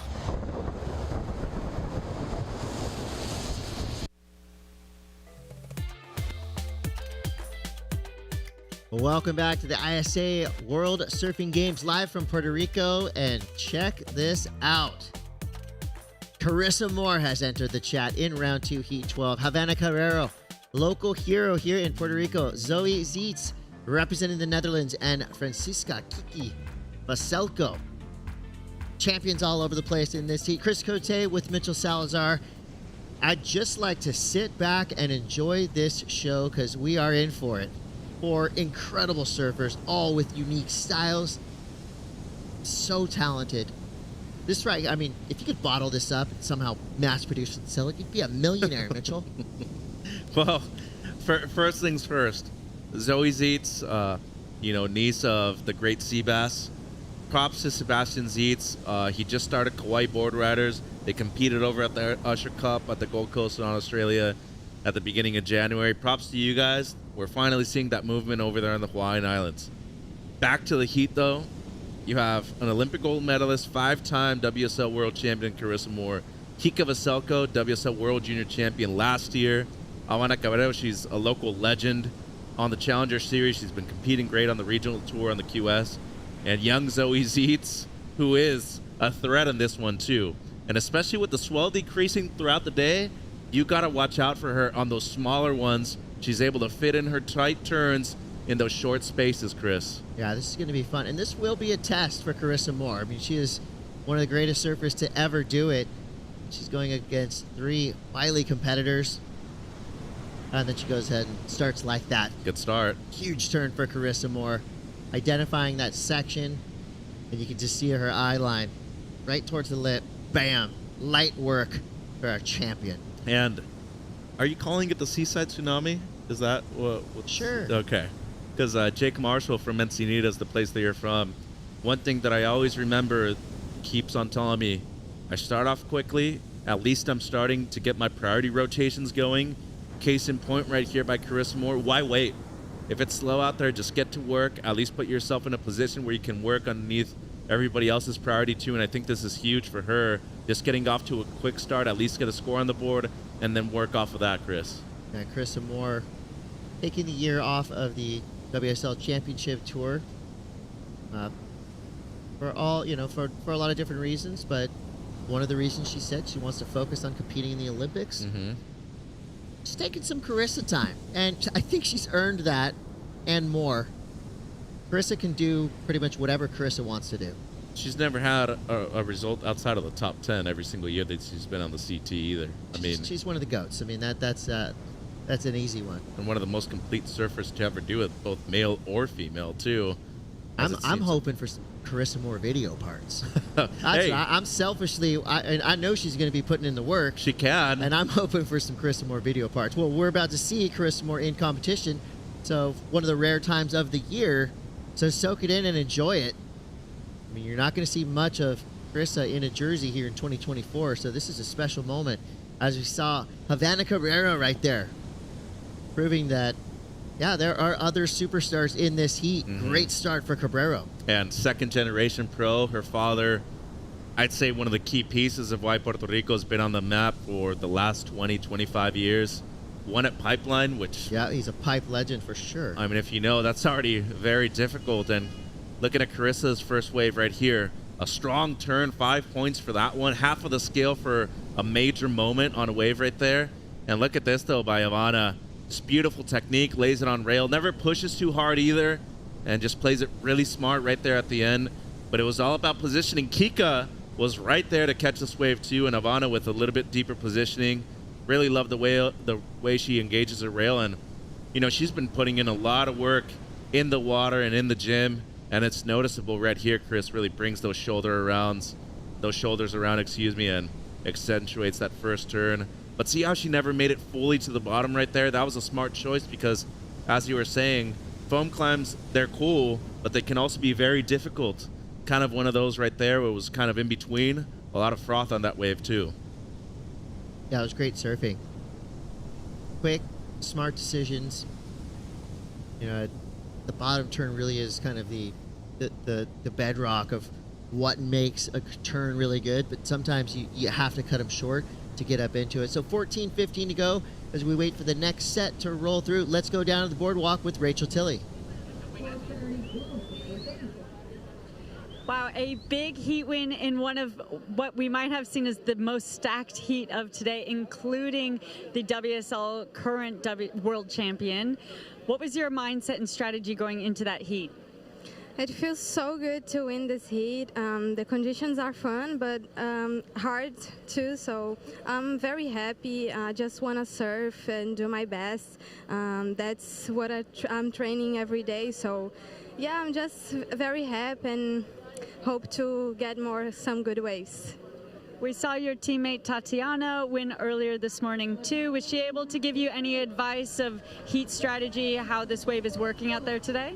Yeah, for sure. I came to watch Tati, and it was fun to see her win this heat today. And now it's my time to win my heat. So feels good. I'm very happy, and I just want to thank God for this heat, for the waves, and yeah, I feel happy. Well, Team Brazil looking so strong going into this event. What does it mean to you to be representing your country? I'm so happy to be here representing Brazil. I born in Florianópolis, so I'm just representing Guarda do Embaú too. So quero mandar abraço aí pra galera que tá assistindo da Guarda, e é isso aí, vamos que vamos. Isa! Congratulations and good luck for the next round. Back to you guys. Surprise, surprise, another incredibly talented surfer from Florianópolis. Heine Hinkle went out there, did her business, came back to the beach, showed us gratitude, grace, and joy in that post-heat interview. That's exactly what you want to see. You know, while you're in the water, that's you at work, right? You're serious. She went out there, you saw her paddling through the crowd, sharking her way into that priority spot, getting those first two waves quick, and making her competitors pay.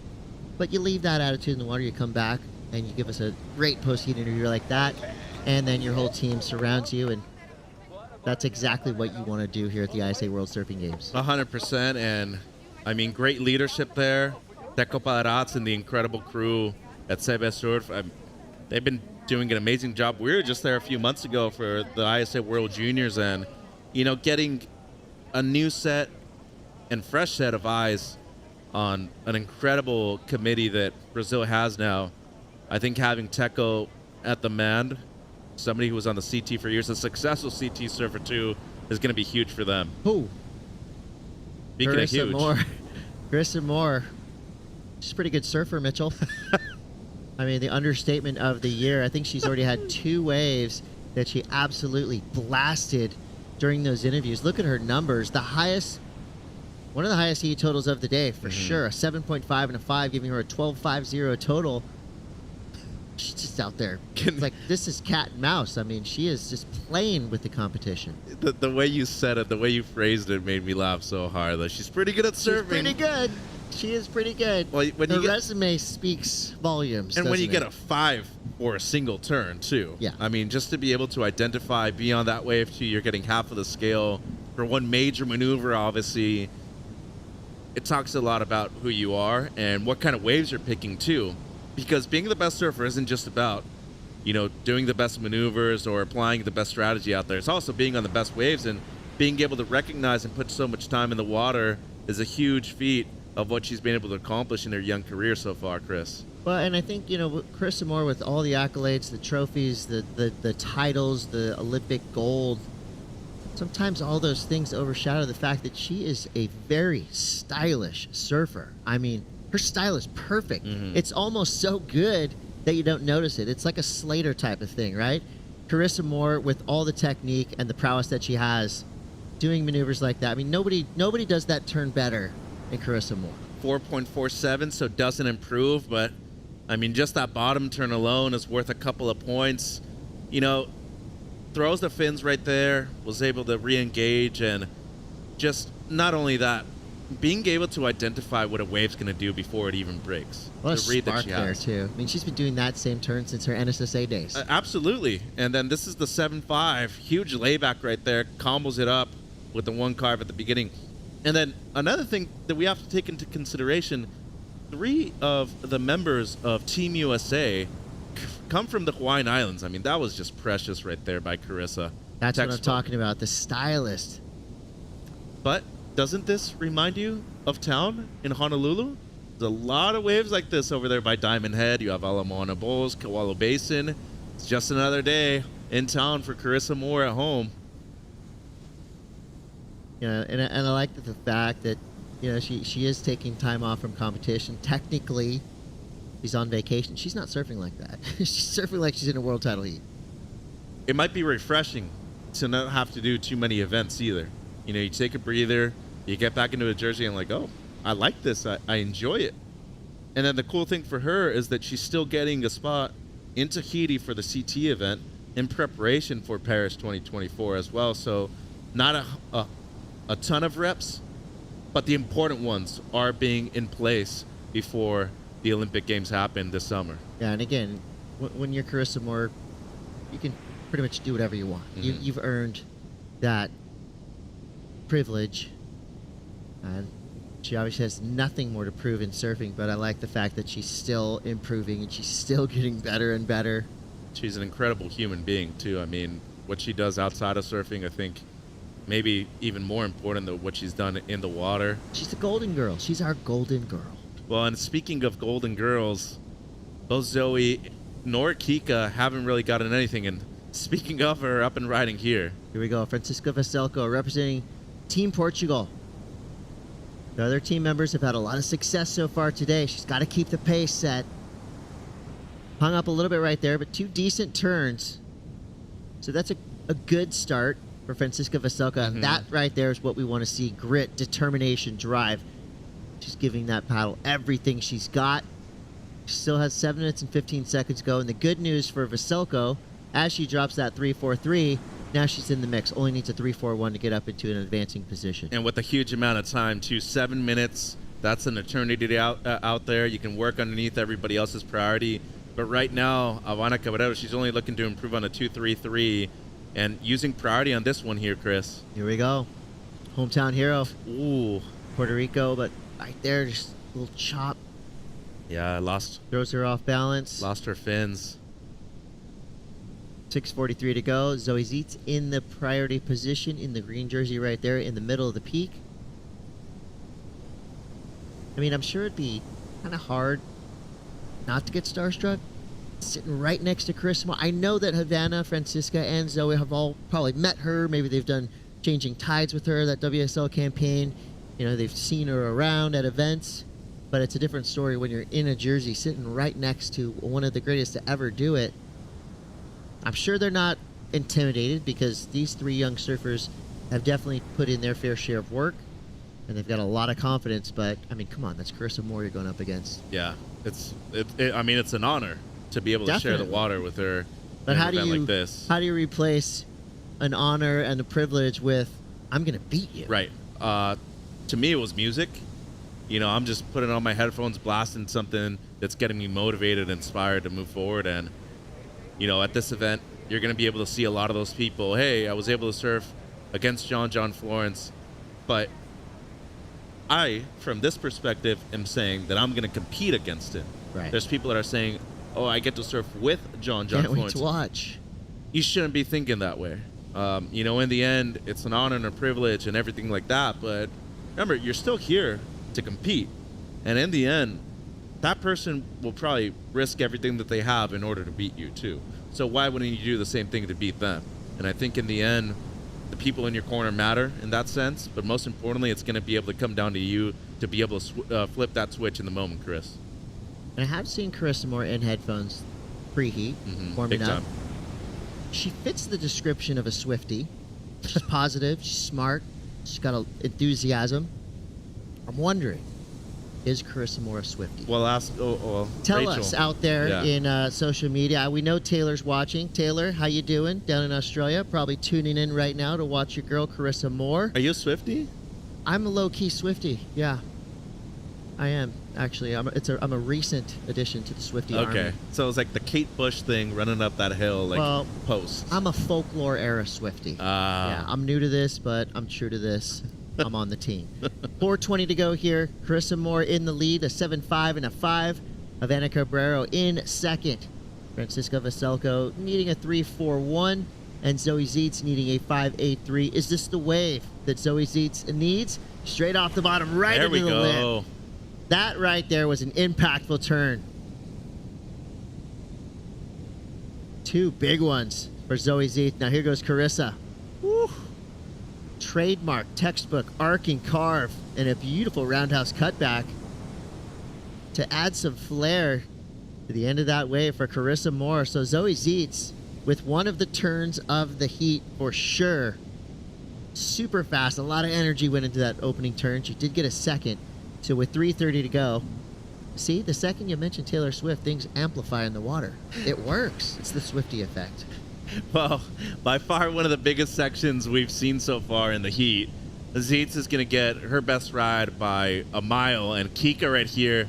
This might be a big wave for her, Chris. Here we go. Francisca Veselko. Nice carve there. Hammers that end section. So a different type of wave. She did get that chance to hit the secondary kind of closeout section. Didn't have a lot of power behind it, so she wasn't really fully able to lean into it. But now we're waiting for all kinds of numbers to come through. And at least 1 or 2 of them are going to be difference makers in this heat. And it seems like Riss might be interested in that. She's going to let it go. So the interesting thing here is that Cabrero only has a 2.33 as her backup. And she's had that for a long time, too. But Kika might move up in a second. We're still waiting on the opener of Zeitz. And Carissa, I mean, she's very far out in front right now. So you shouldn't be thinking that first is really an option right now. Settle for second if you have to. 2 minutes 20. Cabrero right now with priority. Just be on a wave at the end, especially if you hear the beach announcer is going to tell you this heat's going to switch, because it's close right here between Veselko and Cabrero. I feel like Kika just might get the score that she needs. And here we go. Havanna Cabrero trying to defend that second place position. Big number comes through for Zoe Zeitz. Beautiful looking wave there. Ample opportunity to carve. Cabrero now. It's exactly what she needed to do. Trying to get rid of a 2-3-3. Surfing with speed, power, flow. Dynamic down the line. The opening snap carve combo was great. Definitely going to get rid of a 2-3-3 there. Adds that 4.5 total. Zoe Zeitz made her job a little bit easier.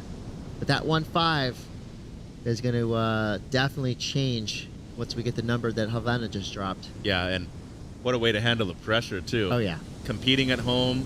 Your dad's here. You got the support of all the fans on the beach, too. It's a big moment for not only herself, but for her nation, too. So Puerto Rico, your girl's doing great right now. I mean, to be able to do that in the last 2 minutes, make a pivotal and decisive, not only with the intent that she had of improving her score, but of keeping everybody else off of the wave and converting that into a positive thing, was huge for Havanna. But as of right now, Zoe Zeitz proved that she can get it done with just one turn, Chris. Yeah, that was... Has first priority, win or too. lose, that's going to be a highlight style turn. Well, here she goes, it seems. All right, still needing 1.5. That is, of course, before the number drops for Havanna. 35 seconds left. That wave was a no-go zone. Had to try, though. Time going quickly. Kika outside, maybe here. No. Yeah, Carissa Moore had priority. There you go. She is a brilliant tactician as well. Pretty sure highest heat total of the event, too. First time we've seen anybody break 16 points on X in the heat already. Yeah, I think you're right there. I mean, she is just a special surfer. And did it under priority a lot, too. Yeah. I mean, she was kind of looking for those waves, just working underneath everybody else's priority. So waiting on a few scores here. Remember the second of Kika, which had the 2-turn combo, and then the last of Cabrero. Got a decision to make right here, Chris. Is it going to be white, or is it going to be the surfer in blue moving through in second place? Ooh, luckily it's not my decision. Can I just vote for all the teams to move through? Well, Carissa Moore, surfing's golden girl, doing Carissa Moore things. A 16-point total. And at the end of that, Havanna Cabrero. She comes through in second place, still waiting for one score to drop. But as it stands now, Francisca Veselko drops to third, Zoe Zietz in fourth. Who will wind up in the repechage round? It's going to be, at the moment, Veselko and Zietz. Moore, Cabrero move on through and stay in the main round. We got a lot more action to come. We're going to bring Shannon and Barton back in on the call. Women's round 2 is going off. Don't go anywhere. We'll be right back.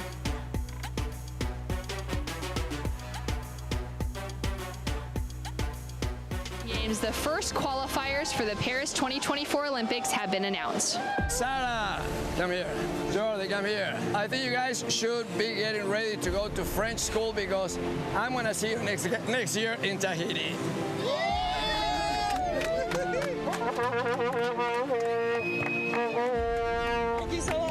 I've been feeling a lot of pressure the last week, so just been like an emotional roller coaster, and just breathing, just trying to focus on myself and trust the process, and yeah, here we are. In Puerto Rico, we call ourselves boricua. We are proud, passionate, and full of life. On our island, secrets are more precious when shared. Passion flourishes. We enjoy until our hearts are full. And we know that gifts can come from anywhere. Live Boricua.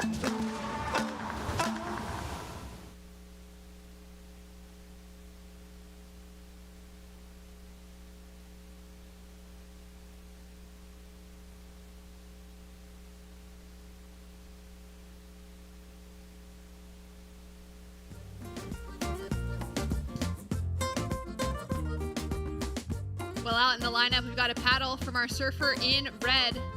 Mahine Fierro out of France. Into that first opening turn, carving it back into the section, and now looking down the line, tagging it up for a great looking hit as she works her way through to the inside section. Just seen Carissa Moore entering into her retirement now, coming out with a couple of strong heats here at the ISA World Surfing Games. Very exciting to see her putting in all of the effort on her road to the Olympics, her final event of her career, potentially happening later this year, and getting some solid scores. We've now got surfers out in the lineup. Sarah Baum on her backhand, straight up into the pocket, setting it up here and wrapping it around onto the inside section. Looking for that critical pocket for her to finish off with as well, and she's got a score to draw. Alice Barton with a 0.87 on the board, and Erin Brooks for Team Canada out in the lineup as well. This is going to be an exciting heat, Barton, to be able to see the action, and we've got some scores to drop as well. Yeah, it's a goofy fest, that's for sure. Sarah Baum, Erin Brooks, Vahini Fierro, ripping on their backhand. That was a great ride from Vahini. Here's Erin. Erin now driving down the line, setting it up here, straight into the lip. Potentially just the single maneuver, and she'll kick out quickly.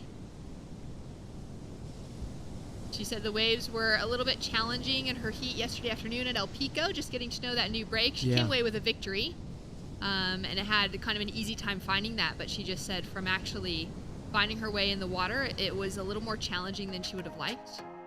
Out in the water up against Vahine Fierro, Sarah Baum, Erin Brooks, and Alice Barton. We know, Barton, that Vahine Fierro and Sarah Baum have already secured themselves with spots for the Olympics. Yeah, good point. Which is very exciting. Both of them gaining that continental qualification out of the 2023 World Surfing Games. And now Sarah setting it up off the bottom. Square off that first turn. Big wrap around for the second. And now lining it up through to the inside here. Wow. Great combination surfing from the South African. Yeah, it's beautiful, wasn't it? Sat wide. The other surfers had the priority, so she decided to stay wide. Got that beautiful, definitely better than the first ride. Vertical, critical maneuver on the first section. Vahini paddling here. She opened up with a 5-point ride. Now, on her second lap, throws a lot of spray out of that opening turn. Ooh. Connects with that lip line on the second. And a foam climb to slip. The work done on those first 2 turns to put her backup score on the board. Yeah, absolutely. Felt like the energy on that wave was a little stronger, a little more aggressive than the first. Shame about the third little foam climb to face plant. But and look at the kicking in the paddle. Ferocious paddle to get back out there in front of Sarah. Look at this big section. Beautiful turn there. Kind of stuck at the top for a little bit, flattened out. Wrap back to the pocket. Here's another section. Boom. Got a 5. I was reflecting on the 1 turn 5 of Carissa Moore's compared to that, which is an interesting comparison in itself. There's the first ride of Sarah. Couple of turns, just waiting for this to stand up. Finds that inside. It doesn't really. It kind of showed a moment like it was going to stand up, but then drew back down. It's the 1 turner of Erin Brooks. Wide in the stance, gets the arms out, flies into the lip, 1 turn, jumps off.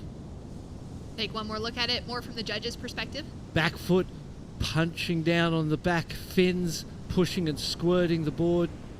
It's the 1 turn, nice turn. Oh, watch this. This is the wave of the heat so far, perhaps. At that point, definitely nice, big backhand entry, tight to the pocket. Little catch of the rail, but it made it look dramatic because she was right back in there, and then the final turn, beautiful as well. 2 turns of serious consequence on that one. Well, we still got scores to drop, but let's appreciate the surfing from Vahine before we announce those. Well, that second turn was money. So big, good. flaring turn. Unfortunate about the finish. So situation in the lineup, we've got 14 minutes on the clock. We've already got a paddle from Alice Barton. She's currently sitting in 4th position. Has only had the 0.87 for Great Britain and connects with that lip line. It's a little bit caught for a moment, and she'll kick out. She's chasing a 4.14. We'll see where the judges go with that score. More scores to come, but before we get to those, let's go down to the beach to catch up with Rachel Tilley and Carissa Moore. Congratulations, Carissa. It's an honor to be standing here next to you at the moment. You, earlier this year, stepped away from the championship tour, but you're here at the ISA World Surfing Games supporting your country. You just posted the highest heat total of the day by far. How did it feel out there?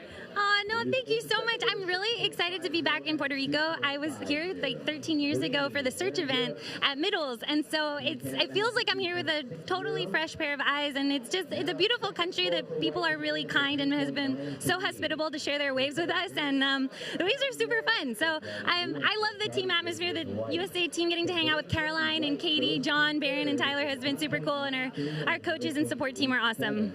Yeah, that's amazing. You can see the energy. You guys have an awesome team going in, already qualified for the Olympics. So what are you looking for from this event? It's a great opportunity. I mean, there's a lot of really great talent from all over the world, especially like there's countries that aren't represented on the World Surf League, and so it's cool to see all these places really like step up, especially on the female side. It's been such a boom of progression, and so I'm just happy to be here to be a part of the experience. And for me, it's like an extra practice leading up to the Olympics. Well, the surfing you were doing out there was absolutely incredible. You looked one with your board. What is the equipment that you're on right now? I'm really, really fortunate to be working with one of the best shapers in the world, Matt Biolis, and I'm just riding a 510 round tail driver 2.0, and it feels really good. It's actually one of the boards that he shaped for me for the finals, so they're still going good. Well, it's so great to see you here. Great to see you in a jersey, just absolutely lighting it up. The crowd is so excited to see you here. Congratulations and good luck for the next heat. Thank you so much. Hi, everybody. Back to you guys. Thanks so much, Rachel. Great to hear from Carissa. Sounding cheerful, excited to be in the mix in that preparation for another run at the Olympics. Yeah, and it was an amazing performance.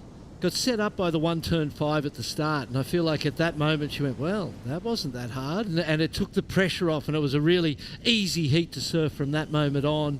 great performances, and then there was some flaring progressive surfing as well as the full contact rail carving. So, yeah, great performance from her and puts everybody on notice, really. Wendy Velasquez for Team Ecuador getting ready to paddle out next. Just getting a quick word from the beach marshals. They're there to answer any questions if you're an athlete that's competing this week and you just want to know, like, pretty much anything. They're there to be a bit of the voice of the kind of criteria or that space in the beginning of the day, letting you know those times, paddle out times, all sorts of things. So it's a great opportunity to be able to check in with the beach marshal. I mean, you have to literally to pick up your jersey. Yeah, and then but if you got any questions, you can ask. A new break. For some of the surfers, a new competition format, so there's definitely things you need to know and clarify to make sure you don't make some subtle mistake that costs you advancement. The Olympic gold medalist from Tokyo 2020. Quite a few fans down on the rail right there would have watched her heat and been so excited and kind of, once you get down to a contest site, as a Grom growing up, I grew up in Huntington Beach, California. The U.S. Open was like, the highlight of the summer. We'd all go down there and you'd scope out the areas where you could try and bump into people and try and get as many autographs as possible when we were young. So you're always kind of looking, all right, what does it seem like? Well, maybe they come out of that gate this time, or actually they're going around some other way. And you've got friends in different places. Here it's a little bit of a smaller setup, so it's slightly easier to notice exactly where those surfers are going to come out. But so many of them have been gracious with spending their time, answering questions, getting a photo, giving an autograph, and it's been really fun to see. A few of these surfers in the lineup, I'm sure will have moments like that when they get out of the water. At the moment, current context to the heat, we've got just under halfway to go, 10 minutes remaining. Bahine Fierro for France is currently sitting in that leading position with a couple of fives. Sarah Baum for South Africa is sitting with that big score of the 6.50 as her high mark. She's in that second place position. And then a couple of threes on the board for Alice Barton and for Erin Brooks for their opening exchange as their highest scores so far.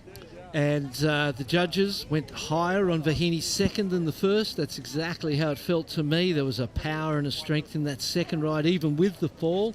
That wasn't there in the first, so I feel like that was accurate. And then the 6.5 is the highest scoring wave of the heat is right there. So far, this heat feels like it's making a lot of sense, and the judges have got it spot on.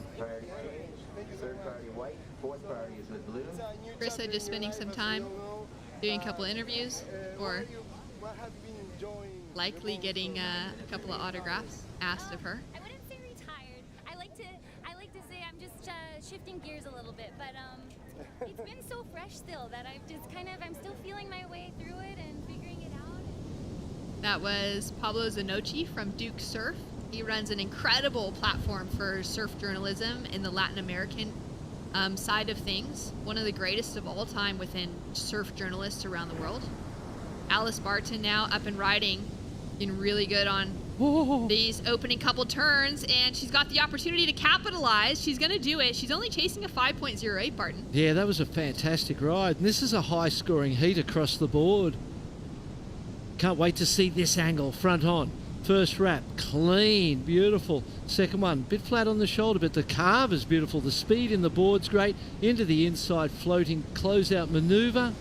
Controlled, gets the cutout, and definitely feels like a wave that's going to be in that range with the other first and second place surfers at this point in time and really give her a shot at advancement. 3.93, the previous high for her.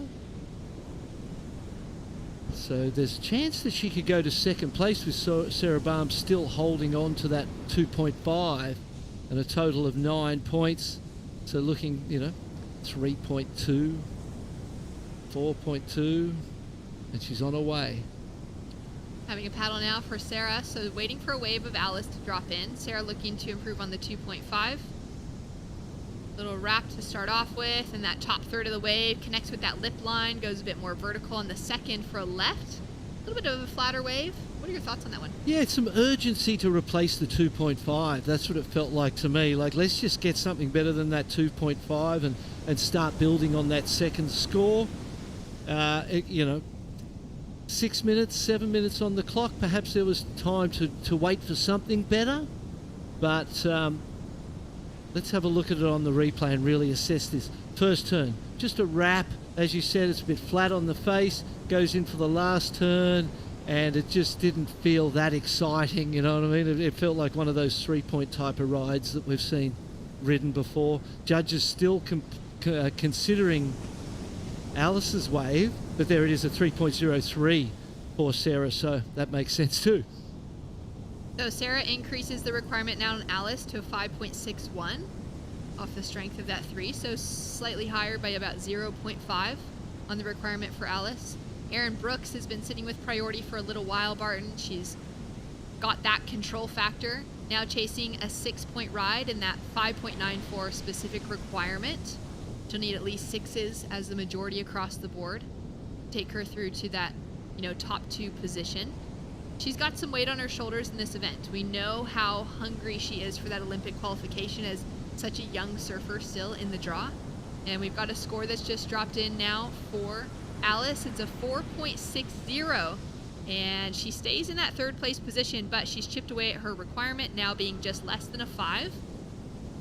And so a good move from Sarah Baum to get the 3, because without that, she would have gone into 2nd place. So that made sense, improving by that 0.503. Actually, it really did make a difference in the end, 0.53 it wasn't it? Improve on the 2.5. So that was the difference, kept her in the lead, or in 2nd place, or in front of Alice. So strategic there from Sarah Baum. Now in the 4th priority, though, Alice 3rd. Erin Brooks, as you said, a super determined young lady, would do amazing at that location, and is certainly, with Katie Simmers and Molly Picklum, one of those people you look at as the future of surfing. She's going to use the priority right now.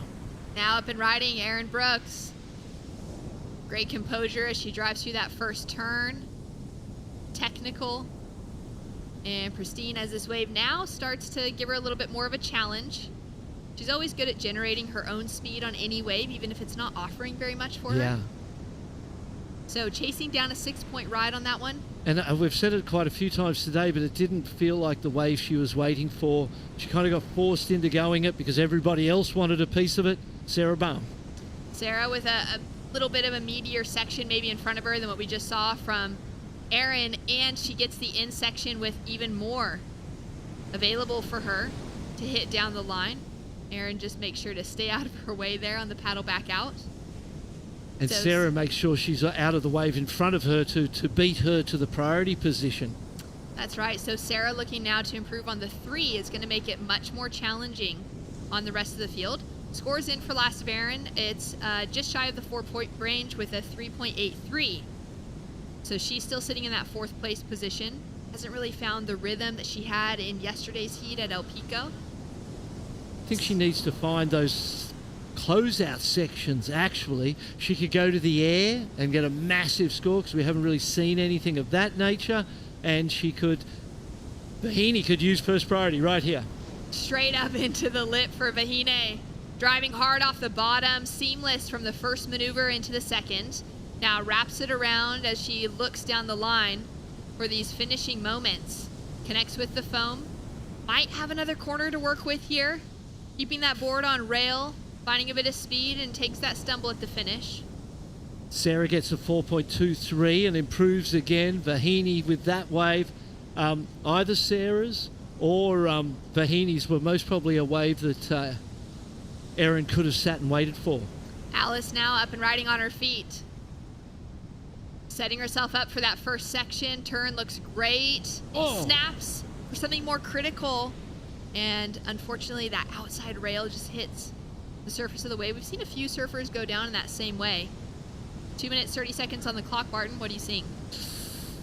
I'm seeing priority with Erin Brooks needing a 6.9. There's the possibility of getting that with turns. We haven't seen too many big scores from turns. And in my mind, I just would be thinking airs if I was her. It's the kind of the quickest way out of a troubled situation that she finds herself in. 4th place, really neither of those scores, the 3.8 or the 3.6, you would want to have kept at the end of the heat. And so it's all or nothing at this point. It's a one-wave situation. Well, maybe it's a 2. Maybe you could get 1 right from the peak and then get a wide right and fit 2 in this last 2 minutes. That is possible from a timing perspective. But largely you'd be thinking it's a one-wave, and it's got to be something super spectacular to go that high. Alice with a paddle chasing a 6.14. opting to go on the right, sets herself up for that first turn, just kind of transitioning to make sure to capitalize on the finishing section, but she'll go down, so she won't be changing her position in the water.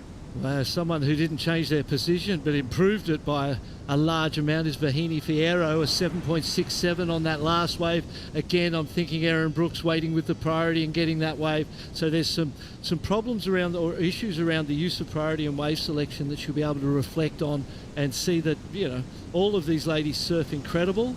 And it's been Vahini who's found herself right from the start on the best waves and done some fantastic backhand surfing to consolidate the lead. 50 seconds on the clock. Erin with priority.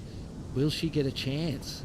See Vahine just sticking close to her, applying that pressure, although of course Erin will have the first priority to take off on a wave. A lot of surfers will use that positioning of themselves just to apply that kind of, hey, I'm here. Yeah. I'm not going to let you alone, and that can be enough to rattle people quite often. Sure can.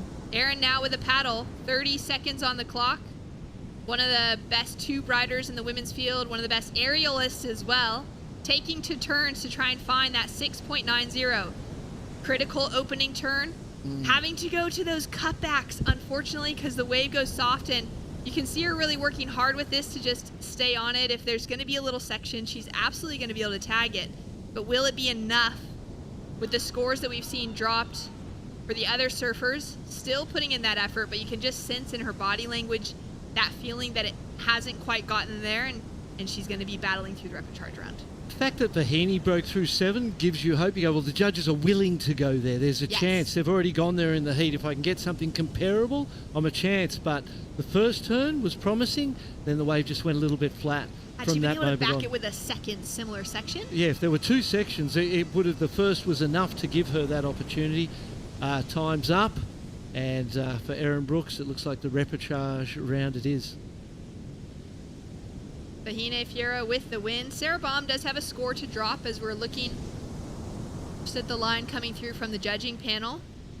And Erin Brooks as well with a score to drop. So official results to come.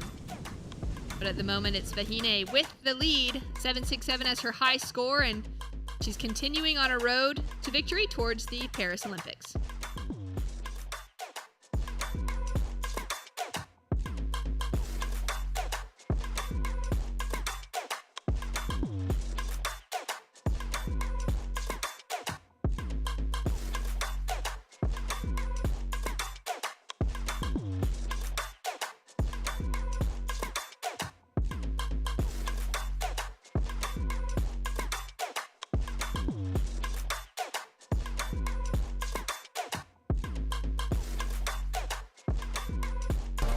I'm 23 years old and I'm from Tahiti representing France.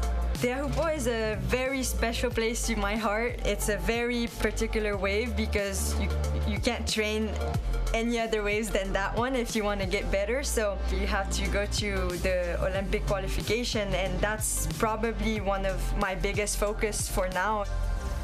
Vahine Fierro officially qualifies for Paris 2024 in El Salvador and has punched her ticket to compete at her home break of Chopo.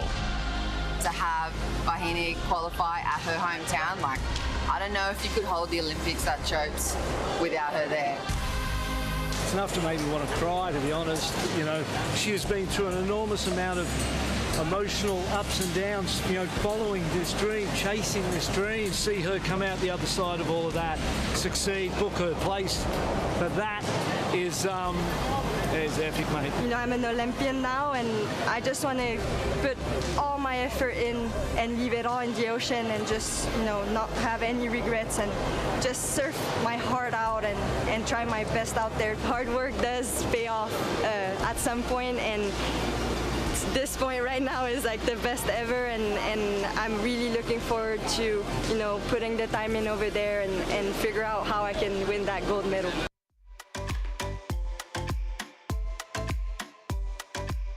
Welcome back to the action. It was official. Vahine Fierro holds on to the win with Sarah Baum in second, and Erin Brooks gets a score just enough to move her into that third place position, but unfortunately we'll be seeing the young Canadian competitor heading into the repechage round.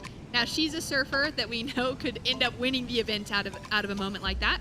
Sally Fitzgibbons and all of her ISA gold medalists has a lot of those wins have come from repechaje round battles all the way back through. So Aaron, we could absolutely see that. Yep. But that would have been a bit of a shakeup, especially for a lot of our viewership. I feel like fans down on the beach kind of looking at that draw, knowing she was the younger one, but she's one of those with a lot of eyes on her. As we take a look at Mahina Maeda out of Japan, she's had quite a few junior world titles to her name. She was able to compete in Tokyo as well as an Olympian, and now she's looking to put herself back in that conversation. She's got such a great style, and she loves charging in bigger waves back at home in Hawaii.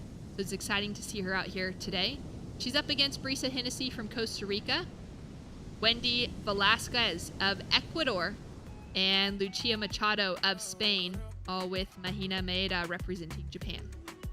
Another one of those international heats, Europe, Asia, and South America. Latin America represented there.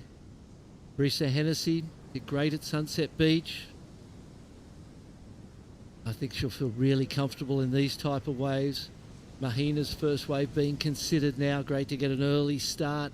Board looked great under her feet. The way when the wave went flat and she was able to just keep going rail to rail and keep the board moving without bouncing too much, it was promising signs for her equipment. 2.83, long ride, lot of work for that score, but speaks to the size of the maneuvers on the wave, and the opportunities in the wave face. That's right, and knowing that, in that previous heat, we saw Mahina get into the sevens on that big rail work.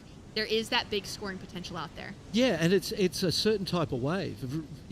All of these ladies surf so good. That last heat was maybe the most competitive heat that you and I have called. Everybody got opportunities and good waves. Here's the replay. So there was a first wrapping turn, no sort of connection with the lip, and then from there on, it was just work, tradesman-like work to try and create a score. And the information is, don't bother trying that way again, because it's not going to get rewarded. You can't bluff them into a score just because of the length of ride or because of the work through the inside. They wanted, and the way that board carved back here, you watch this part here too. See the fluidity of the board from rail to rail, how she didn't have to kind of, get off the back of it and move forward and try and make it connect. So great equipment under her feet, nice inside turn. But again, long paddle, a lot of work, and in the end that would be a throwaway, and you get back out the back and you go, well, that was a lot of paddling, a lot of work. At least I'm warmed up. But she's back out the back now anyway with the others, so nothing ventured, no loss there at all. Already straight back out there. Down to 15 minutes on the clock. Let's go down to the beach to catch up with Vahine Fierro and Rachel Tilley. Congratulations. What a strong heat win against a stacked field. How did you feel out there? Yes, it was nice to change spots and surf a dominant right. It's like it changes from the other side, and it was a really good heat. We were already 2 Olympians, and then Erin, that's an upcomer and has a bright future. So it was like a good heat, and I was really happy to be against them and perform well. And when you have a field like that upcoming in your heat, what do you do prior to paddling out to prepare for you mentally? With the French team, we're really well supported and surrounded. We have our trainer, our coaches, so we can rely on them and have confidence in our hard work before the event as well. So that's kind of the little things I remind myself before my heats. Well, you're already an Olympian qualified. So, and not only are you an Olympic qualifier at the moment, but it's coming to your home in Tahiti in July. What are you looking for from this event in preparation? I think this event is really important. I'm really happy that I'm already qualified, so that's off my list, but we have other Olympians to qualify, and it's just a good event to start our year and start strong and carry on for the rest of the year. Well, with such a strong start, I'm looking forward to seeing more of you throughout the week. Thank you. Back to you guys. Thanks so much. That sort of surfing is it's so exciting to see. I feel like for Vahine, she's finally achieved some of the goals that she set. She got so many great goals that have just missed by those, narrow margins of how many women actually get to qualify for the CT, those kind of things, where had it been equal numbers, she would have been on the CT for years now. Yeah, it's been a really emotional journey of those so close but failing, and it really starts to wear on you. And, you know, I always used to tell her when we were working together, just keep going, it'll turn, just keep pushing, keep focused. And the surfing we saw on the slow-mo during the interview shows you how great her surfing is. And then at the Olympic venue, there is no one better in the female field. So got a big chance coming up with that Olympics. And as she said, the French team, super professional in their preparation. And one of the things that she did in one of the breaks that she had, she went and did the police academy training. I just read about you know, that. with firing guns and in the line, having to assert yourself in a situation, semi-crisis situation. So I think that was a great experience for her to help her, embrace and connect with her strength and power. As we see some strength and power from Brisa Hennessy on cue. Beautiful opening wrap, just digging in that rail, gets the tag to finish. And Brisa, like you said, put together a beautiful performance out at Sunset Beach. A former winner there as well. It's awesome to see someone that connects with the wave, even if they don't walk away maybe winning the event again or, in close years or whatever, just to be able to have some real good showings at a spot that's kind of a favorite for them is really nice. And she's very aware, enlightened, smart, wholesome young lady. She's got all of those elements and understanding in her mind that allow her the opportunity to create this amazing physical performance. And she's a real talent and someone who's going to have a lot to give to the sport of surfing. That's absolutely right. She's an incredible role model, and the way that she's opened up to us this year through her social media, through the little opportunities that we get to hear from her and her voice. She's been really candid and open with what she's been going through from, the physical side of things that pulled her out of the tour last year. As we take a look at some replays here, we'll get back to Brisa Hennessy because Luchi Machado has put herself into lead with a 4.27. Yeah, she was. Here we go. This is the front-on angle. It's been great to see what the drones have given us, but I love this front-on angle. First turn, loose. The rail looks so free, so clean through the water. Couple of great turns there. Brisa drives off the bottom, nice carving turn. Section comes up in front, hits that cleanly, gets two, jumps off. Slow-mo, love this. Gives it a moment, lets it breathe, and then lays the rail over and tweaks it right at the end. Wants to give herself enough time and keep enough speed to be able to hit this closeout section. So she didn't take that first turn too far back and around, and connected too beautifully. Best wave of the heat so far, sorry. There it is, a 5.5. When you're in a moment like that, that little tweak of the tail that you called out in that first turn, you've got to be paying attention to that next section as well, like you said, to be able to know when to hold back, when to go all the way. Wendy Velasquez now up and riding for Ecuador and setting herself up with a little tail slide on the inside. She's unable to hold on to it, and it looks like White maybe out the back for Lucia up and riding again. So she's going to have another score to drop. But Barton, is it, how challenging is it when you're in a heat like this? You've got some pressure on you. You want to put big scores down, and to kind of be aware of how far you should go with each individual maneuver because you're putting together an entire wave. You're putting together, painting the canvas as you go. Yeah, and so I suppose the longer the wall, the more complicated that becomes because you've got so much opportunity. Almost. Yeah, it just keeps going. When it's a short, punchy wave, it's a much easier equation because you see one or two sections and bang, bang, and you connect it. So the longer the dance, the more complicated, that rhythm becomes. We saw Mahina get a short little left as well. That's that 0.8. She just went for a forehand re-entry and nosedive. So really, after that first quick start with the 2.83, finds herself in third place now without really a score of consequence, and 8 minutes 55 on the clock. It's like a restart in your mind, okay. First wave I felt good, like I surfed it well, but I didn't get a score. Second wave I felt, okay, let's leave all of that behind us and concentrate on the breathing and start all over again. Try and make this priority count. Paddle here from Luchi Machado. Straight into the section. That was a great little lip that was offered for her. She capitalized on it. Wave doesn't give her too much on the finish. She's still able to stay on top of it, though. and she'll put in a solid paddle. We saw a great display of surfing from Nadia Aristarbe, who was in the first heat of the women's division earlier this morning. For Team Spain specifically, she took away a solid win in that heat. And we know that Janire Gonzalez is also on their team. She's been putting together some great heats, had a really solid standout performance alongside of her sister Annette at the World Juniors last year. Remember absolutely. that? One of the standouts. 7 minutes 45 seconds on the clock, and I have just received the news that Brian Toth is in the water at podium 2 on the men's podium, and he's just moved himself into an advancing position off of surfing like this. Solid bit of rail work, Barton. Yeah, Tothy just looking energetic and alive. And remember, just a little moment ago, we were hearing in the back of our headsets, I could hear the live cheering from this bank behind us. That's what it was. It was the performance of Brian Toth, the hometown boy, advancing, keeping his spot in the main round, and the locals were going crazy. The Puerto Rican on the men's side, back to the women with Ecuador up and riding. Kind of a softer, slower turn for Wendy.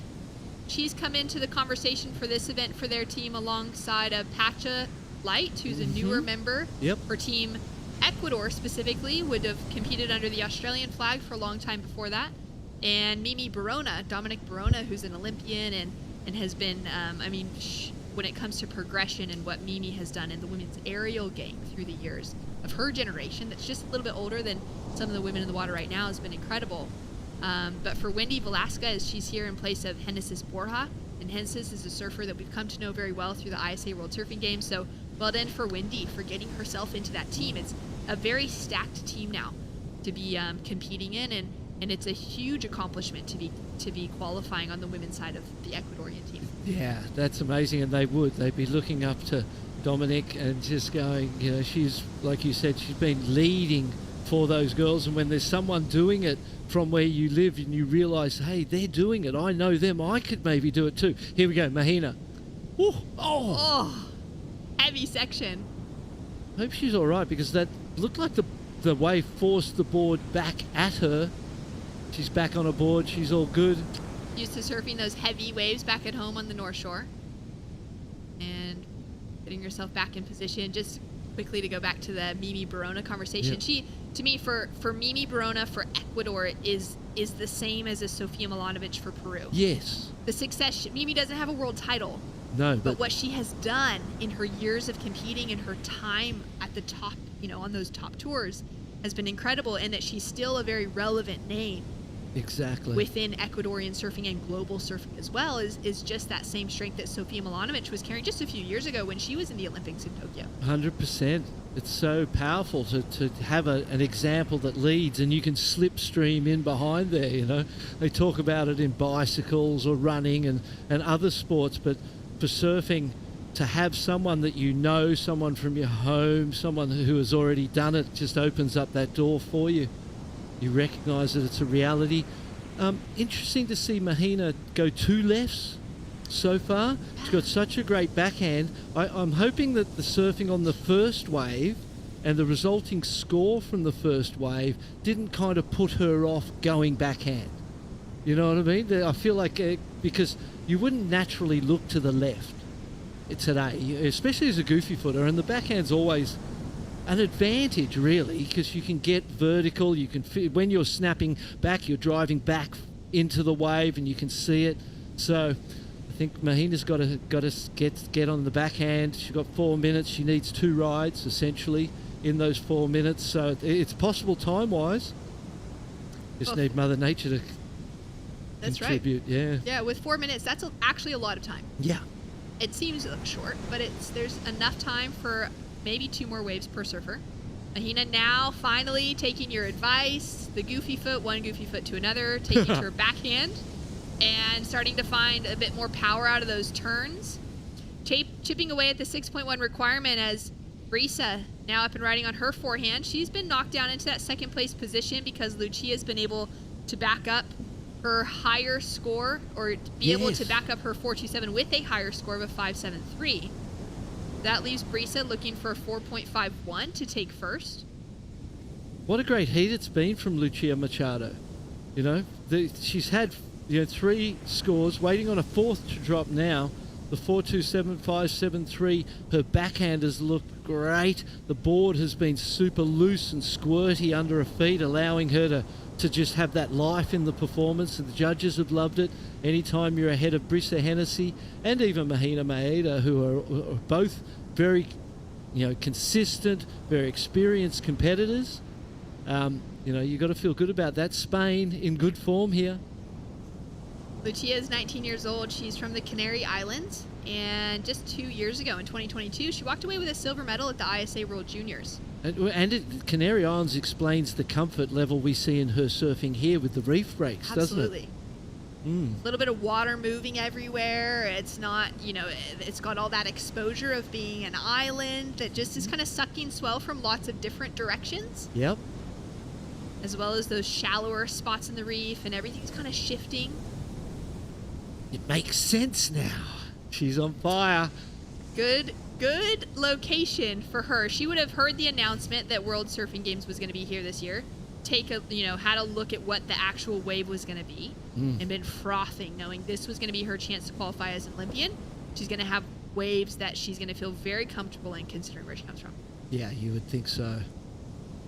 Never been to the Canary Islands. It's definitely on the list. Yeah. But we know there's some great reef breaks. There's one particular left that every time I see it, it looks exactly like Pipeline. And Brisa Hennessy here on the replay. Beautiful big wrapping cutback. Got a 3.67, so slightly improved on the 3.43 before it. That was her opening ride.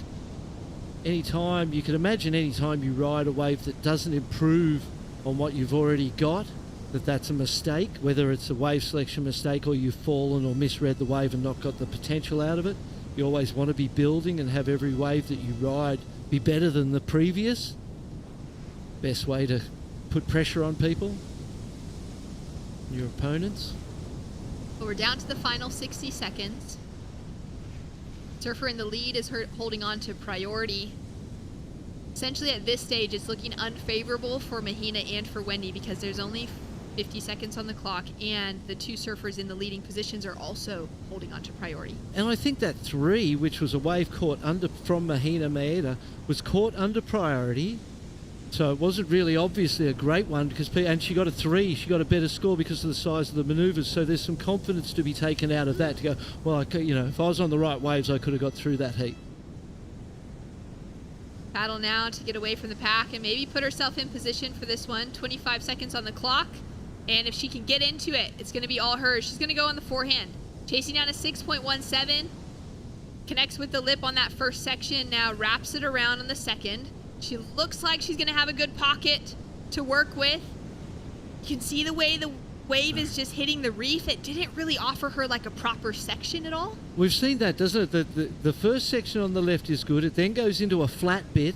And then you come into the inside reef and it starts doubling up and getting all weird in there. And we haven't really seen anyone be confident with that inside section because it's not very obvious. It was worth a try though, this one, wasn't it?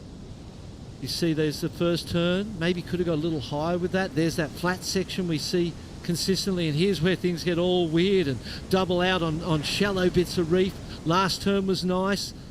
The incompletion means that there's no way she's getting that score that she needed to advance, but 3rd place. Well, a great effort all around. It's going to be Spain's Lucia Machado up with the lead, and Brisa Hennessy for Costa Rica. In that 2nd place position, Mahina Maeda and Wendy Velasquez. Heading into the repechage round, we're going to see more of them throughout the week. And coming up in our next heat, we are going to have Joanne Defay hitting the lineup for Team France. It's going to be an exciting one to watch. Stay tuned.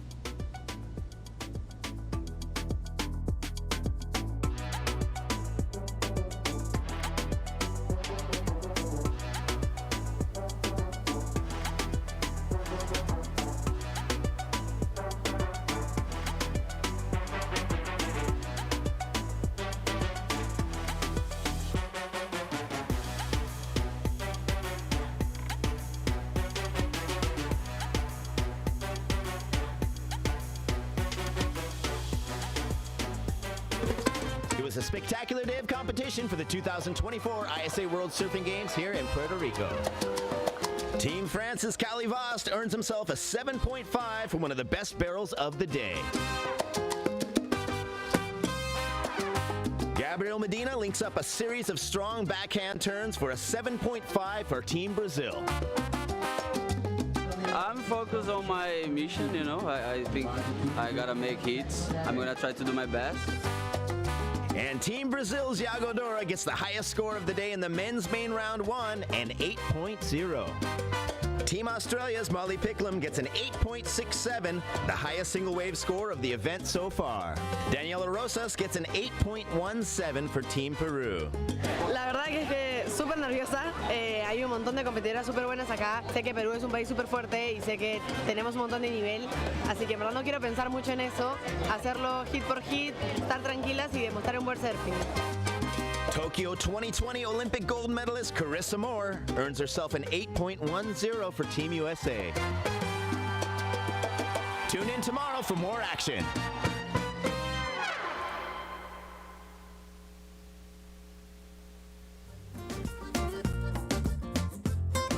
Welcome back to the action here for the ISA World Surfing Games. We're in heat number 15, round 2 of the women. Just a few more heats to get through actually before the finish of this. Joanne Defay from France, Natasha Van Grunen from South Africa, Matea Olin from Canada, and Sky Brown out of Great Britain. This is a really exciting one. Each of these surfers has such a unique story behind them and their pursuits within surfing, what they're giving back behind the scenes as well.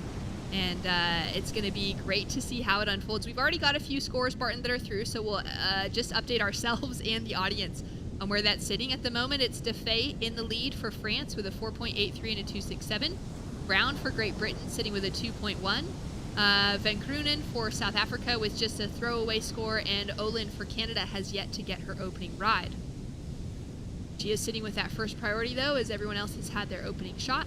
We're just sitting with a quiet ocean for a moment. And Matea Olin's sister, Sanoa, already qualified for those Olympic Games. So that would be, imagine, 2 sisters going to the Olympic Games. That would be historic. What else would be, or is historic, is Sky Brown here, who's represented at the Olympic Games in skateboarding, working towards that same objective in surfing. Incredible. That's right, incredible. Sky Brown competed in skating at the Tokyo Olympics. She walked away with the bronze medal in the women's park division. She's also a 2-time gold medalist at the X Games, and now she's up and riding on a surfboard because why not just be a master at skating, a master at surfing, and go down to that first little chop hop? You see the way she threw the tail, and it looked like skateboarding right there. Exciting to have her in the conversation. She has a goal to qualify for Paris in both surfing and skating, so she's looking for qualification on the skate side, likely to find that again because she's already had so much success there, but would be incredible to see her on both ends of the spectrum as we take a look at this replay here from Joanne Defay. 4.83 and a 2.67 early start from the French lady, and the French team has been on fire so far. Look at that turn. Beautiful wrap right at the end, super tight towards the back end of that turn. So good start for her, off and racing already, and fantastic to have Sky Brown here and a part of the Great British team. And then Natasha Van Grunen is on the Athletes Commission and works with ISA behind the scenes as well. So a really incredible bunch of talented ladies in this heat. Yeah, it's really fantastic. Like you said, for Matea to have the opportunity to qualify alongside her sister this year for Canada, for Sky Brown to possibly go skating and surfing for the Paris Olympics would be insane. Joanne Defay already has her Olympic qualification for France via her results on the championship tour. Her and Vahine Fierro will be competing together. Depending on how Team France does this week, we could see another surfer added in if the women's team should take away the win and or at least the highest ranking position specifically on the women's side, which is really incredible. And then, like you said, Natasha Van Grunen, she's just been doing so much behind the scenes for surfing, for the development of surfing within South Africa, and now pursuing that on an international level on the Athletes Commission. I was reading through her bio, she's got her university degree she's already figured out. She's got a lot of things that she's been doing, but she said one of the highlights of her life was getting a hole-in-one playing golf with her granddad, which is so cool. Classic. That is very, very cool. We're down to 14 minutes on the clock, and we've just had the ISA president, Fernando Aguirre, walk into the booth. So we're going to swap him out with Barton Lynch, and we're going to welcome Fernando in for a great conversation around surfing, where it's heading, where it's come from, and of course now to see it. I don't know where we're coming from. I know where we're heading. Well, okay, where are we heading? We're heading to the Paris Olympics. We're heading for what we used to say a better surfing future, but no, we're heading about 4. Well, it's great to have you in the conversation, Fernando. We got a couple scores on the board at the moment, so we'll be tracking with that throughout this heat. But, of course, always a pleasure to have ISA president, long-term. Yeah, it's nice. It's nice to be here. It's been a wonderful couple of days. The heat is nice, and everybody's happy. It's really, I think, the best World Surfing Games in history. You know, that's an incredible show up of the best talent, and it's amazing to see the results in the heats. You really see a lot of up-and-coming talent that are pushing their way into the higher ranks. It's very nice. Yeah, it's incredible to see, with the Olympics happening in just a few months, really. Maybe, 4 months away, 5 months away? Yeah. To know that the world's best surfers that have already qualified, they're all here, representing, and they're fighting for that extra spot. There's that anticipation on the line for that. I have a little take on that. That's slightly different. I think that the best surfers in the world are not just the city surfers. I always like to say that city surfers are the best surfers that have money to tour and to compete. There are other surfers that are incredible surfers around the world that, given the resources and the funding, partially are provided by their federations and the national Olympic committees, will actually start mingling, and you'll see a more country diversified, country rich city tour in the next years, because it's really a matter that the top professionals are here and they're surfing in their national teams, just like in soccer, how they call it in America, football everywhere in the world. Messi is the best in the world, but he's best when he's in the national team. And I think, if you hear what Gabriel Medina and Felipe Toledo were talking about yesterday, and even Carissa, you can tell that this is a very incredible experience for them, something that they really enjoy. And, at the end of the day, it is the United Nations of Surfing, and which has an equal footing, because every team, it doesn't matter if you have 5 million surfers in your country, which is probably the case of Brazil or Australia, or if you have 10 surfers, you get to feel 3 guys, 3 ladies, and that's the beauty of what we're seeing today, Well, taking a look at some live action here, Matea on her forehand, looking sharp, finally getting her opening ride. She has that opportunity this week to find herself with qualification, should she be in the top 8 eligible women, alongside of her sister, Sanoa. Yeah. Who got that victory at the Pan American Games. Yeah, that was amazing. Insane surf. That was insane. It was a scary day at Punta de Lobos last October, last the Pan Am Games. And the Pan Am Games classified one female and 1 male straight to the Olympic Games. And her sister is the one. So she was very happy. Obviously much more relaxed, as if we were here fighting for one of those 24 slots. That's right. She gets to just kind of be here, enjoy the process. Of course, would really appreciate taking out a huge win here, but she's already on her way to the Olympics. We'll take a break from the conversation for just a moment to go down to the beach to catch up with Lucia Machado off of a great win. She's with Rachel Tilley.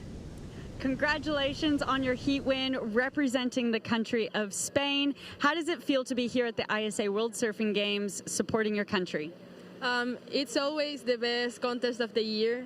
It's so exciting to come with a team and full of support, and we're here I think we have a great team, so we're here to make some good race. Absolutely. You guys are looking really strong. That's a second heat win in only 2 days of competition. How did you find the waves out there? El Pico yesterday, you guys were competing at. Today at Magara. How did you find it? Today it was pretty easy to see which waves was good and which wasn't. But yesterday it was a bit more difficult. I couldn't find very good waves, but I'm happy that I still made it, and let's see if the waves still being good. Yeah, it looks like we have a good forecast for the week. Do you have anything you'd like to say back to your country of Spain? Pues saludo a todos. Estoy muy contenta de haber pasado esta manga, sobre todo con Brisa, que para mí es una surfista increíble. Y nada, seguimos con todo, el equipo va con todo y muchas gracias por verlo. Thank you so much. Congratulations. See you next time. Thank you so much. Back to you guys in the booth. Thanks so much, Rachel. Great to hear from Lucia. And an exceptional performance that she put together in that last heat. Looking really strong. Coming from the Canary Islands. So she's got waves Well, kind it's of like similar the to Hawaii this. of the Atlantic. You know, the Canary Islands, a lot of waves, a lot of surfing, different islands with a lot of different setups. Some are volcanic, some are forestry, jungles. It's really nice. And Lucia is an example. What I'm saying, you come here, you know, you are a top city surfer, and suddenly you find a Lucia, and then the world changes for you. So I think this is the beauty of the ISA. It's really it's a plain level field. Nobody's pre-qualified, nobody's seeded, nobody's wild-carded. Everybody gets to serve the first round, and the top best move to the second round of the, let's call it the winners or main event or the winners round. And the other ones go to the losers or what we call the repechaje round. And here's Natasha from South Africa. Great backhand attack from her. I was just thinking as you're kind of sharing your thoughts on that, I think the perfect examples of that are Carlos Munoz and Luca Macinas. Yeah. Who spent so many years competing in the ISAs, so many years putting in all of that work and effort, and eventually within their careers found themselves both on the championship tour and at the Olympic Games. Yeah, and this was their pathway to get Carlos there. didn't make it due to some travel issues because one surfer proved positive, and by the time the positive came out, Carlos couldn't make it enough time. But you know, that tells you the world. I mean, he was the 21st of the surfers there, and I think it's surfing is no different from many other sports. Of course, there is the top tennis players, football player, any sport. But also there is a financial element that plays in place. You know, when you had a national association that gets $5 to $10 million a year to support, train, travel the surfers, it's not the same that we come from a country which surfing is small or doesn't really matter because they're into baseball or basketball or soccer. So this is really what we see today. Let's take a look at this replay here from Sky Brown, the young surfer representing Great Britain. She's competing as a surfer, competing as a skater as well. Putting together a couple of scores, so we're going to have some scores to drop through from this last exchange. Matea Olin as well, getting a great looking set on that wave, Fernando. And yeah, I mean, you can tell this is the same place that we saw the guys yesterday.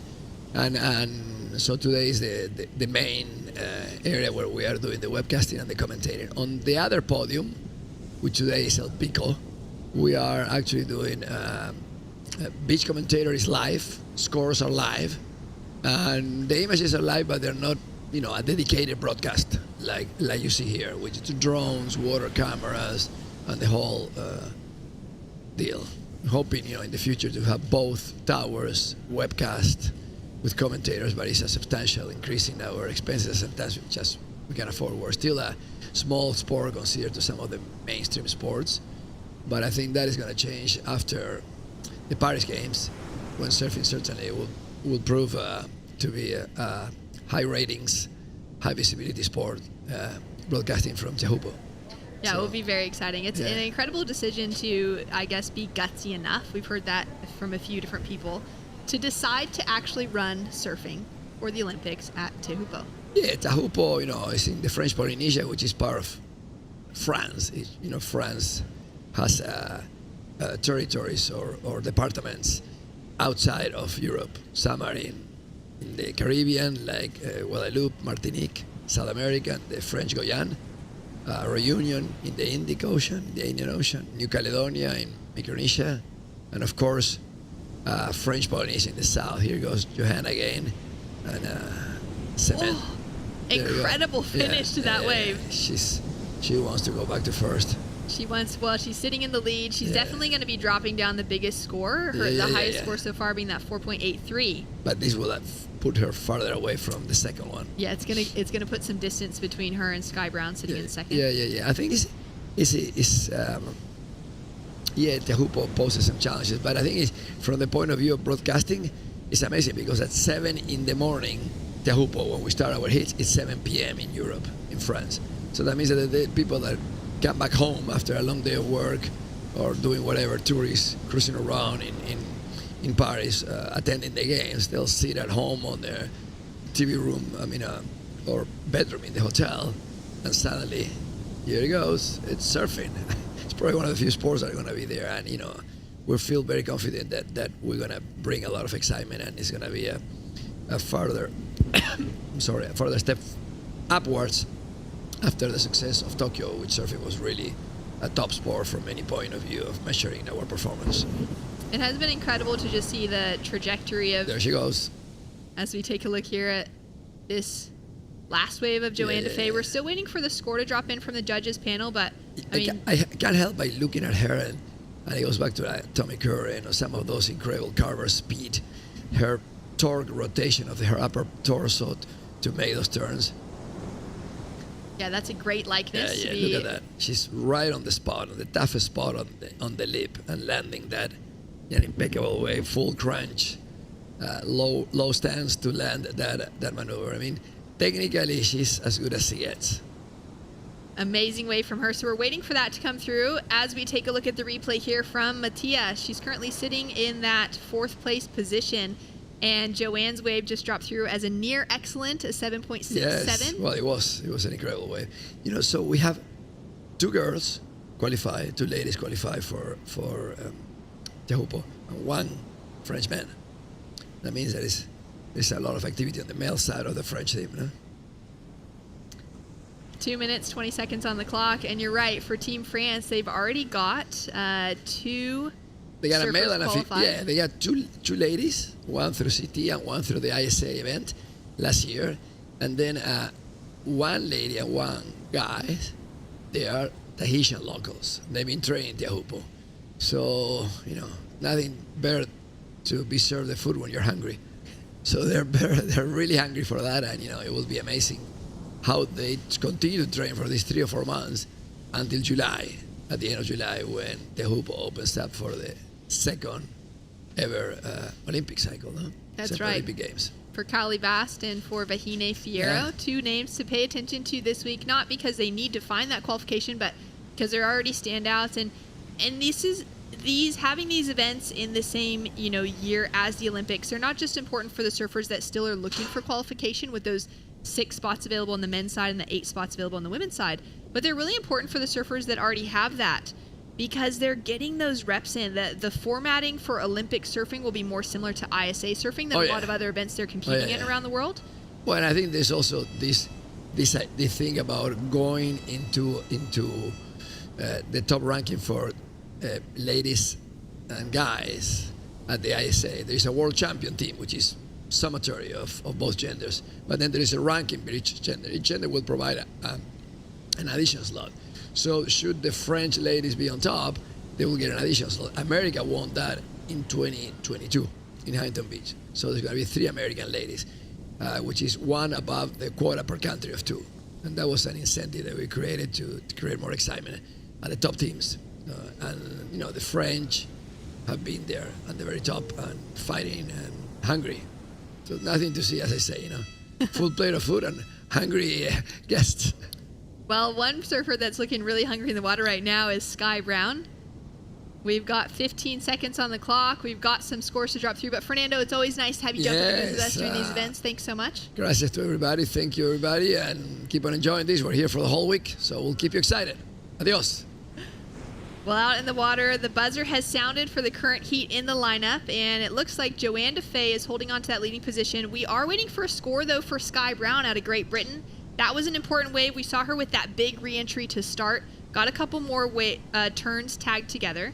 She's sitting chasing a 4.60, so it's not a huge requirement, but we have seen the judges really kind of weighing out that opening maneuver needs to be really exceptional in order to get a score going above those 4s.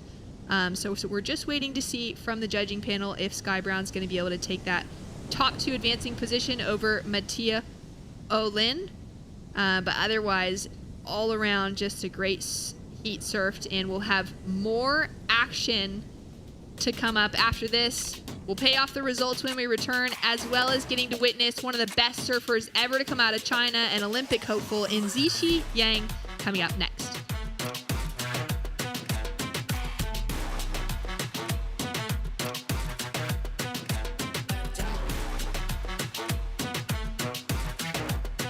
To be in an era where surfing's becoming so global, you know, it's so cool to see all these different unique faces, unique people, you know, and then seeing a country like, for example, like China, they, you know, it's not their first year at the ISA, but it's been, you know, a couple of years now, but to see how strong they are and to see how good the surfers are improving, they're not only participating, but they're now a threat to look out for.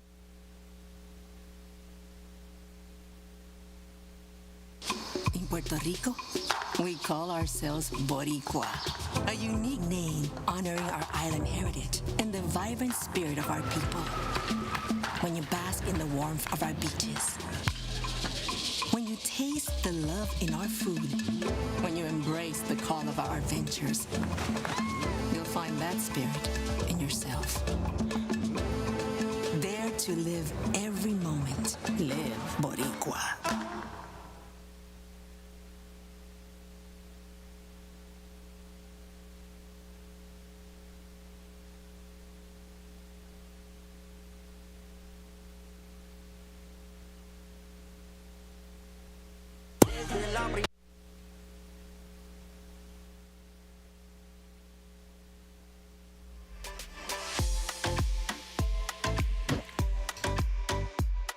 Get ready, surfers. More action to come for you here in women's round 2 heat 16. Pia Rogers, Lilias Tabai, Tyler Wright, and Zixi Yang. China, Australia, Morocco, and New Zealand represented here in this international superheat. Chris Cote here with Mitchell Salazar. Wow, we just saw a buzzer-beating finish from Sky Brown. Jumps from 4th to 2nd, advancing through, staying in the main event round. And more action just like that to come. A late drop for Lilias Tabai for Team Morocco. I love that we just get straight into the action. No rest for the wicked. This train is rolling, and there's no stopping us now. It's 2:30 here, local time in Puerto Rico. And the hits just keep on coming. That was a great last heat, and we're in for more of that, Mitch. Yeah, and two-time world champion, former gold medalist here at the ISA as well, Tyler Wright. She's been a standout so far in her opening round, but you know, more importantly, imagine opening up the doors for a lot of people like Lilias Tabai from Morocco and Zixi Yang, who's one of the hopefuls, as Shannon was saying in the previous heat, to qualify for China. They already medal a lot. Imagine if they're able to get another Olympian and potentially another medal too. So development programs well in place in that part of Asia, and I feel like it still has a lot more even to produce, Chris. Yeah, they've been a fun team to watch over the past few years. You know, they come with just as much joy as anyone else when they come here to surf. Watch them in Huntington Beach doing big things. Zixi Yang, definitely one of the standouts of that team. Whoa. Pia Rogers takes the high road all the way over the falls. Not how you want to start your heat, but she is a tough competitor representing Team New Zealand. She'll be right back out there. That's what happens when you find yourself right in the middle of the peak. About to say. Just a little too far inside to make that decision to go right or left. And the wave made the decision for her. That extra paddle goes a long way, too, so don't stop paddling until you fully feel like you're into a wave like that. I mean, look at that. Gets a little hung up and then just decides to go right at the end. And unfortunately for her, the lip won that battle, Chris, but doesn't seem like the board or her are injured, so lots of time. Just got to recover here, and you still have 17 minutes to go. So you're saying don't stop till you get enough? You've had a lot of musical references today. 16 and a half on the clock here. No scores of note. Lilias Tabai does have a 0.5, Pia with a 0.23. Pretty much carbon copy waves. Both surfers a little bit out of position, but they're right back out into the lineup. So we scan the horizon for the next set to roll through. Looks like there is some potential. Only one priority number on the board now. Lilias Tabai with that third priority. That means it's wide open for these surfers. Here we go, late drop. It's Lilias Tabai. Started to put together a nice little snap right in the pocket there. It didn't go her way. Now we throw it over to Tyler Wright. Blasting the fins out there, having to navigate over some bump coming up the face of that wave. Quite impressive. Able to manage all that white water, all the froth on the face. She won actual consecutive golds in Ecuador in 2009, and then she won in 2010. Pretty good surfer. I mean, if you think about the generation of surfers that she comes from, too. Oh, yeah. She's among the best of the best to ever do it. 15:20 to go. Let's go down to the boardwalk. Rachel Tilley standing by with Joanne Defay. Congratulations, Joanne Defay of Team France. You were absolutely dominant out there, showing your experience. How did you find the waves of Magra today? Yeah, it was fun. It was a bit of a slow heat, but it was fun. I guess I got the best wave of the heat, like that last one. So I'm happy I get a good score, because I was like, 4 point. I felt like the heat before had some scoring potential. So yeah, just nice to get in the water. Well, we saw your teammate Vahine win her heat as well. How is Team France working together to prepare heat on heat? Yeah, well, it's working pretty well. I mean, we have a good team. We laugh a lot. Cowley is like the showman of the team, so he makes us laugh a lot. And Vahine have been surfing very well. Tessa made her hit too. So I think we're in a good position right now, good mindset and stuff. So we'll just continue to get that ball rolling. And I always love to ask the surfers who've just come from Hawaii, who are normally on the CT as well. It's a very different heat structure, 20-minute heats, 4-person heats. How do you find that transition coming from what's normally a person-on-person heat and, 35, 40-minute heats potentially? Sure. Yeah, I guess I just kind of like put my brain down and just like get as many waves as you can, and be busy. Be busy when you don't have priority and stuff like that. Obviously, the level also is a bit less than on the CT, so I know that if I get a smaller wave, maybe I can still like transform it into a good score. So. Yeah, that's kind of how I do it. But obviously, the more you make hits, the more it's going to be difficult. So yeah. Strategy is going to be more important now. Yeah, well, the momentum is gaining. Already 2 heats won in the first 2 days. So is there anything you'd like to say back to your family and country of France? Merci d'avoir regardé en tout cas. C'est trop cool. Ici, on passe un bon moment avec l'équipe de France et j'espère qu'on va aller loin. Thank you. Congratulations. See you next time. Back to you guys. We will be seeing more from Joanne Defay in this event. She has started her tear through the competition. No surprise there. She's one of the best to ever do it. Yeah. I know I keep saying that, but that's just indicative of the field we have here in Puerto Rico. The best surfers on the planet are here to compete. One of them's in the water right now, Tyler Wright. Still waiting for her first score to come through. Won't be anything too huge, but it'll be a start. A 3.5 as expected. So with 12:40 to go, things are slowing down a little bit in the water. That just means tactics are going to start to be more apparent through these latter part of the afternoon today. That was a great question that Rachel asked Joanne, because it's obvious that there's a difference between the talent at the people that are here at the top and the people that are on the championship tour that are competing here too. Adjusting is a big thing, but I think time management is the biggest part of it. And Joanne said, I just need to shut my brain off and kind of do what I do. Surf a lot of waves and get into a priority situation that benefits me in the end. Thinking just surf, harder than it sounds. Well, our women's qualification tiers have 24 spots. Here's your 1 through 8. Tyler Wright, she's in the mix there for Team Australia. Joanne Defay right there at number 6 for Team France. This comes from your 2023 WSL Women's Top 8 qualified surfers.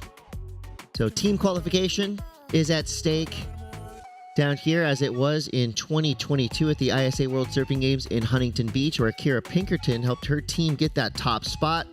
That means Team USA will have a spot open. Second place, first eligible women in international surfing competition down at the Pan Am Games. That was Sanoa Dempel-Olin for Team Canada. He charged. He was ripping down there in massive surf. And here are your 2023 ISA World Surfing Games qualified surfers.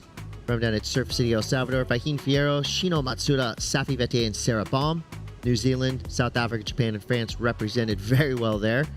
And here's your 1 through 8 as to be decided down here in Puerto Rico. That's going to be really fun. These are going to be some names you might not have thought of in terms of who will be competing Paris 2024. And of course, one more spot open, the highest ranked women's team down here in Puerto Rico as well. And then there's the universality place at the end as well, which, I think is obviously going to be a huge spot for a lot of these developing countries that don't necessarily have a lot of Olympic athletes within sports in general. And I think it's great to be able to reward somebody like that an opportunity. That being said, it does have to be rewarded to a person that will actually be capable of competing at a wave like Chopes. So you're not just going to give it out to somebody from a landlocked country in order for them to compete. No, they actually have to be able to perform at a wave like that, because if not, you're just putting them in a big position of danger, and that's not something we want to see. Yeah, that's a great point. I mean, by qualifying for the Olympics, you're going to put yourself in harm's way. This is Absolutely. one of the heaviest waves in the planet that the Paris 2024 Olympic Games will be held at. And we'll see what happens right around the corner. But back to the action here in Puerto Rico. Xixi Yang in the lead for now. But action. Well, just technique alone, huge amount of improvements. And then Tyler right here, the 3.5. I mean, for such a frothy wave, to be able to control your board like that, especially gain momentum off the bottom turn, was really difficult. You even saw how she had to readjust after the first turn, really recomposed herself and was able to hit the lip very well with the second one. So with just over 9 minutes to go, she's in the top 2 spots right now, but this heat's still wide open. I think priority is going to be huge towards the end of the heat. And had a look right there with first priority. Let's see if it's going to switch at all, Chris. There are priority judges watching closely. But I think it stays with Tyler just in time for her to turn and burn on this little inside right. Wow, a rare fall for Tyler Wright, but that wave just really dissipated beneath her. I don't think it was a mistake turning and going on that wave, but it just let her down. Seemed like a good option at the time. Chris, when this heat started, I was thinking to myself, okay, going through my notes, doing my research. Lilias Tibai from Morocco, a country that, just like Italy, when Leo was kind of doing events by himself, they didn't have a lot of surfers. Now they've got almost a complete team, too. Major development for that North African country. They tend to have to compete in Europe because it's usually cheaper for them to go to both France and Portugal a lot of times. As Tyler here up. I think Tyler's opted for the just surf ethos. She's not worrying about tactics. She's just finding and riding waves. Nice turn there to start. That's going to get rid of a 1 for sure. So she'll extend her lead over Xixi Yang. Pia Rogers looking for a 2.47. Lilias Tibai looking for a 3.57. And you're right, Mitchell. Morocco has so many good waves. It's only fitting that more and more surfers are going to start coming out of that incredible country. I mean, really, these days, I feel like social media has a lot to do with it. Just access to watching surfing at any time, at any place, and knowing like, oh, this wave's right around the corner from my house. Yeah. Let's go. The development is quick. The broadcast has a lot to do with it, too. Absolutely. There goes Pia Rogers now for Team New Zealand. Good, clean style there. Wave closes out, but she makes the most of it. One big snap. That'll get rid of a 0.23. Another country with some amazing surfers. I mean, Paige Harrop was very successful on the CT. You have the Quinn brothers, who are also very good. Whoa. Oh, yeah. That's what we're talking about. Xixi Yang. Team China in the house. That was a solid turn right there. Quite progressive, too, if I might add, Chris. Oh, yeah. Throwing the fins. Blasting the lip. Tons of spray. Plenty of power. When you think of the equation, speed, power, flow, she went into that. Deep bottom turn. Straight into the pocket. Goes vertical. Throws the fins. All things the judges like to see. Absolutely. On a big wave, too. So a lot of consequence right there. A lot of risk and commitment, too. And, the OG ASP world champion Peter Townend has a lot to do with their surfing development. He is one of, actually, the original coach in order to go over there to China and kind of develop their program. Looking at the replay here, Yang, I mean, she just blasts that thing, dude. That was really, really good surfing right there. No hesitation whatsoever. No, a ton of commitment, and as I said before, a lot of progression on that one turn. But the amount of innovation just in the bottom turn and being able to read the lip line like that, probably not going to find a ton of waves like this in China. Look at that.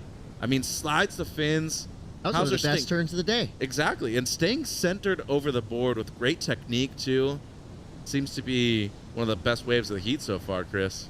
And presence of mind to keep going down the line as well. Mm-hmm. Love to see it. Xixi Yang comes through with a 6-point ride on the strength of that one incredible hammer. All it takes is 1-2 to be successful, and all of a sudden, you have a huge pack behind them as well.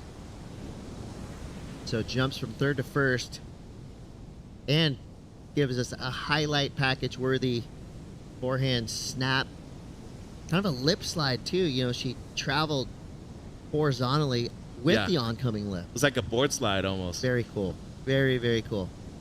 Oh, and as of right now, you're beating a 2-time world champion at the WSL level and 2-time ISA gold medalist who has a lot of competitive experience. And, you know, in Tyler's defense, obviously she only has a couple of threes, but in terms of confidence, what that does for you, if you're Yang right now, you got to be very pleased with yourself. Most definitely, and this could be a little sneaky one here through the inside. She turns on it, trying to do better than a 2-4-3. Not going to make that one, but again, just the poise there. You know, a lot of times you'll see surfers, when the section's coming at them like that, there's a little glitch, a little moment of hesitation. I'm not seeing that at all with Xixi Yang. Yeah, no, she's fully committed to every wave that she's going for, that she's riding, and, you know, there's almost a need and a desire for her to want to make it out of this round 2 to prove that it just wasn't that one year. Even last year when it was huge, there were a couple moments where I was like, dang, like you were truly going for it. Not the same amount of success at La Bocana than there was at Southside HB, but still, those are the positions that you need to be able to put yourself in order to be able to be successful at this level. Because, as Joanne was saying, there's a noticeable difference between the people that are on the championship tour and those that are not. But remember, those people started at this level, and they eventually had to graduate from this in order to be able to qualify for the championship tour. Yeah, I feel like Team China right there in the conversation with by far the most improvement in the past 2 or 3 years. Mm-hmm. They just get better and better every time they come compete here at the ISA level. And it's pretty cool. I mean, they've really done it mostly through the ISA. Yep. You know, they have had some WSL opportunities in China and in the Asia in the region. Yep. But just as far as what we've seen as fans and as surfing enthusiasts, you know, I feel like Team China has really taken full advantage of what the ISA offers. And I mean, it seems like their government is giving them a lot of support as well, which is huge. I think you got to owe that to surfing being in the Olympics. And Team China, they're hungry for medals, and they will be getting them very soon. I can guarantee you that. Tyler Wright right now, fending off a hard-charging Xixi Yang. Some hard turns of her own. Yeah. Nicely done there. I mean, that's just textbook Tyler Wright. She's super powerful, nice and stylish, good flow from beginning to end. Huge fan of Tyler Wright. Everything she does in and out of a jersey, she's just an absolute legend. Excellent use of priority, too. And I would have to say on the men's side, probably her brother Owen might be the best surfer I've ever seen with priority, Chris, as we saw Pia right there. And it comes down to having those people within your immediate family pushing you to that level, too. Almost had a nice finish there from Lilias Tobai. Was needing another goofy footer from the land of rights. Yeah. Something tells me there's a hidden area that nobody talks about in Morocco that has great lefts. Only lefts, too. Talk to Ramsey Boukiem about that. He's probably going to deny the fact. What? No. Why do you think we all surf so good on our backside? No, but the same thing. I think, you know, it starts with one person. You build a base around that one athlete that you can kind of not only get to inspire the rest of the population, but obviously get them to mass produce some great surfers as well. Teva Bushko was, I think, one spot away from qualifying last year. He needed to get third in his heat and got fourth. Back here again, has a great shot.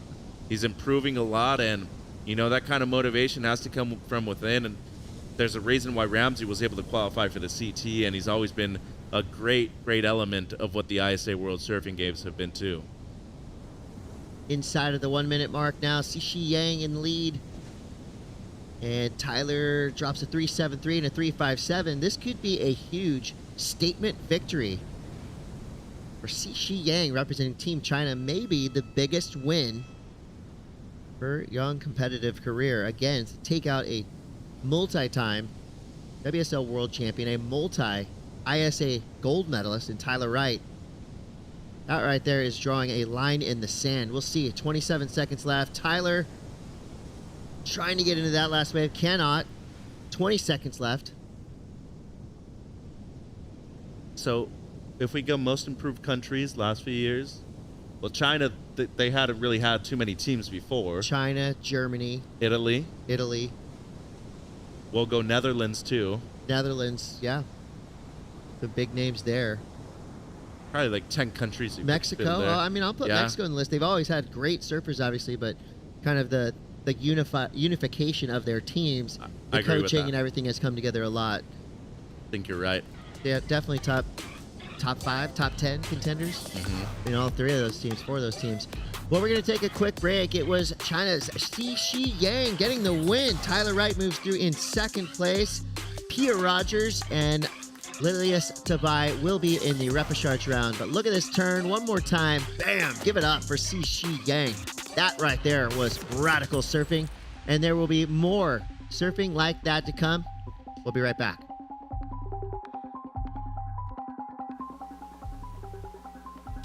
In Puerto Rico, we call ourselves boricua, a unique name honoring our island heritage and the vibrant spirit of our people.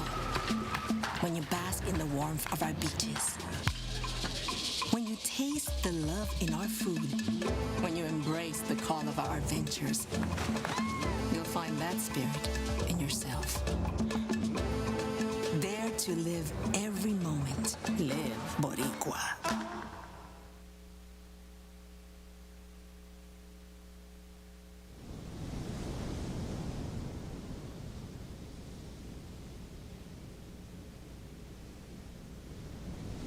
We're right back at it.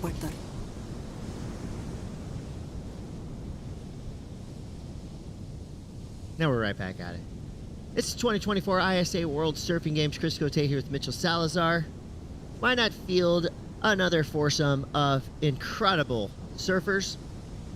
We've got a big heat in the lineup, another international affair. El Salvador represented, Guatemala, Argentina, and Latvia. Santa Vevere. Just saw her on the boardwalk. Sole Latvian surfer in the women's field. Pretty cool. Yeah, she's been really soaking up the ISA ethos. She'll be surfing in white right there. Just an awesome representative from Latvia. She surfed in El Salvador. And we got to know her a little bit better down there, gaining much valued experience. It's an all-around incredible athlete. We'll see what she's got for us here in this heat. Lucia Induran from Team Argentina, blowing the tail a little too far. The wind has switched a tad. Still super rippable out there right now. But do have to watch out with that slide offshore. You got to be mindful of the direction of the wind right now. Yeah. Cut it short if you need to snap under the lip rather than kind of try to push through it. I think that's a smart choice. And Lucia, I mean, you talk about a talented surfer coming out of Argentina, great South American representative. She's been a part of Team Argentina for the Pan Ams too.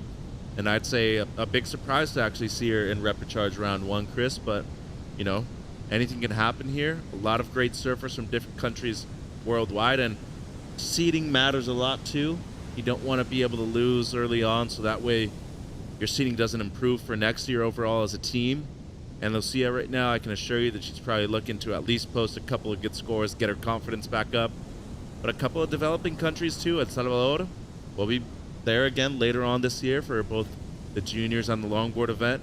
Guatemala have a lot to offer now. They've had quite a few Latin American events, or the Alas Tour, which is now a continental tour. And Latvia, new and improved. Cool to see them. I would say other than Argentina, who's had gold medals in the past, El Salvador, Guatemala, and Latvia, both all three in contention for that universality place. That's a good point. Sofia Ramos 14 years old, lives right there at El Tunco. Mm-hmm. She's a ripper on point breaks, a rising star from El Salvador. I mean, if given the opportunity, why not? You know, I think Brian Perez is in the conversation from El Salvador for that universality place, basically meaning, you know, these are developing surf nations, right? Maybe with smaller populations than the surfing super nations like Australia, Japan, California, who have been doing it for a long time, you know, competing at a high level for a long time. Obviously, there's great surfers from all of these countries, El Salvador, Guatemala, and Latvia, but they don't have necessarily the depth of field that you would have, you know, from the USA and beyond. Or the resources. Exactly. So the universality place is there to make sure that we have representation from all over the world. Yeah, and one cool thing about this too is that you're seeing a lot of these great surfers not only develop through these great nations that have incredible waves, but through their success, they're bringing a lot of resources with them. So that's the key thing about here. Do you think if Brian Perez weren't a social media sensation, we'd have so much attention on it? Probably not. I mean, we had events there before, qualifying series level, but then since 2019, he's become a superstar within surfing, and he's brought a huge amount of attention that has brought a significant amount of events there. Absolutely. And, you know, the government has made it widely known that El Salvador is for surfing. You know, they've invited events. They've actually helped fund events to get these surfers there. And the proof's in the pudding. I mean, it has paid off through surf tourism. It's working. So other countries around the world should take note. Well, as these surfers in the lineup right now find their spot and wait for the next set to roll through, let's go down to Rachel Tilley on the boardwalk.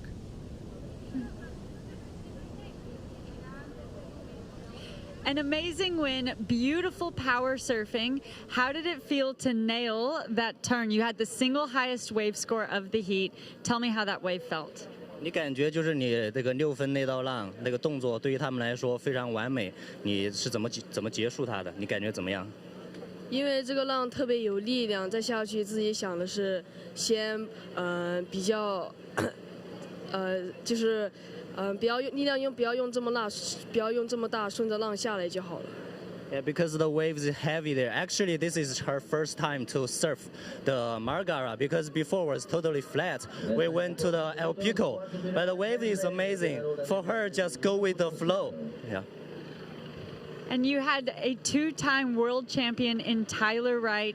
How did you keep your composure going against someone so experienced and successful? 你这一场是有一个这个2次的世界冠军 Tyler Wright， 你是怎么去保持镇定的？在这场比赛中，完了发挥得这么好。能跟2次世界冠军，自己就是非常激动，也非常想去，就是以学习的方式去对待这场比赛。Yeah, for her, just keep the low profile to have the try to learn from adding the experiences from the 2 times world champion. Well, I don't think you have a low profile anymore. You have absolutely blown doors and put your name on the map with that heat.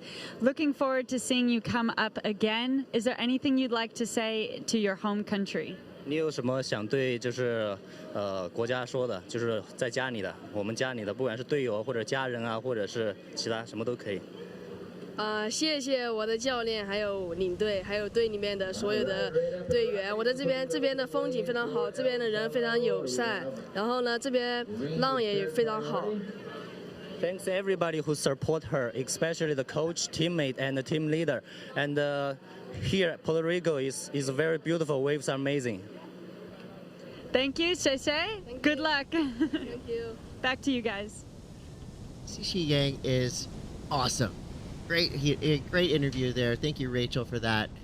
Just become a bigger and bigger fan of hers every time I see her surf. She just beat Tyler Wright in Waves of Consequence, really on the strength of probably one of the best turns we've seen of the day. Yep. And think about all these great turns we've watched. I mean, I'm talking about Carissa Moore. I'm talking about the best of the best. And Xixi Yang now, again, putting herself on the map, doing it with her surfing.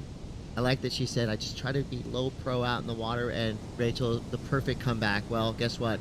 You're not low pro anymore. Everyone is now on the lookout for Xixi Yang. Not at all, Ed. We saw Juana post right there from Guatemala on screen, and now Lucia's got to get right here, Chris. Quick start there. Good combo. Bottom turn straight into a powerful snap. Making her way through to this inside section. She's going to stick with it till it dissipates underneath her. Low scoring affair so far with 11-11 to go. Sofia Ramos with a highest single wave score of the heat so far, a 1.07. New numbers will filter in. Blue and green will have a little bit of something to build on. Looking at the list of former champions here as we look at Juana here up and riding. What are the waves like in Guatemala? A lot of good waves. Just like in a lot of parts of both Mexico and the rest of, North and Central America towards the south. It's hard to access the beaches, though, because a lot of people own that land. So it's not necessarily like you can just drive up to the spot and be there immediately. You have to go through somebody's ranch, a farm, something like that. You usually have to ask permission for those kind of things. Overall, though, a lot of great beach breaks, some heavy ones, too, especially if you go to the most southern part. Some key waves over there. They already had a couple continental events, and I'm telling you, I think that's going to be one of the faces of the future when it comes to the Americas, especially closer towards the U.S., Chris. Well, it's always fun when you see talent like that coming out of a country. I mean, that just tells you there's waves. Don't be looking at Google Maps now, because I'm going to do that after this heat. I was about to talk about the former medalists here at this event. Mention the people that have come through this program and how much success they've had both here and on the championship tour.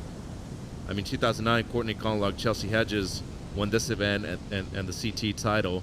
Sofia Milanovic, who's doing this broadcast in Spanish again this year, she won the gold medal twice, and she was also the first and only Latin American world champion in 2004 in the championship tour. So not only is the proof in the pudding, Chris, but what this event does is that it's a platform for you to be able to compete against the best in the world in a format that also permits competitive surfing that you're most likely going to see at every kind of situation competitively worldwide. The CT is exclusive, it's elite. But this format you can find anywhere. Right. And that's why a lot of people have success here, because they tend to compete in this format way more than not. And I think that's why it's so cool that we keep on having these 20-minute heats. You keep on having the repechage. At this case, we're having it at 20, which normally you're seeing at 15, and that's because it's an Olympic qualifier. That's right. There's a look of one of two Latvian surfers competing here in Puerto Rico as part of the ISA World Surfing Games at Santa Vivere. She comes from Liepāja, riding a Lost Surfboard Driver 2.0. She got first place in the Lithuanian Championships, making her the top pick. She grew up living by the Baltic Sea that doesn't have real ground swells. Most likely it's all wind swell that they get there. Probably can be cold too. Yes, can be cold, but luckily for Santa, she has the opportunity to travel around. She's right there in the middle of Europe, so she can go up to Spain, Portugal, and all these wave-rich regions relatively easily. And like I said, she's been competing here in the ISA for a few years now, and it's so nice to have her around because she's just a Aloha ambassador from Latvia. She does have a teammate with her this year, Katrina Cruz, who's from Adazi, Latvia. And the more the merrier. I think those two surfers, when they return to Latvia, spread the news, spread the stoke of what's happening in the ISA. I wouldn't be surprised if they come back next year with 3 or 4 more surfers on their team. I think you should just find a certain heritage that you have and start competing for a team too. We need to get Chris back into competition. I don't think I have any Latvian in me, though. Maybe Lithuanian? Maybe a little German or something like that? There could always be another Masters event too, Chris. You never know. My lineage is already filled with amazing surfers. I would never make the Irish surf team. I would never make the Scottish surf team. Or the French team. Do you make your local border riders team? That's the most important one. Sometimes. Well, 6:40 left here in Repechage Heat 1.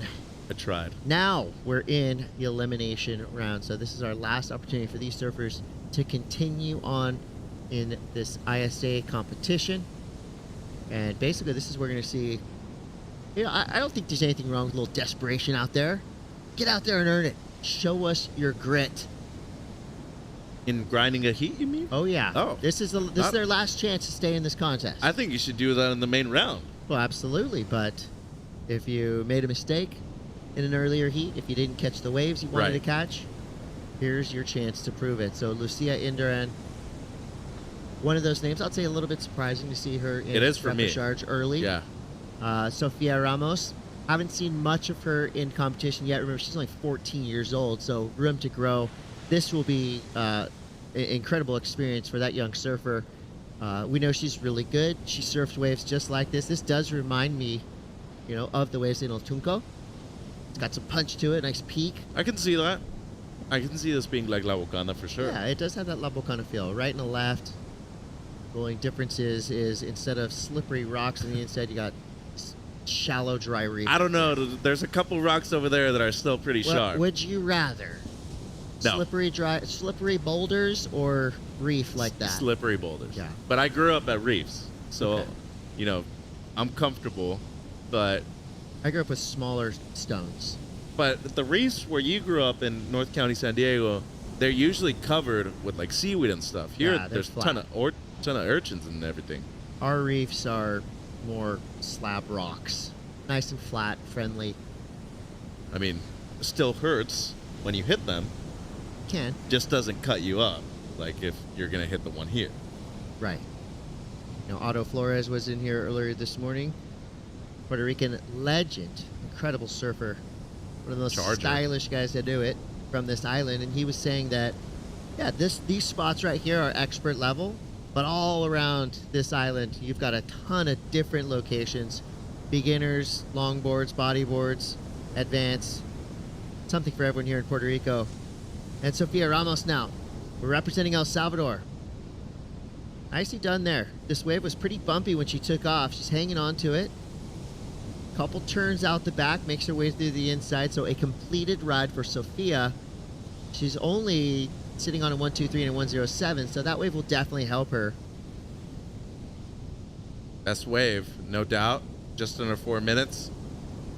And the whole time she was riding there, I was just thinking to myself, wow, you're only 14, you're competing at an Olympic qualifying event, and you come from an area that really in the last 5 years has made drastic changes to how the area has not only been portrayed, but also the surfing level has increased tremendously too.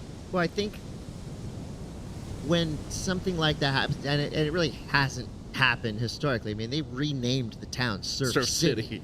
And that sends a message to the parents of a lot of these young surfers. Yeah. Like, in the past, it might not have seemed like a viable thing, a viable outlet.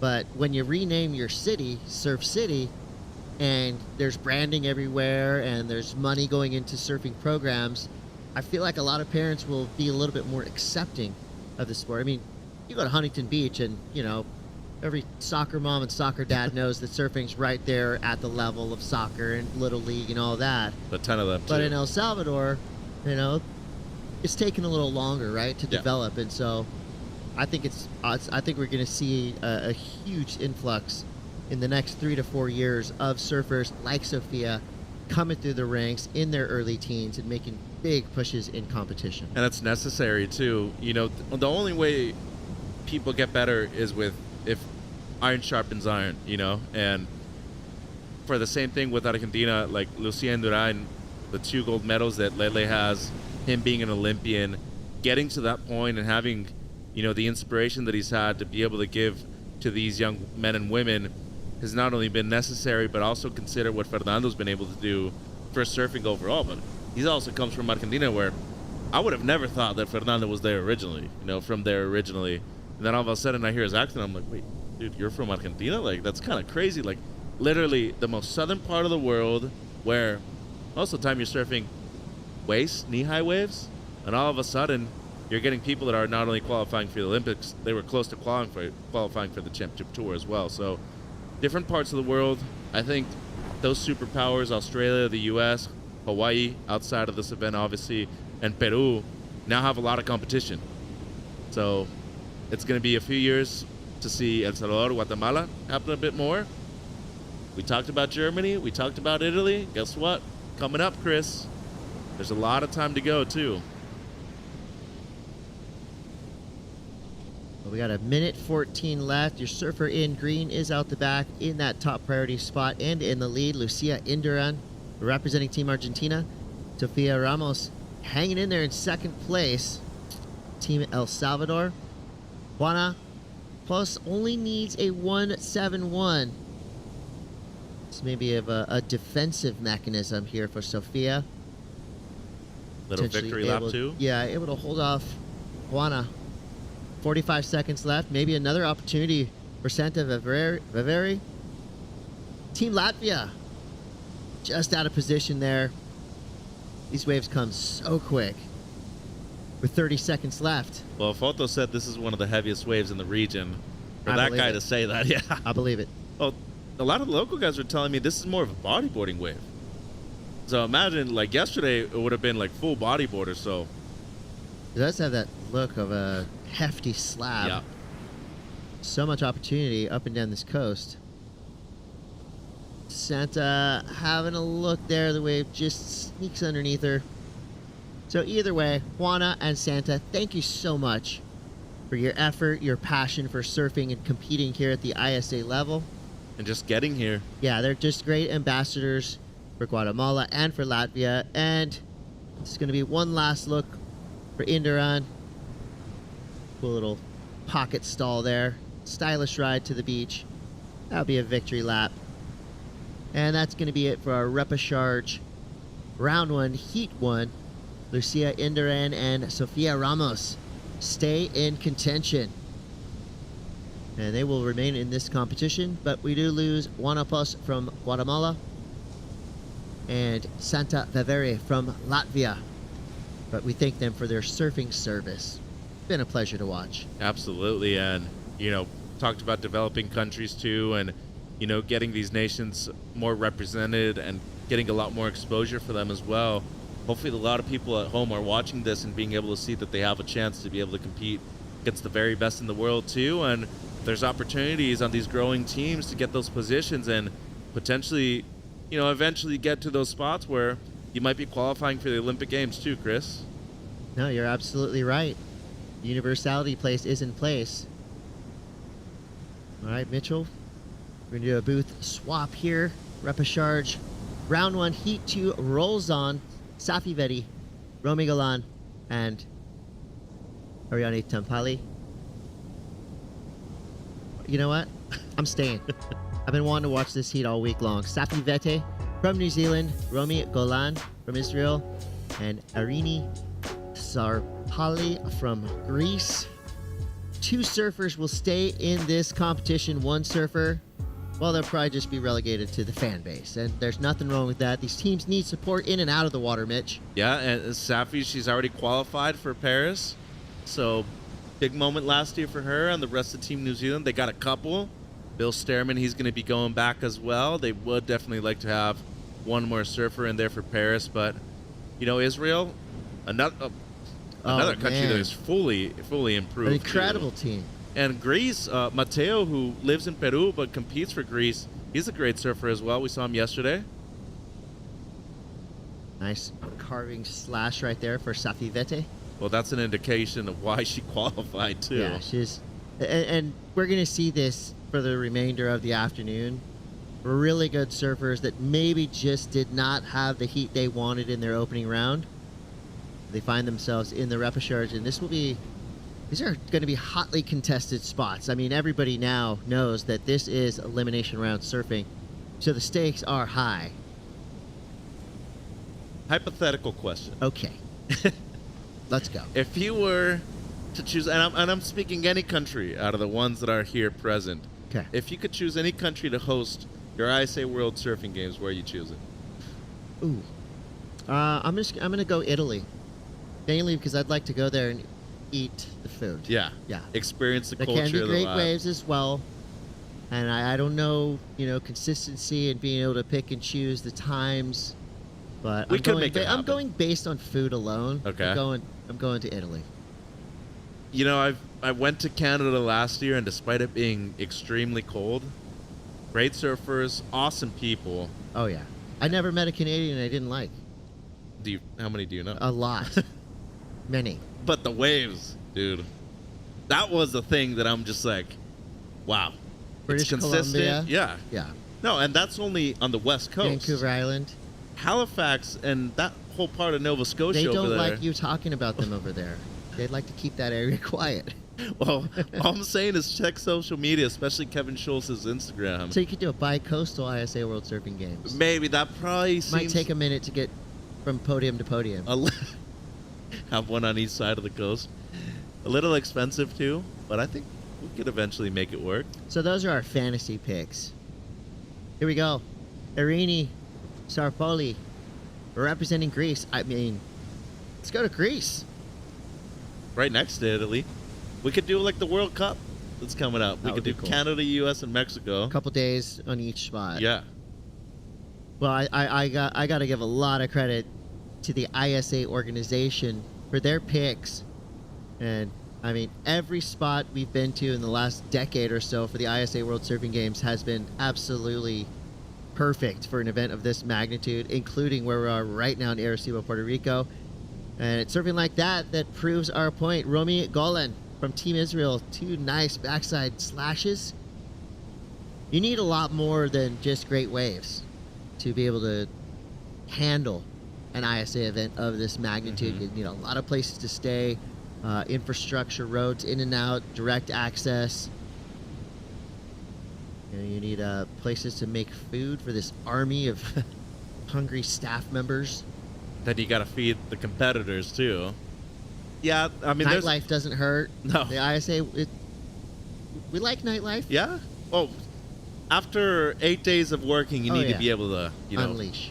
a little bit at least. Oh, yeah. I mean, the parade, the opening ceremonies, the Sands of the World ceremonies, it's a big part of what makes ISA competition special. So 15 minutes, 13 seconds to go here. Romy Gala now in the lead. Safi Vete drops to second. Irini Sarpali in third. So Israel, New Zealand, and Greece represented here in repechaje. Round 1, heat 2. And I think I will say too, accessibility in terms of airports, because here in San Juan, pretty easy to get to. A lot of major international flights, and then you also have connecting flights from a lot of parts of the United States too. Yep.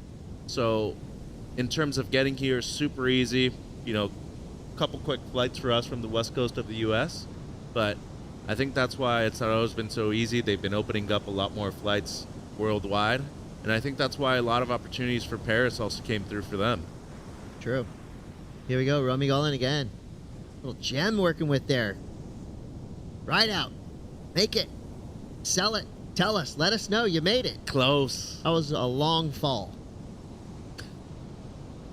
A long incompletion It towards was a the end. long, incomplete wave, but I love the effort that you showed us right there. Safi Vete now. Cool kick out. Kind of one of those that just takes your ankles out from under you. Call that a Bette Midler, wind beneath my wings kick out. I don't know about you, but I've seen 3 sets in the last 10 to 15 minutes that I'm convinced that it's getting a little bit better right now. Slight tide change. Not a huge difference in terms of the tides, about a foot up or down, but the afternoon yesterday got really fun. Wind turned slightly offshore as well, and I think we're in for the same in these next 13 minutes of the heat, Chris. And once again, I just want to say a big thank you to the local people here too. If you've walked along the boardwalk, I spent a day and a half outside doing sideline, and everybody that I talked to that was from the area, super cool, very welcoming, and they're just super stoked to be able to have an event here too. And I think it opens the doors for Puerto Rico being an even bigger surf destination than it already is. It's all about that boricua. Costa Rica has Pura Vida, Hawaii has Aloha, Puerto Rico has boricua, and that's something you'll hear in a lot of songs.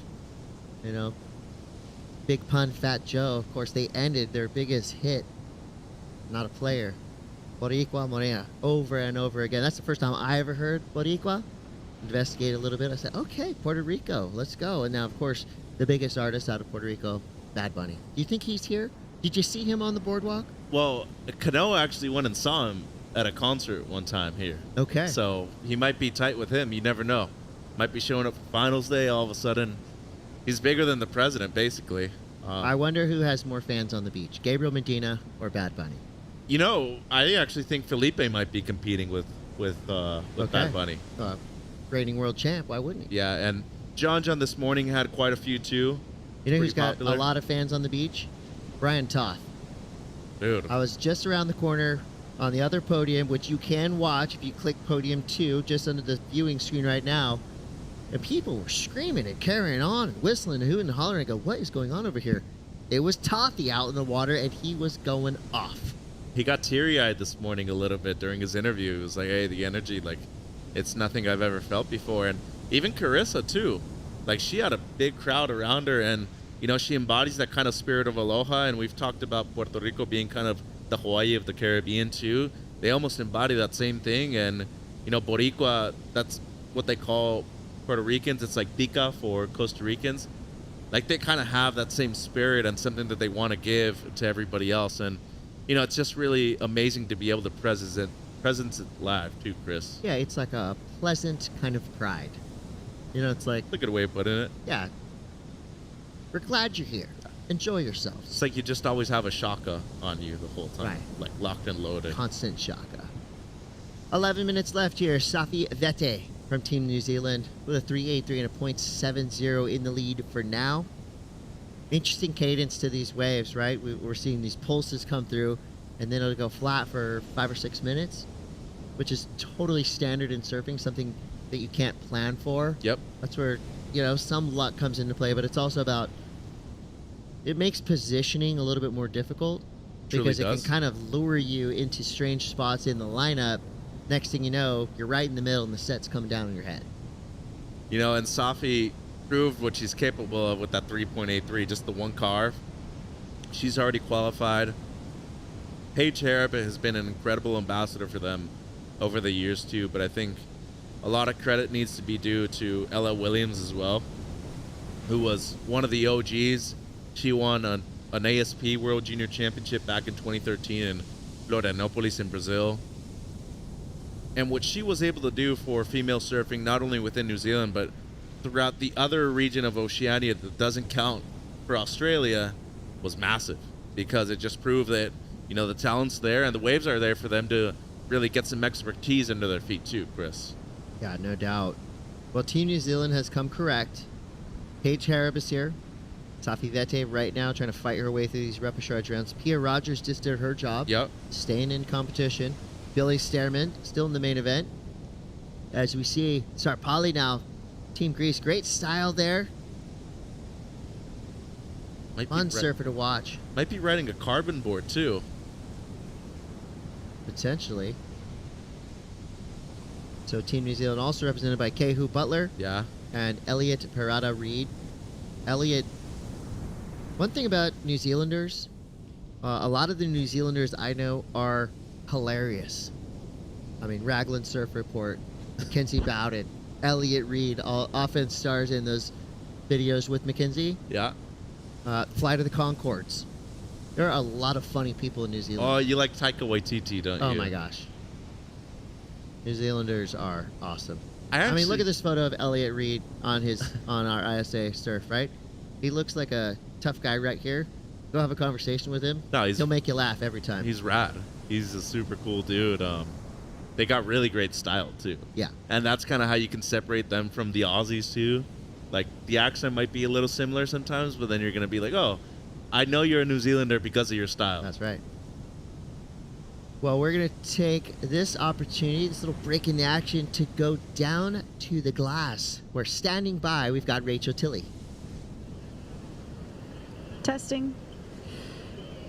welcome down here onto the beach. Congratulations. I'm going to speak in English. You'll answer in Spanish, and we'll throw it back to you, Mitch, at the end to translate it all. How did that feel out there? A repechage round, Heat 1, probably not the way you would have wanted to start yesterday, but coming through with a win, I'm sure that felt nice. Sí, la verdad que no empecé el campeonato como esperaba, pero un tropezón no es caída. La verdad que las condiciones de afuera parece que está buenazo, increíble, pero de adentro se hace bien difícil. Las olas no son constantes, el mar cambia mucho y hay momentos de mucho flat, hay corrientes. Bueno, nada, de afuera se parece más fácil, créanme. Así que nada, vamos paso a paso, que eso es lo importante y nada, vamos a seguir con toda la fe y hoy avanzamos, así que vamos por todo mañana. And you have a really strong team, former ISA gold medalists on your team representing Argentina as well. How are you getting that support from your team? Bien, la verdad que todos nos estamos apoyando mucho. Lamentablemente a todos no nos ha ido como esperábamos. De hecho, estamos todo el equipo en repechaje. Algo bien raro, bien extraño. Pero bueno, nada, eso también detalla la dificultad de la condición, ¿no? Ya que a mucha gente le vaya mal, es como, bueno, algo está pasando, no es un error propio. Entonces, nada, vamos a ir con todos seguimos con vida y vamos por el sueño. Thank you for that. Is there anything you'd like to say back to your country, your friends and family at home?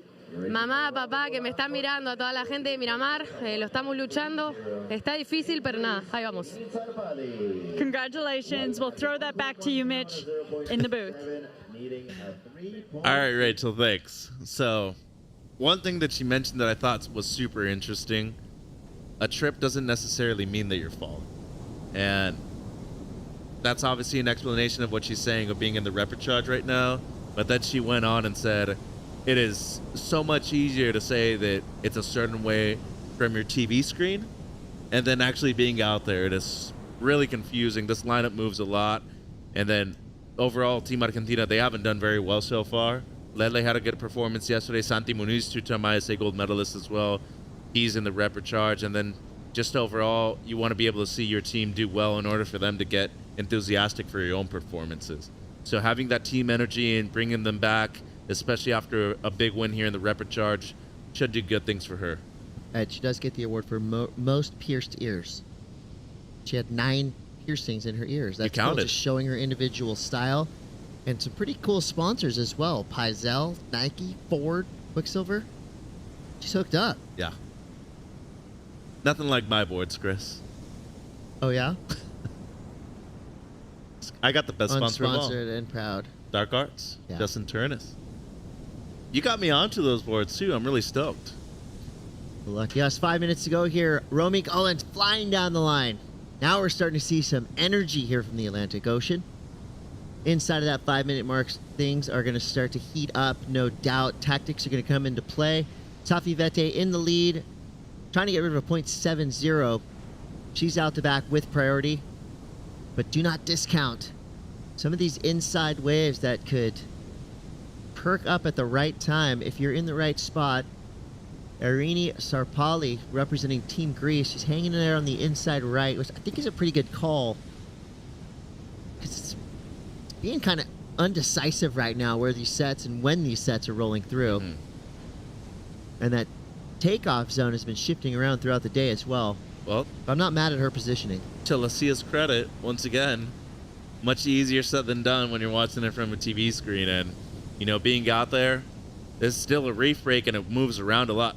Wheeler Hasberg lost this morning trying to surf this wave more like a beach break rather than actually surfing and waiting a bit more patiently outside. So, you know, I think the other wave, El Pico, you can probably approach that a little bit more like that. Be a bit more active, move around a little bit more. Here, if you're not really sitting between both of your markers, or even if you have more than one, you still want to be a bit selective with the waves that you're catching, because if you're out of position, you're usually not going to be able to engage with the one section that you have available on the outside. That's really been the most critical part of the wave, because if you look at the top scores, a lot of those turns are being done way on the outside. Overview of the boardwalk we keep referencing there. The mile of glorious coastline here. Not a lot of open beach to hang out on, but nope. You know what? I'll take great waves over open beach. And you see up and down the coast, that white water I mean, if this place is pumping, The lot be reef. careful. Yeah. Because it is powerful, it is barreling, and it can be unforgiving at times. But there are channels to get out. I mean, and we've seen so many amazing Puerto Rican tube riders getting around the world, and then photos from right here that we know this place is holding. There's also a skate park right across the street. I mean, dream come true. So the last two events that you've done for the ISA, there's been a skate park literally right across I from where only you do work. events if there's a skate park on the beach. It's in my contract, Mitch. You know what another cool thing about Puerto Rico is too? The food. I had some arepas a while ago. I'm sold. I'm almost like just thinking of buying a house over here and, you know, living half of the year, especially in the wintertime when it's a bit colder in California. So arepas are to Puerto Rico what pupusas are to El Salvador? Or tacos to Mexico, yeah. Okay. Something like that. Arepas are more of a Caribbean thing, but you usually see them a lot. Colombia too, different kind of countries. Venezuela, Dominican Republic, but yeah. There is a very famous skateboarder from Puerto Rico, Manny Santiago. Yeah, yeah. He's a street league performer, one of the most popular skateboarders, still ripping at a high level, splits his time between California and Puerto Rico. And, you know, when I think of kind of the Puerto Rican vibe, I think of Manny Santiago. He exudes that positivity, that joy. And I'm sure he's had a big part in keeping the skateboarding scene alive and well here. And speaking of the scene being alive and well, February 24th through March 2nd, hardcore competition and lots of music each and every night. On March 3rd, our finals starting at 7 a.m. most likely, depending. We'll see. You know, we're going to give ourselves some wiggle room to work with since we just in case have been powering through these early rounds. But our award ceremony and of course the Aloha Beach Party, which is always fun. And here's your schedule for the ISA for the remainder of the year. April 18th through the 25th, the ISA World Longboard Championship. Last year, it was about 15 to 20 feet at El Sudzal, an incredible event to watch. And we're going back with the juniors to El Salvador on March 3rd. I want to go to Denmark, though, for the SUP event. Yeah, let's raise our hand for that.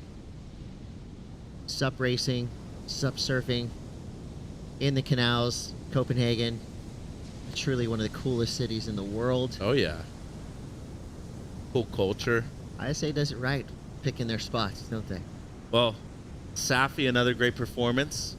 Should be very pleased with what she did right there. Showed a lot of patience, letting a lot of waves that weren't necessarily going to give her a lot of good scores in this heat either. Already qualified, no pressure whatsoever. Just go out there, do your job right now. And, you know, once again, Israel, Romy Golan, she's going to be moving through, Chris. And Greece, another country that has slowly but surely been producing more surfers. You're at the ISA level. Good to see her as well. Yeah, this is where we're going to see a lot of developing surf nations rising to the occasion. So solid heat behind us and a few more ahead of us.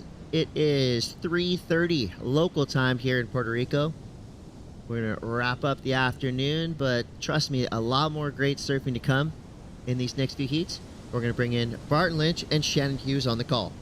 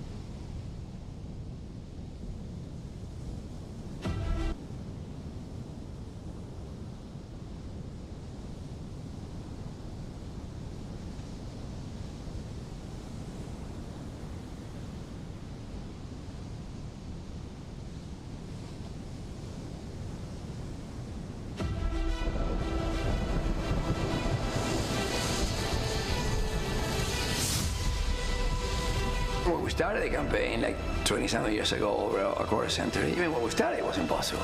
I mean, everybody, okay, my friends, my brother, would say, you know, you're really gonna put your energy in this? You know, let's go surfing.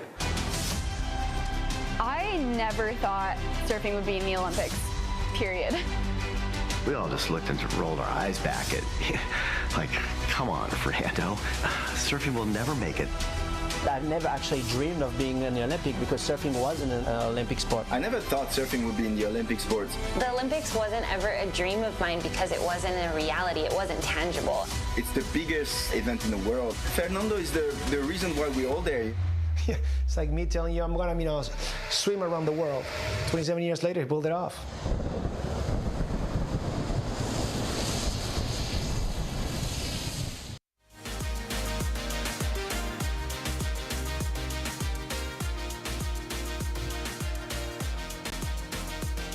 Welcome back to the action here at the ISA World Surfing Games 2024, and it's an Olympic year, which means that each of these women wants to stay in the draw today as we are into the repechaje round 1. These are elimination heats, but for Morocco, Ukraine, and China, they're going to do their best to stay in that top 2 to be advancing through with a chance to try to qualify later this week. Out in the water right now for Morocco, we have Rania Squali. For Ukraine, Daria Karol, and for China, Shuhan Jin. And at the moment, no waves being ridden just yet. We've got 18 minutes left on the clock. The nice thing is that the ISA has decided there's enough time in the schedule this week to run 20-minute repechage rounds for now. Oh. So typically we go back down to 15 minutes in the repechage rounds, but we're noticing on the clock now that 20 minutes is sticking around, and that's always a welcome thing for the surfers in the water. Oh, absolutely. That extra 5 minutes can make a big difference. And that wind is cleaned up. The conditions are beautiful out there this afternoon. It's what we were hoping for earlier today. That wind came up a lot earlier than what we were kind of expecting it to be. We knew that onshore, that cross-shore breeze would be arriving, but it hit pretty early. But with that storm coming through, as you mentioned earlier today, Barton, we were hoping those offshore winds would show again, and there they are. A couple little waves breaking just on the inside of where the women are sitting. And I have been seeing quite a few waves in there. Perfect peaks, lefts and rights, just peeling off both ways. So you get desperate, you could definitely move inside and find some for sure. 3 new surfers out in the lineup. Each of them has already surfed a heat at El Pico, which was yesterday morning. Unfortunately, took that 3rd or 4th place position in their opening round heat, and have found themselves into repechage round. China's Shuhan had a paddle for that wave. Didn't quite get into the speed I think that she needed to be able to get up in front of the whitewater. Might have been a little deep too. It didn't look like she was in a very good position, so most probably better she didn't catch that. Morocco, Ukraine, and China in the water. 3 places I've never been. Put them on the list. 2 of them having incredibly good surf. Morocco, of course, known for its point breaks all around the world. And it does look like we might only have 2 surfers in the water. We can see from this drone angle that red jersey, that green jersey, that bright green. Doesn't look like our surfer in the blue, Daria Karol from Ukraine, has paddled out in this heat. So we'll see if she pops up at any stage within it. But for now, it looks like it's just these 2, which means they have the opportunity to get a feeling for this wave, knowing they might be surfing it later on. But if it is just the 2 of them, they'll be taking those advancing positions. Yeah, exactly. And it seems like the next, looking at the forecast, the next couple of days are quite small. And, I think we're going to stop running here at Margara and move down to Rastreal and El Pico. And they are beautiful waves down there. I've been watching them in the breaks, and it's going to be great for the webcast, and as it drops, they'll still be good. Well, 15 and a half minutes on the clock. We do have Rachel Tilley ready to go with Safi Vetti off of a win in repechage round 1. Take it away, Rach. Congratulations, Safi, winner of that heat. Now, we were talking yesterday after you got relegated to this round.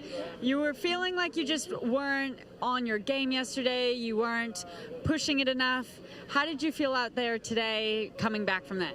Yeah, I mean, I had a whole revelation of I need to be hungrier. So I got a team kind of prep up, and I just have to be a little bit more aggressive, I think. So I'm in a comfortable situation, but it doesn't mean I don't want to do well. But yeah, it's such an epic place here, so I'm really excited to keep going in the event. Yeah, and when you say you're in a comfortable situation, obviously you're alluding to the fact that you are qualified for the Olympics later this year. So you're looking to win a medal here for the sake of winning a medal, but also for your team. Yeah, for sure. I want to do everything in my power to do well for my team and for myself as well. Obviously, being in the repechaje wasn't my game plan right from the get-go, but it's how it rolls sometimes, and I seem to like it the hard way, so we'll keep the ball rolling. Well, going the hard way definitely forces you to be hungry in order to get through. That was your first time surfing out at this peak. Yesterday you were competing at El Pico. How did you find this peak in comparison? Yeah, there's definitely like a specific takeoff spot. I think just finding that sweet spot is really important, and I'm still navigating that. I did miss a bomb, which I was bummed about, but I'm lucky to get a second chance out here, and hopefully we can find the sweet spot and get a few fun rides and maybe even a few barrels when it gets a bit bigger again. Yeah, well, it's all about building a house, and you're building that house through to the next round. We can't wait to see you there. Thanks, Rachel. Thanks, guys. Back to you guys. Thanks so much. Great insights from Safi. Of course, feeling, she's got that Olympic position already stitched up as we see beautiful looking wave go unridden on the inside. Rania on the outside, maybe putting herself in position. Safi just makes me smile. Oh, I love her so much. Classic character, eh? And well broken down, understanding that lineup and still navigating that lineup and using the team energy to help her dig a little deeper. Great interview and just good vibes all around. That's right. She's one of those surfers as we take a look at a paddle here from our surfer in green on the drone footage. Taking a look at the replay for Shuhan, able to get a great looking right-hander out in front of her. Well, that's where the 5 points came from. I was wondering, I was like, 5 points, that's a good score, that's a good ride. And rightly so, all the way through to the inside. Little catch there at the end, but as we see this front-on angle, waits, drives around the first section, nice throw with the arms at the end of that turn, into another re-entry out of the lip, and a great ride. Really, with only two of them out there, it's not really that important because you're both going to qualify. Better to qualify in first than second, because when you go to the next round, you have 2 first places and 2 second places in your heat. So if you're a second place, you're going to go against 2 firsts. If you're a first, you're going against 2 seconds and only 1 first. That makes sense. It doesn't sound, but that's the way it is. So, it's important to be in first rather than second. Yeah, that's right. That seeding. So from now on, of course, coming into the event, the seeding was based off of your country ranking from the previous World Surfing Games. So whatever teams had taken away the gold medal, silver, etc., they'd have the highest seedings and their surfers would get placed accordingly, not on an individual names basis. Where now, as they move through the event, their seeding is actually based off of how they placed within each heat. And talk to me about the drone angle of the takeoff and the reef below it. It was just a beautiful shot. Yeah, that was absolutely gorgeous. We can see Rania there trying to put herself into position for Morocco. The 5-point ride for Shuhan has been backed up with a 3.67. And she said that she loves surfing at Ryu Bay, which is on Hainan Island in China. Some great lefts there. There's also some right-handers available, but Ryu Bay has a really good left-hand reef. It can get quite shallow. There's lots of boils, pretty similar to the a lot of the elements that we're looking at out here. So for Shuyan, just finding some rhythm out here, feeling kind of similar to home. The 367. The energy is good on this wave. It had come up a notch. It's like the first one was in second gear and that one was in third gear. She just increased the intensity in the rail changes, in her body movement, and really started to warm into this moment. A couple of good scores to start. Love the look of that wave from our 15-year-old out in the water. Team China has a really young field, specifically on the women's side. We saw Zixi Yang get herself a heat win just a few heats ago. in the main round took out Tyler Wright. That's what I was going to say. You stole the words out of your mouth. Amazing. I'm so sorry. Well, and Fernando Aguirre, the president of the ISA, was who told me that paddling. Oh, so close to getting that one. The wind is absolutely beautiful right now, and the girls have got fantastic conditions. Fernando said that, what's so great to him about the ISA is that all these wonderful little miracles occur. And that's like, China beating Tyler Wright, world champion, and going out and being. So there's this opportunity for just wonderful things, great storylines to happen in this event with such a diverse geographic bunch of people who are surfing in the event. And different levels that you just see some incredible storylines evolve and surprises happen, which just keep it so interesting. So incredible, and great momentum for Team China moving forward as well. For Xuan to have been able to watch Zishi's heat out here to understand a little bit more about wave selection, because this will be her first heat competing out here. Look at this set. Having a look at this wave now. Ranya's had a couple paddles. She's been unable to get into it, and it's been Xuan who's just been absolutely on fire in this heat. Cutting it back into the pocket.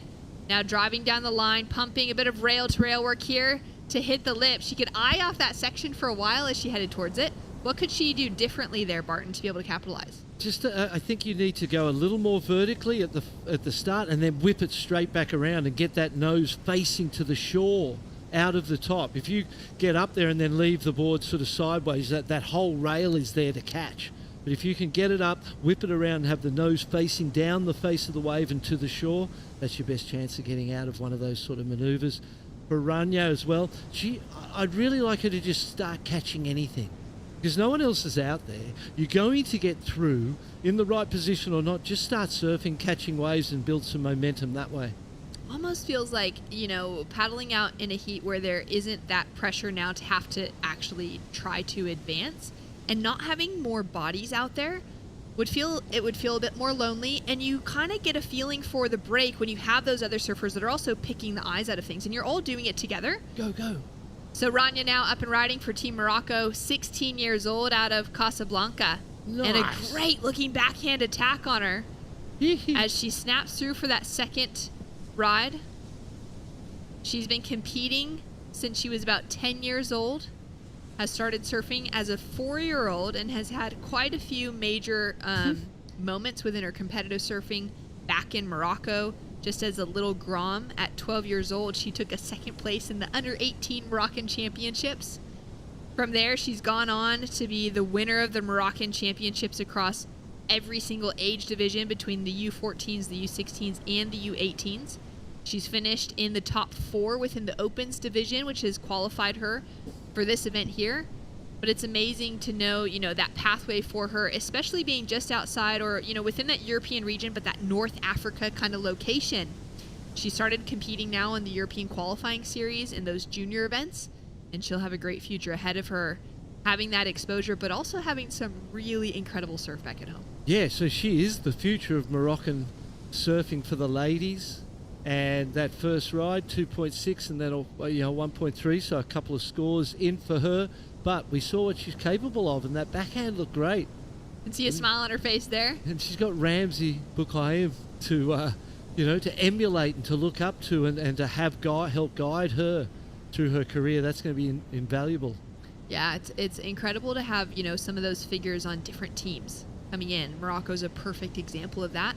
Having one surfer who's had that success from a nation that's been a surfing nation for a long time, but hasn't quite had, that kind of generational shift. As we take a look now at Rania on her backhand.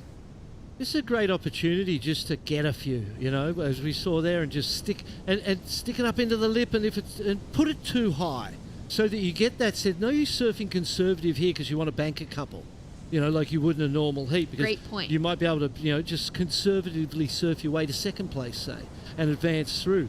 Now's the opportunity to just push it more than you have, further than you have, and find your limits a little bit. In a heat environment, you don't get that opportunity very often. Down to 5 minutes, 25 seconds on the clock.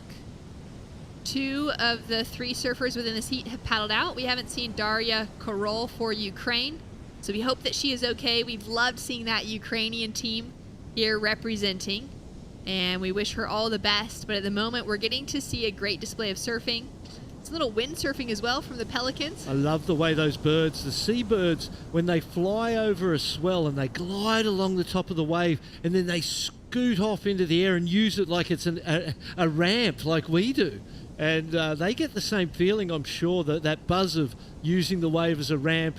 I love that when you're sitting out in the ocean and you see that moment, they fly by you and zoom off. You go, oh, they're stoked too. They're getting high off this.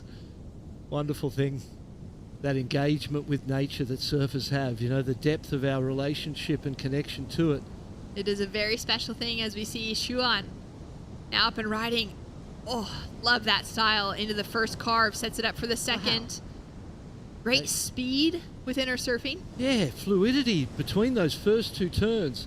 And then, after the first two, as that wave broke, there was the need to kind of just pull away from it and slow yourself down. The momentum was building within her, and that's kind of led to that moment where she got a little erratic with the lip. And but you just need to be able to keep that calm, composed mindset when the world around you is getting crazy. I mean, the best big wave riders in the world will tell you exactly the same thing. That's the key to it as we see the replay. And we watch her here, into that one. Pumps it around, and here she kind of just got a little bit, give me more, and just need to sit it back a little bit there. But these first two turns were beautifully done, lovely connection and rhythm. That would have felt wonderful, the way she was, I know that inside her she went, wow, that felt great, the way she connected those two turns. I couldn't agree more. I love the way, she's kind of got her palms open the entire way as well, her hands.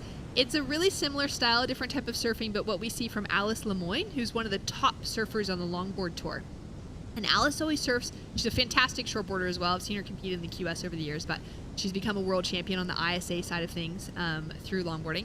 And she does that same thing with her hands, where her hands are always out by her side, all 5 fingers like fully spread, and it just gives her this, the way that she uses that to kind of drive through everything she does is like really unique to her style. Yeah. And you kind of like finds power through that within her hands. And I see that same kind of style coming through in Shuyan surfing right now, especially as she's got that bigger open face and just kind of like placing the strength of her arms into each of those turns. And it's so important that individuality and personality is maintained in a surfer's style. As a coach, as you're bringing someone up, if you're too technical and you're too worried about all those little bits of where this should be and that should be and how, it loses that individuality. You need to be able to maintain that, because out of some of the weirdest things, like, Mark Richards with that kind of knock-kneed stance, the wounded gull nickname, in the end it became his trademark because it was so unique and no one else surfed like that. And that's a great thing. Here we go. Rania now up and riding. Setting herself up for a huge section, again, throwing it right up into the lip. Well, she's definitely doing what we were talking about, isn't she? She's having a go, and she's really throwing herself at these situations and these lips with radical abandon. And I think that's the way to do it right now. You're getting through, you're advancing, so you may as well push your limits and go, okay, next time I'll just pull that a little bit shorter and a little bit not quite so high, and I'll make one like that. Great effort going into this heat so far. Down to 90 seconds on the clock. You can see Shuyan from China just having a look back at the tower, wanting to check those priority boards. Of course, they get those updates and announcements from the beach announcers, but they also have the opportunity to check back and just see for themselves where the time is at, and a colored priority board that they can keep their own eyes on. Rania, sitting in that second place position, has been kind of going for broke, sending it up into some really big sections. The 2.60 was those couple turns she found earlier on, setting her up with her highest single score, still lower than both the 5 and the 3.93 that we saw from Shuyan. But for Rania, this has been really fun to be able to see her, just 16 years old. Both of these teenagers still out in the lineup. The future of surfing for both of their home nations, for China and for Morocco. Absolutely, and hopefully we'll see both of them in El Salvador later in the year at the World Juniors. And 3.93 is the highest, or the second highest score for our Chinese surfers, so improving on that 3.67, and even with the fall at the end, the judges too appreciated, late takeoff. Has a look at it, decides not to go. She would have been right on top of it. That was a good place to not push it too far, you know what I mean? There's 10 seconds left. Let's just get out of the water in one piece and be ready to go again in that next round. Well, our heat leader out of China, Xu Yanjin, she loves to read books in her free time when she's not out in the lineup. And for Rania Squali out of Morocco, besides surfing, skating, and kickboxing, she's very passionate about cat adopting. So she might have a few cats back at home. Cat adopting? Hanging at the house, parents taking care of them this week. We're all different people. We've all got our own things, and that's wonderful. I love because it. Those cats, we adopted a dog, a couple of years ago, and he's part of the family now. And they need a home. These animals. They need a home.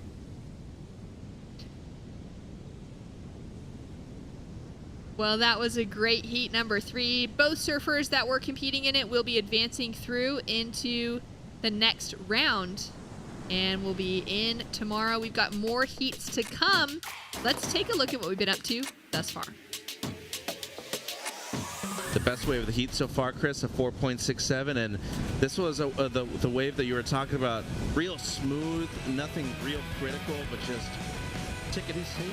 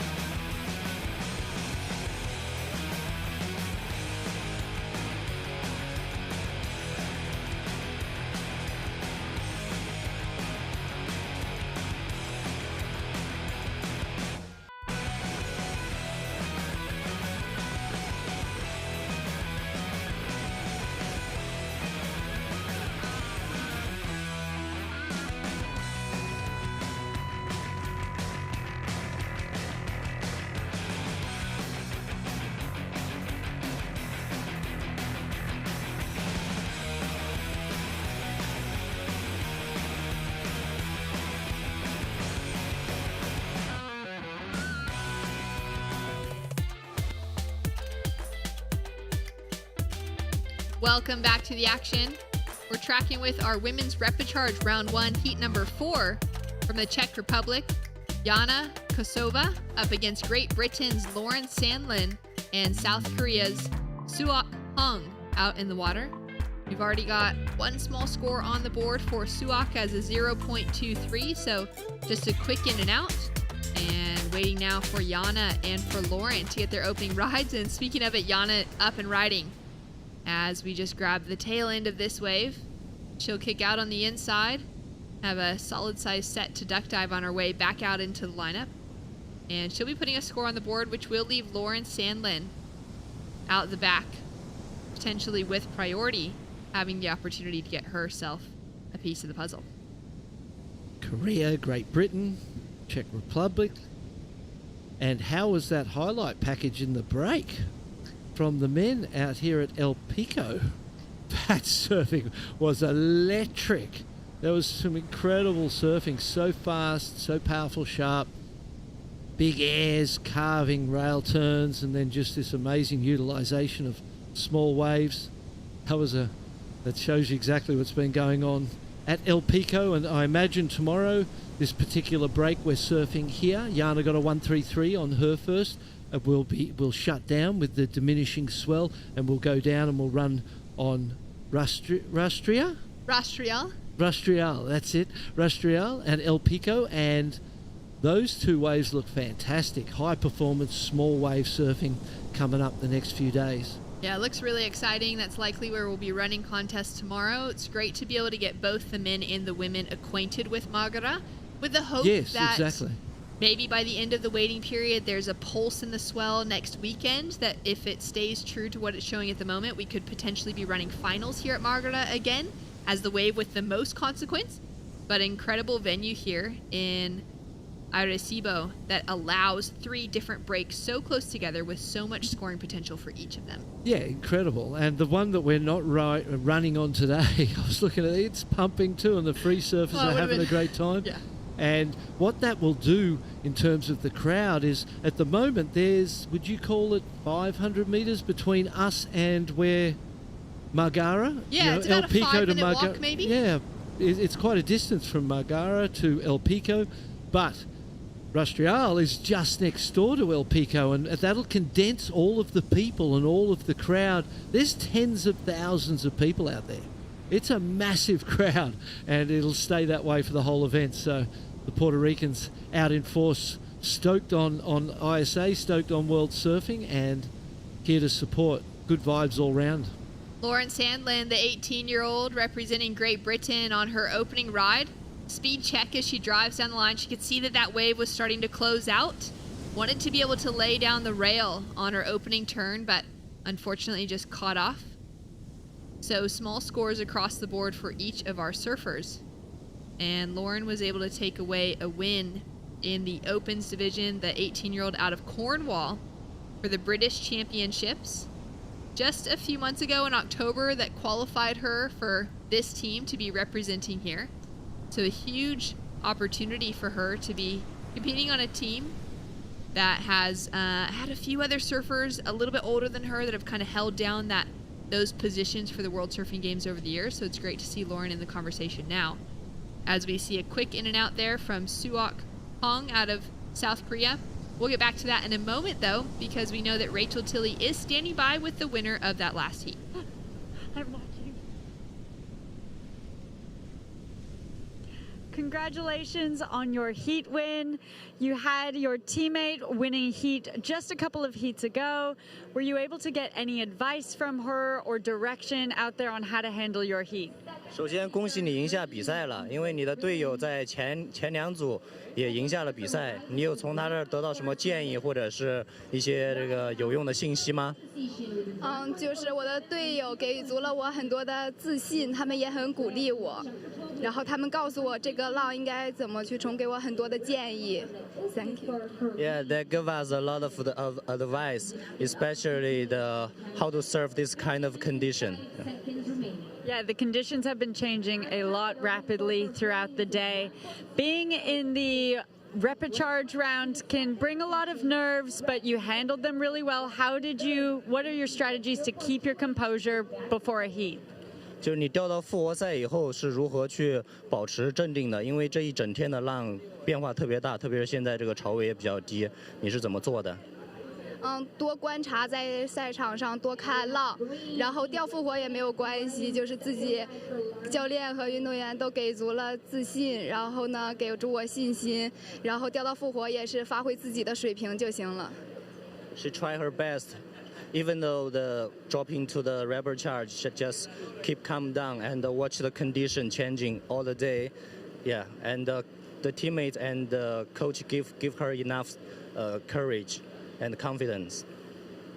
Well, you surfed very confident out there. You looked amazing. Is there anything you'd like to say back to China, your family and friends at home? 你这一组冲的都非常好，你有什么想对家里说的？谢谢中国对我的支持，然后这个波多黎各的人很热情，然后也对我们中国很好，希望大家多多来波多黎各冲浪，这块的浪也很好。The waves here are amazing and the people are friendly. Hopefully every Chinese can come to here to surf. We hope so too. Congratulations, Sese. See you next round. Thank you, 谢谢。 Back to you guys. Thank you. That was amazing. Shuyan was so well spoken. I love the energy coming from her and, you know, paying attention to the details from the other surfers, the conditions and everything, but also just really appreciating her time here in Puerto Rico. Yeah, that smile and the joy was just bubbling out of her. You know, to get a heat win, to stay alive in the event. There's pressure from your teammate doing it the heat before, because you're like, oh my gosh, and even though there were only 2 of them out there, that's going to help, obviously. But to get the win, 2 wins there in a row for China is a big confidence boost. Huge confidence boost moving forward into the next round. We're not sure what the actual schedule will be tomorrow as far as who's surfing where, but we'll likely be seeing that next repecharge round running tomorrow. Down to 10 minutes, 15 seconds on the clock, and we've got Lauren Sandlin still sitting, well, now sitting in the lead as a score has dropped for her. A 4.17 puts Great Britain surfer out in front with a 1.6 as the backup. Suok Hong out of South Korea now up and riding, uses her priority on this wave. Great trim as she comes off the top. Now sets her rail here back into the foam. Has a little bit of a wobble within that surfing, but starts to smooth it out as she comes to the inside here. Couple pumps and she'll kick out. Looking to improve on the 1.47 for Suok. And she's a 37-year-old who is super stoked to be competing. She's been a member of her national team for a while now and has just really loved getting better riding on shortboards and pursuing performance surfing overall. Yeah, it was a good ride, and it's great to see. You know, it used to be a young person's sport, surfing.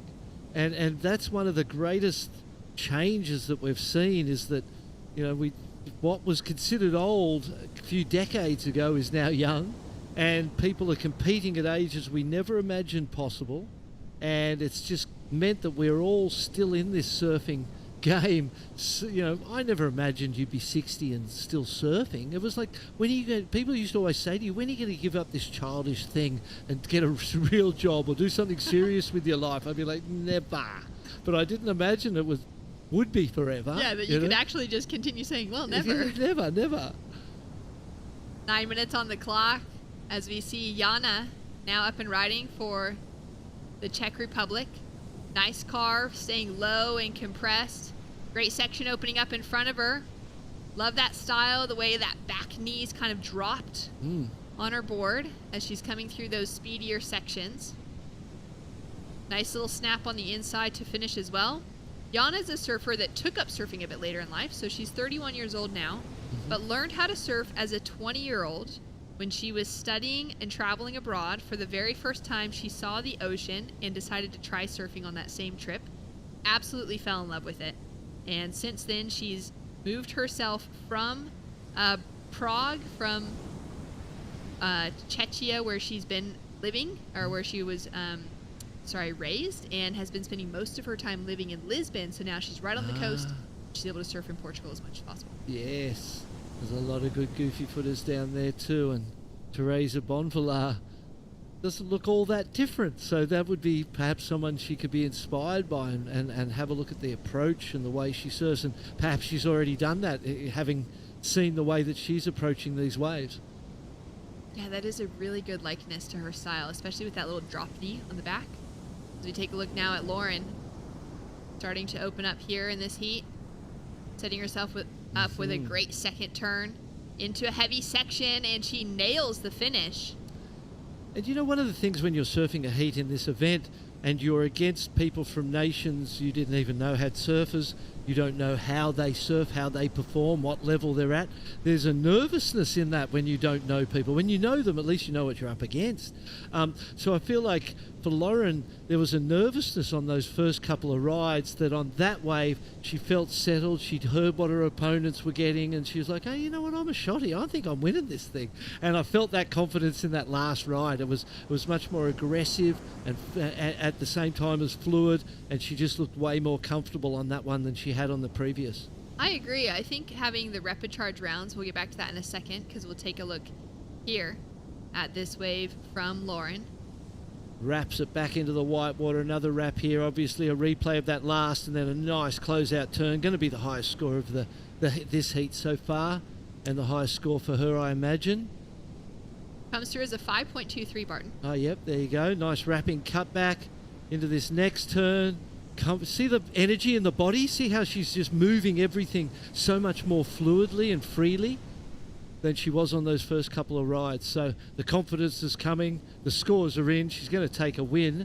We've got 6 minutes still, so it might be a little premature to say that. But with that confidence building and the performance all heading upwards, the scores are going to do the same thing. And she's nearly into a double-digit heat total. Yeah. A 9.40, given the context of what we've seen from a lot of heat wins today, is a really solid heat total. Yeah. So, putting herself Here we in go. position, it looks like our surfer in white, Hong for South Korea, with the paddle. Now up and riding, drives hard off the bottom. Wow. Going for it.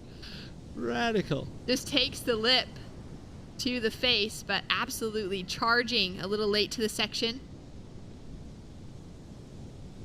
Lauren sitting in that leading position. Yana and Suak very close with their heat totals. Just a 1.91 is the requirement for Yana.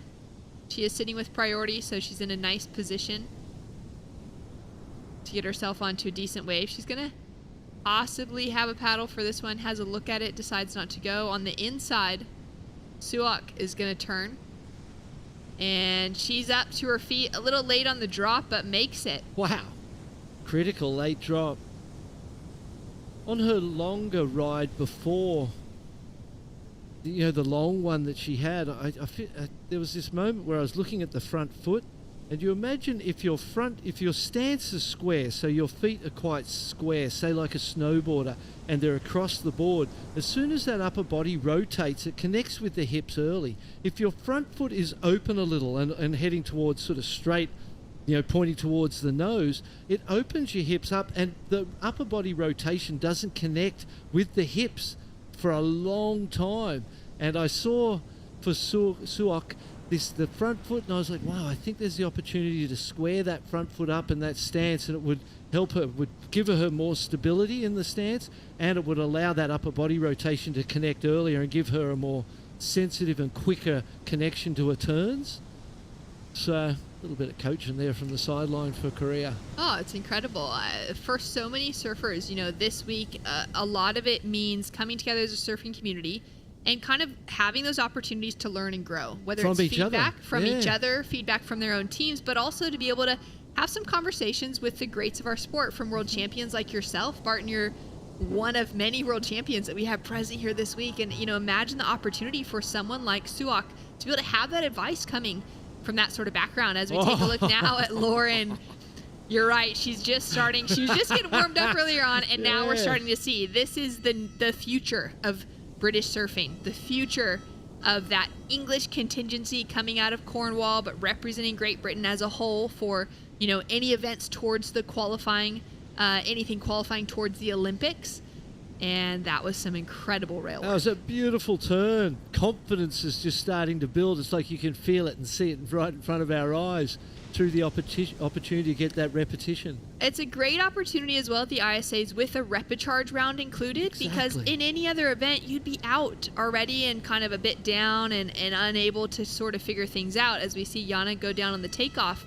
But for the ISAs, there's that repecharge round all the way through. So if you have one of those heats where things just don't go your way, there's that potential for you to be able to come back even stronger, to reflect on things, and in those moments make those changes. And it may even happen in the semi-final.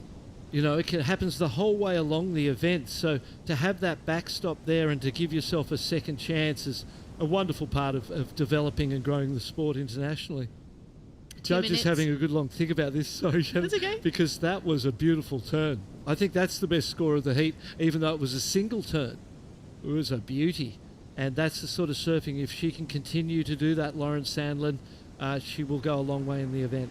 Finding that sort of section as well that was had such a nice shape to it, a really good corner. Little spit coming through. It seems like as that tide is dropping out, we'll be pretty close. We'll actually just pass the low tide. Seems like that wave's starting to bear a little bit more. And I think even as the swells moved in onto that inside reef, we see some absolutely perfect insiders going both ways, tubing both ways. So, 2 days in, we know that we've got a great venue. got a massive crowd who are just stoked to have us, and the surfers are putting on incredible performances, so it's going to be a great show. And you were talking about having those off heats. You compete for 9 days straight. It's very possible that in one of those days, in one of those moments, you may indeed have an off heat. It's hard to be consistent for that long. So true. It's very unlikely to take away the gold medal and that your pathway to winning the gold medal was a heat win in every single heat. That's going to be tough to do for anybody. 100%. At least a second place where you're maybe not entirely stoked because you didn't take away that win. If not, losing around somewhere along the way and fighting back from repecharge, even if it's from that finals day conversation. And that is a great opportunity. You embrace that and go, hey, I'm down, but I'm not.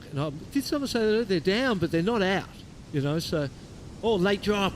Oh, great looking wave, and the bottom turn right around her fellow competitor. As we see Suak just get swallowed by the whitewater, couldn't quite find the projection she needed to come around the foam. We saw that in a bit of the men's surfing yesterday as well, with a few surfers that were just getting kind of caught up behind and were struggling to be able to find that kind of bottom turn around the foam out on that clean water. Yep. As we see Lauren, just a quick in and out. Scores are in. It's a 6.5. Barton, you nailed it. Highest score of the heat and for just that single turn. Yeah, that's how good a turn it was. It was a world-class turn by any standard. And that's what the score will indicate. And when the team go home and the coaches and they watch the video of the heat, they'll most probably be listening to us. Great performance from Lauren and for Great Britain. Well, more to see of these surfers through the week. Unfortunately, we lose Jana Kosova from the Czech Republic. It's a great opportunity to get to see her surfing. We'll be back with more. The final heat of the day is heading out next for Repecharge Round 1, Women's Heat number 5.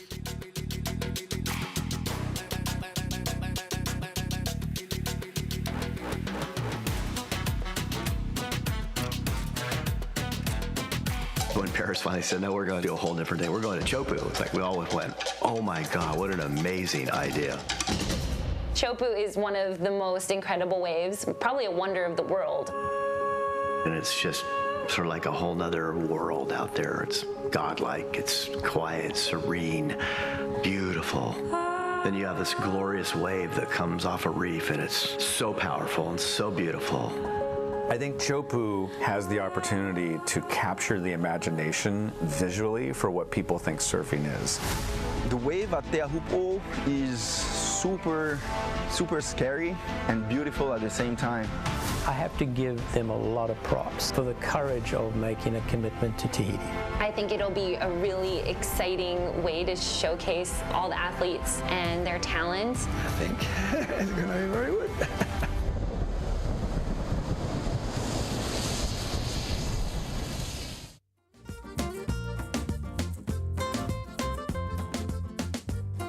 Welcome back to the action here for the ISA World Surfing Games in Puerto Rico, with some little A-frames, some lefts and some rights available for our women's repecharge round heat number 5. Indonesia, Korea, and the Dominican Republic in the water. And the top 2 surfers will be staying in the draw. The bottom surfer, unfortunately, will be falling out of competition. We are here in Arecibo, Puerto Rico for day 2 of competition. Earlier this morning, bright and early, there was nobody in that skate park. Now it's packed, it's full.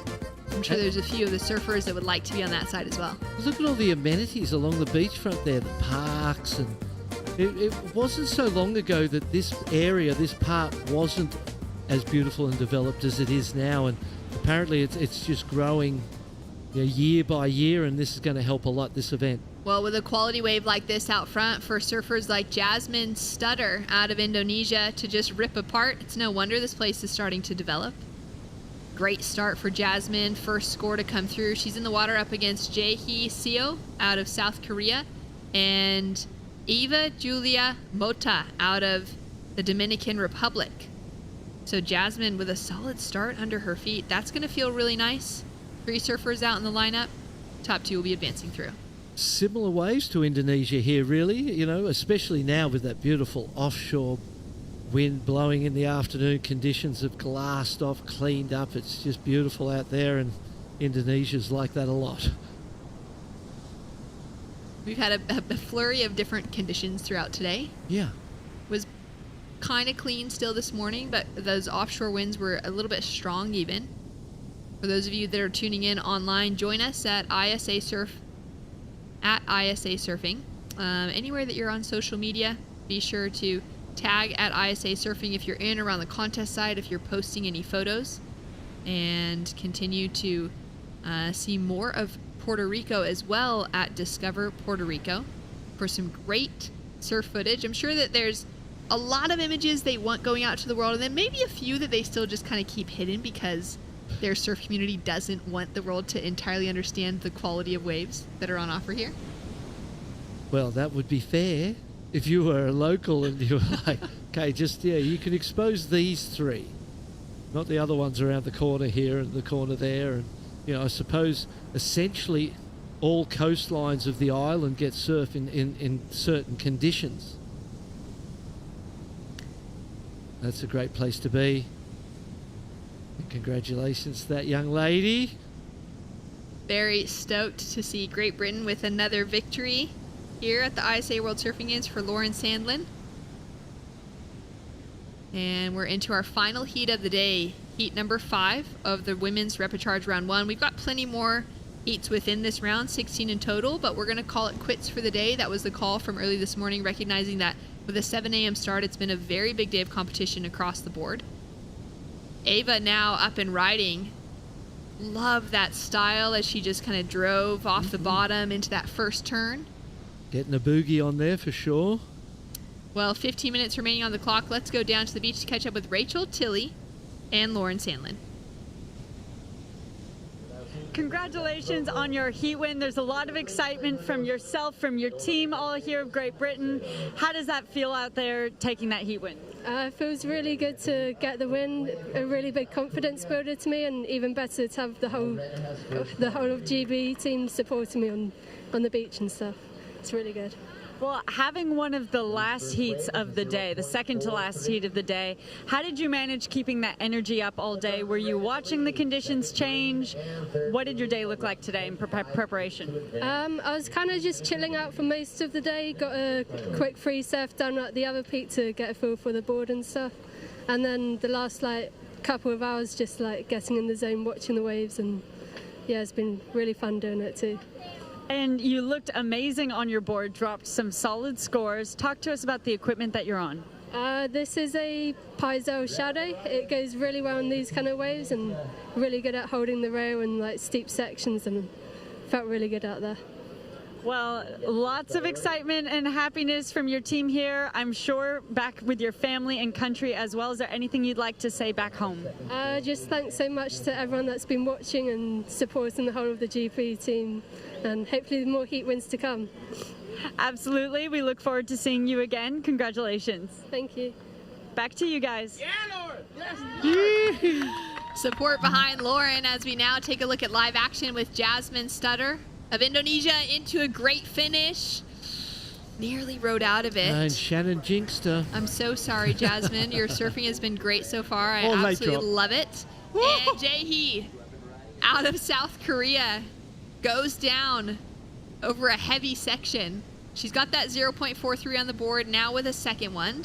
And Jasmine sitting in the lead with a 3.17 for her opening wave and a 2.70 for her backup. Yes, solid surfing. That late takeoff there from the Korean lady was late and difficult, and then she found herself in the tube, and that'll be a good experience too. It's hard to find yourself in that position. Here we go on the inside. Look at this one's about to land. Will she get under it? Just. There's nothing worse than being right in that position where the lip lands on your head and you don't get underneath it. You get rumbled, and then this one behind it, same again. Couple of bigger set waves on the head, handled easy with the duck dive. Called a duck dive for obvious reasons. You'll see it here. You duck under like a duck, and it's the most effective way of getting through a lineup and managing waves that are breaking on your head. Especially handy when you're riding a board that's small enough to duck dive when there's waves breaking right on top of you. What do you do on the longboard? Do you go the Eskimo roll? You can do the Eskimo roll. You can kind of actually get a little pressure into the board and pop over the wave. If it's not too big of white water? If it's not too big of white water, but if Right. it's, maybe 3 feet or so, you can still get over that wave sometimes. Wow. Otherwise, you're kind of just holding on a bit. I could just... The big guys can duck dive. Yeah. But most of the rest of us, it's a little hard to get a board that's 9.5 feet long. Yeah. Underwater. Same when you're on your big guns, Yeah, when you're running a gun. You gotta, sometimes it's just easier to rely on the leg rope and dive. Have a little dive off and pay for the consequences later, as we take a look now at Eva on her forehand. So she's already got that 2-point ride on the board. She's sitting in that advancing position. Again, it's those top 2 that are going to be advancing through Barton. In the final heat of the day, we are now into elimination heats. There's also elimination heats running on the men's side of the draw at El Pico that'll be wrapping up shortly. I'm sure a lot of our audience has been tracking with those scores as well. So we're sending our first surfers home for this year's World Surfing Games. Oh, which is always a sad thing, yeah, isn't we it? don't like that part. But, we've got to get, in 7 days' time, we've got to get to a point where we've ran through all of the rounds, all of the repechaje and elimination rounds, and get to those finals and decide the surfers who are going to the Olympic Games. That's incredible, isn't it, when you think of that? 6 for the men, 8 for the women. That's correct. It's a lot of spots up for grabs. So it's a lot of spots up for isn't grabs. it? Yeah. Everyone would be thinking, I'm a chance. Everybody. Yeah.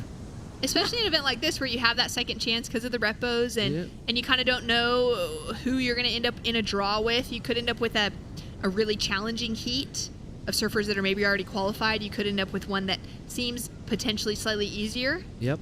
On your way through, and then have the battle at the end when you maybe have that confidence thinking you're there, and it could become, make one heat and you're in, lose out in that heat and you're out. There are going to be some great moments for us as broadcasters and to share with the world. There are going to be some exciting moments, and there's going to be some wonderful faces and smiles and emotional responses when Fernando Aguirre gives them their Willy Wonka golden ticket to the Olympic Games. And it's just going to be great to watch the faces and share in that emotional journey. Very exciting times to come. We're in day 2 of competition out of 9 total, so 7 still to go after this. See how that forecast kind of holds out, what the call is day by day. We know that tomorrow we'll be on bright and early. Yeah, we know that for a fact. We're running all day tomorrow. Yeah, That's for sure. And we figure we won't be running at Margara, where we're showing you guys today and yesterday. So this will be, tomorrow will be the first chance for the audience, the public, to see the other breaks that we've been talking to. We've seen some from today, highlights of the men's here and there. And so they're good waves too. They're great small waves, high performance small waves. There's air sections, big wrapping cutbacks and carves. There's going to be all sorts of stuff with the world's best surfers taking to those 2 breaks that are really very close together. And the public are going to get a great show because it's going to be just all there in front of us, and it won't separate that crowd by that 500 metres between the 2 breaks. It'll condense all of those thousands and thousands of people that are at the beach. Literally tens of thousands of people this weekend. Yeah, it's been swarming. And the biggest event crowd that I've seen at an ISA Games. Have you seen a bigger event crowd? I'm thinking back to some events that have run in Japan where the beaches have been really, really packed by finals day. But other than that, it does tend to be, sometimes it's the location doesn't facilitate a lot of people. Yeah. There isn't a boardwalk setup like this, like what we had. We just had a very similar setup like this in Brazil for the World Junior Championships. Makes me wonder, because talking about venues that don't facilitate a large audience, the Olympic venue is exactly one of those spots. The end of the road, or Tiopo, is it's not a it's a very rural area, and there's not a lot of space there, and it's going to be I wonder what they're going to do there. Whether the public will be fenced out, so to speak. You've got to cross a bridge to get to that venue. There's a little island, so to speak, that it's on. South Korea now up and riding. Jae-hee, the 32-year-old, driving through that opening turn and kicks out quickly. She started surfing in her mid-20s, which she says, tends to be considered late to being a professional athlete. But her passion and her love for surfing finally got her to become a member of the Korea national team. She says it's a great honor to be here, and she'll do the best she can to enjoy the times that she has as a surfer as usual. So probably one of those that paddles out with that mindset of, I'm going for a surf today. Yeah. And I get to enjoy that moment. Because as a free surfer, it's all fun. You know, there's fear and there's all the other stuff, but it's all fun. There's not that pressure and, you know, that comes with competition. So I think that's an important part. You know, even Carissa Moore has focused and struggled at times to keep it fun, and that's, I think, a real focus for everybody on a world tour in these events, is to keep that surfing spirit inside of you, because it makes the whole thing much easier if you're in that space. Jae up against two grommets in the lineup. Jasmine from Indonesia is just 14, and Eva from the Dominican Republic is just 16. So these are just grommets, Yep. two bright shining stars that are up and coming for these nations. It's great to see the countries that have the opportunity to invest in someone younger along the way. We've seen that from the big nations doing that at the occasional World Surfing Games, where they'll bring one of those real juniors from, you know, a 12 to 15-year-old age range into the Opens, just to give them kind of that opportunity to grow a bit. We saw that with Katie Simmer specifically, the World Surfing Games in 2018. I think she was 12 years old, and she made it to the semifinals at that event in the Opens. I mean, at that stage, her surfing was already that technically proficient. She was just so tiny that she didn't quite have that power that she now has. But the writing was on the board. You could see it coming. It was just all there. And so for all of these nations, no matter how kind of surfing power nation there are, or a smaller developing nation within surfing, to be able to spot out that talent at a really young age is so cool, to then give them these opportunities, because maybe the expectation is not a gold medal right now, because they know for these women, there's a Carissa Moore in the lineup, there's a Caroline Marks in the draw, Joanne DeFay, Brisa Hennessy. They're surfing against women who have won events of this level so many times in their career, but they get this opportunity now to just grow. There we can see our surfer from the Dominican Republic on a nice looking carve. We've missed the start of that wave, so we're not sure if she was able to get any important work done on the outside section, but she only needs less than a 1-point ride bar and a 0.94 right now to take herself through to that advancing position ahead of Jae, and with a wave like that, she'll have it. Yeah, and with 5 minutes left, she's got enough time to replace that as well. Here we go, look at this one. Oh, hold on. Oh, beautiful turn. I think, oh, that was a hectic fall. Now let's see where she pops up at. It was committed straight into the pocket. Some team members down there supporting, as they've just seen Jae go over the falls on a pretty hectic section. She kind of got sucked with it as well. Hectic because of the position of the surfboard underneath here, and those, you know, surfboard is a radical instrument to fall on, with those three fins, ordinarily three fins sticking up, and the nose and the tail. There's all kinds of pointy bits that, you know, you want to stay away from. But she looks fine. She's in the water duck diving that one, so, you know, we're so fortunate. The amount of wipeouts that you see in surfing, even, you know, you spend an hour at Pipeline. Oh, you're just amazed. Sometimes you don't want to spend an hour just watching. You're amazed that people get away with it. That you can actually pull it off and somehow not get hurt. And you know, we've seen a few of those situations here, and very grateful for it. Well, we've got some scores that are starting to drop. For Eva, it was enough for the Dominican Republic to take her into second position. A 1.83 has her in second. For our surfer in blue, Jae, she now needs a 1.33 to get herself the advancing position. She's up and riding again. Now, she did have that first turn on that wave before the fall. I think it's better than, you know, it's obviously better than the 0.43, but that was the best turn of the heat so far. So there's a chance, you know, she's got the 2.5 in there. There's a chance she matches that or betters it maybe.